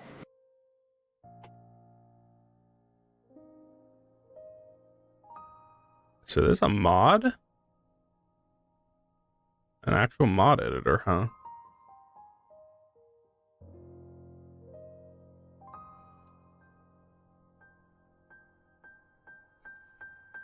Good night.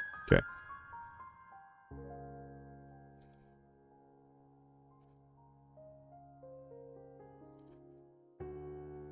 Meanwhile, Alien Isolation is on sale. Oh my goodness. Let me look at the workshop really quick.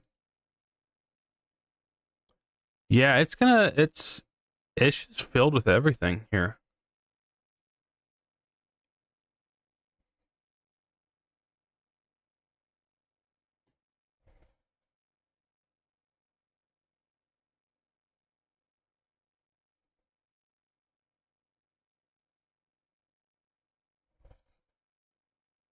Like, are you able to just add in characters?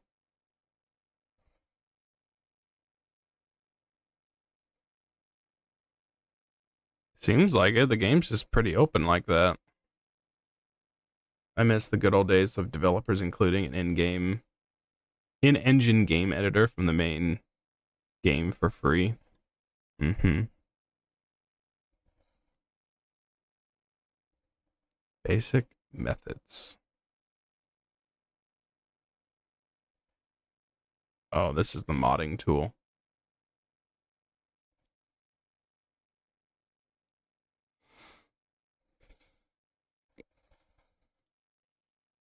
I wonder, can you just add in anyone? Like, is there going to be someone in here? I'm trying to see someone I recognize. Okay, so-and-so from, yeah, Silver Wolf from Honkai. We got Toho. We got Toho. We got Toho.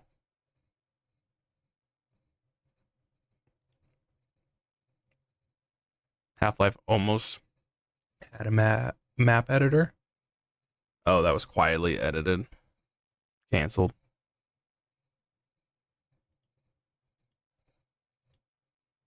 This is pretty expansive. Oh, are these just... Oh, they're just skins for the existing characters. Oh. Well, if I like the game that much...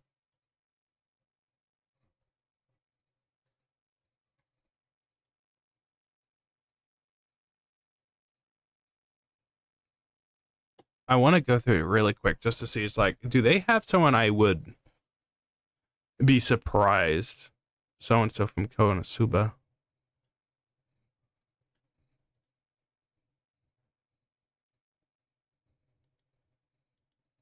That's funny.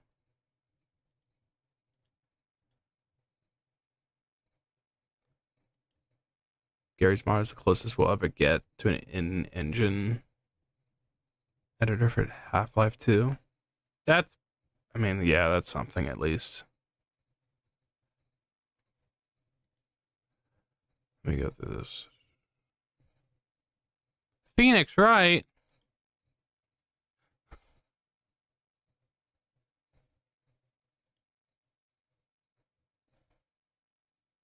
So-and-so from,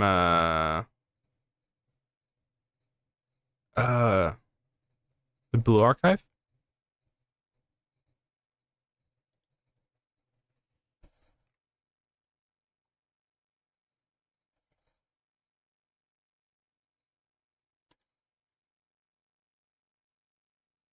Maybe I need to just, I want to just see what this is like when you mod in a character.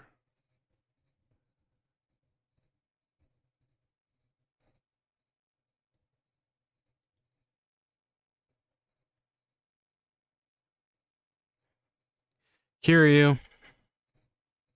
They don't have anything in any kind of in-game screenshots.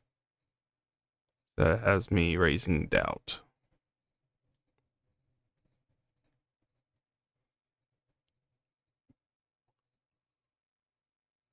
There's like very specific side of the internet or a very specific side of the game industry. Like it's the gotcha characters that are mostly in here. It's like Kirito's right here. I mean, like, I don't know. Kiryu. I'm kind of like expecting, like, where's Gargura? Is she in here?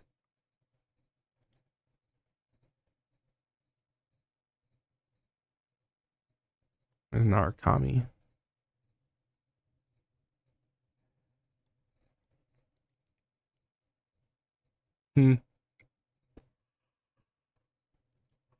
That's it.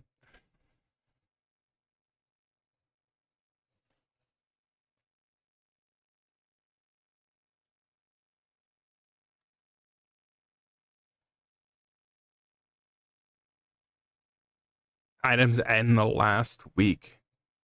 Yeah, Guard of War.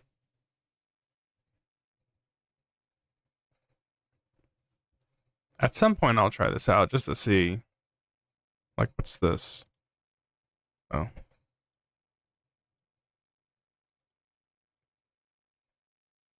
You can now have your investigator act with you in the scene. Adapt to some mods. If he adapt to some mods if he has a spine model.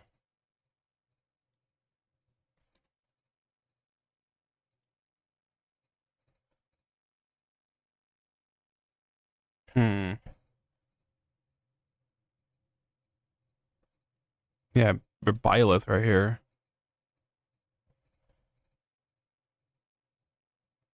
Yeah, it's just she's playable in there. I want a screenshot though. What does that look like?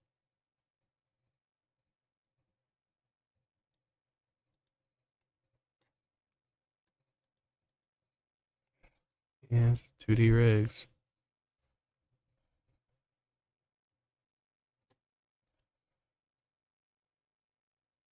This mod replaces all bosses in the game with enemies from Shin Megami Tensei. I assume they don't look and animate well. So far, there's not too much animation, so... Free recruit mod. Enable to select all available characters in the Campfire Recruit.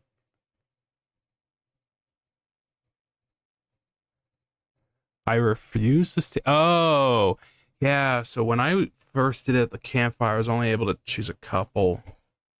You cannot choose Azara or Phoenix in the same part of the story, and Helena and Selena at Campfire. Okay. I mean, I need to get to a point where that's an issue for me first.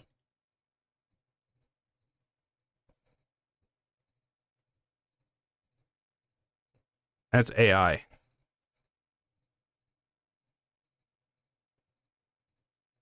Oh well. Shin Megami Tensei Nocturne featuring Dante from the Devil May Cry series. Have you seen the Shin Megami Tensei Nocturne G4 commercial?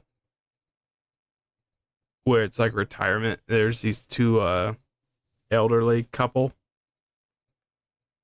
AI and my gotcha slob.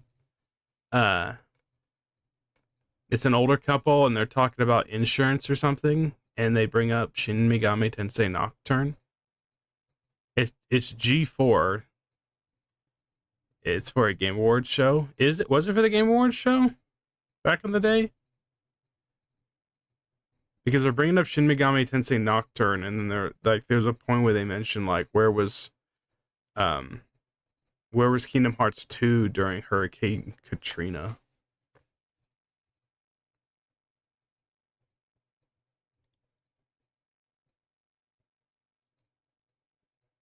It's like very deep question. Where was Kingdom Hearts 2 during Hurricane Katrina?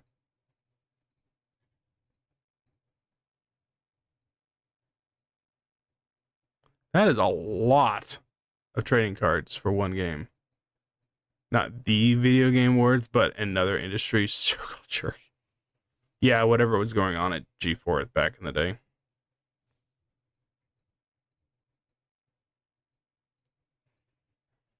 Okay, I'm going to go to bed. I think I am still going to plan on playing this, because I do enjoy it. I just need to have more time to play it, because 2.7 hours out of the stream was was dedicated to playing the game, and the other first hour and a half was yapping.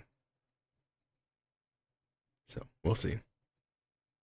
We'll see how the schedule goes. I'd like to be able to go. I might be able to stream a little bit on the weekend because I'm not on call. It might be something I can do at night. In Europe.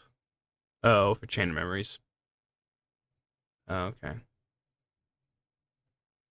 The whole joke of the bit was the absurdity of how they introduced the nominees. Oh, really? I mean, that's...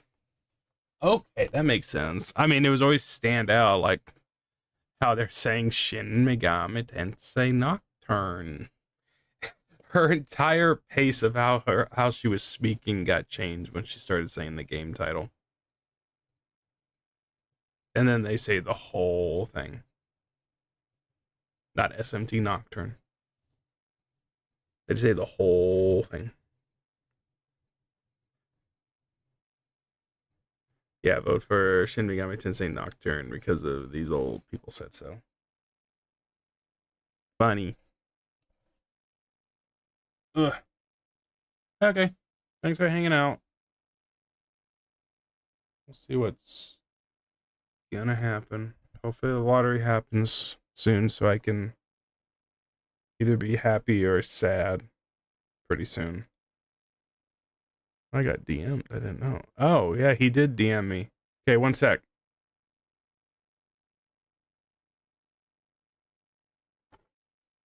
This was the game. It's 5:59.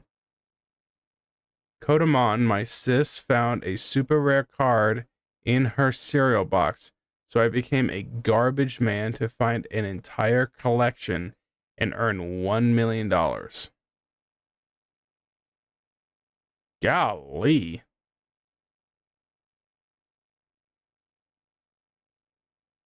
Sheesh.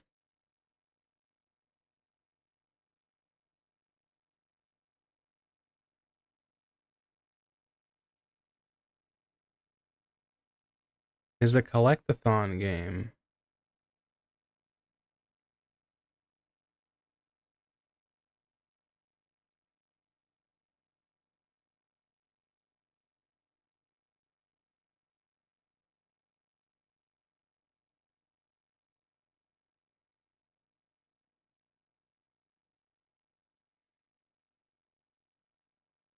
I can attest collective trash can be lucrative. I've seen videos. Alcoholism.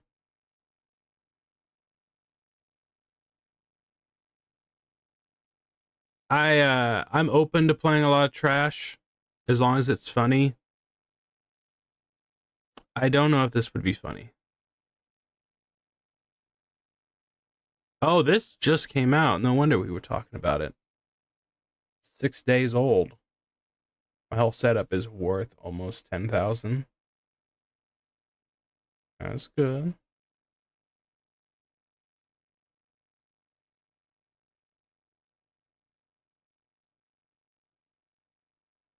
I need someone to stream this game.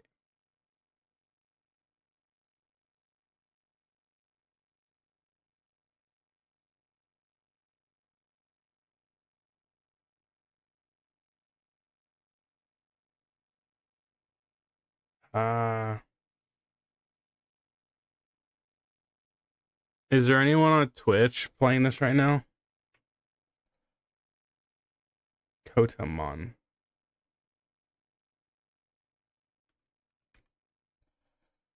I don't know if it's on Twitch. Oh, it is on Twitch. Where's the category?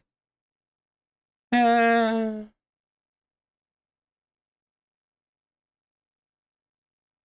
benefit of stealing trash from college yuppies. Okay, yeah, they would toss whatever they don't need before they have to move back. I'm not gonna say this game's a consideration because I have to question my choices and my time at that point.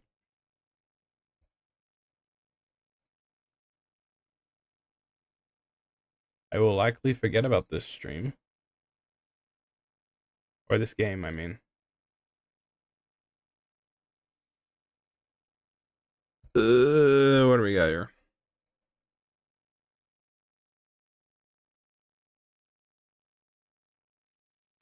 Oh, yep, there it is. Shin Megami Tensei Nocturne.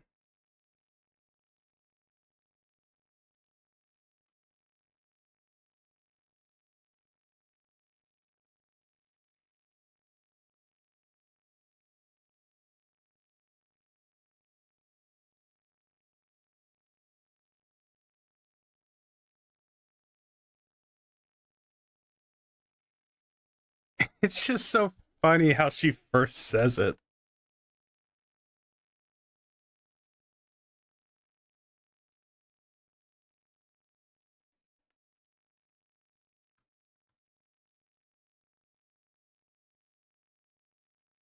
It's funny how she starts saying like all the prices, like for the low cost of so and so and so, we can just get Shin Megami Tensei Nocturne. She definitely had to read that off a script. Or both.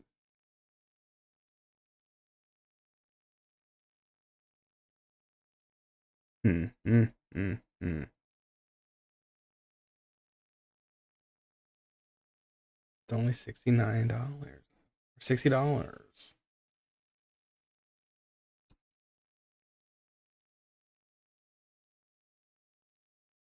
Yeah. Okay. I'm gonna do my dailies and Hall Life Dreams, and then I'm gonna go to bed. All right. Thanks for hanging out. Hopefully see you soon.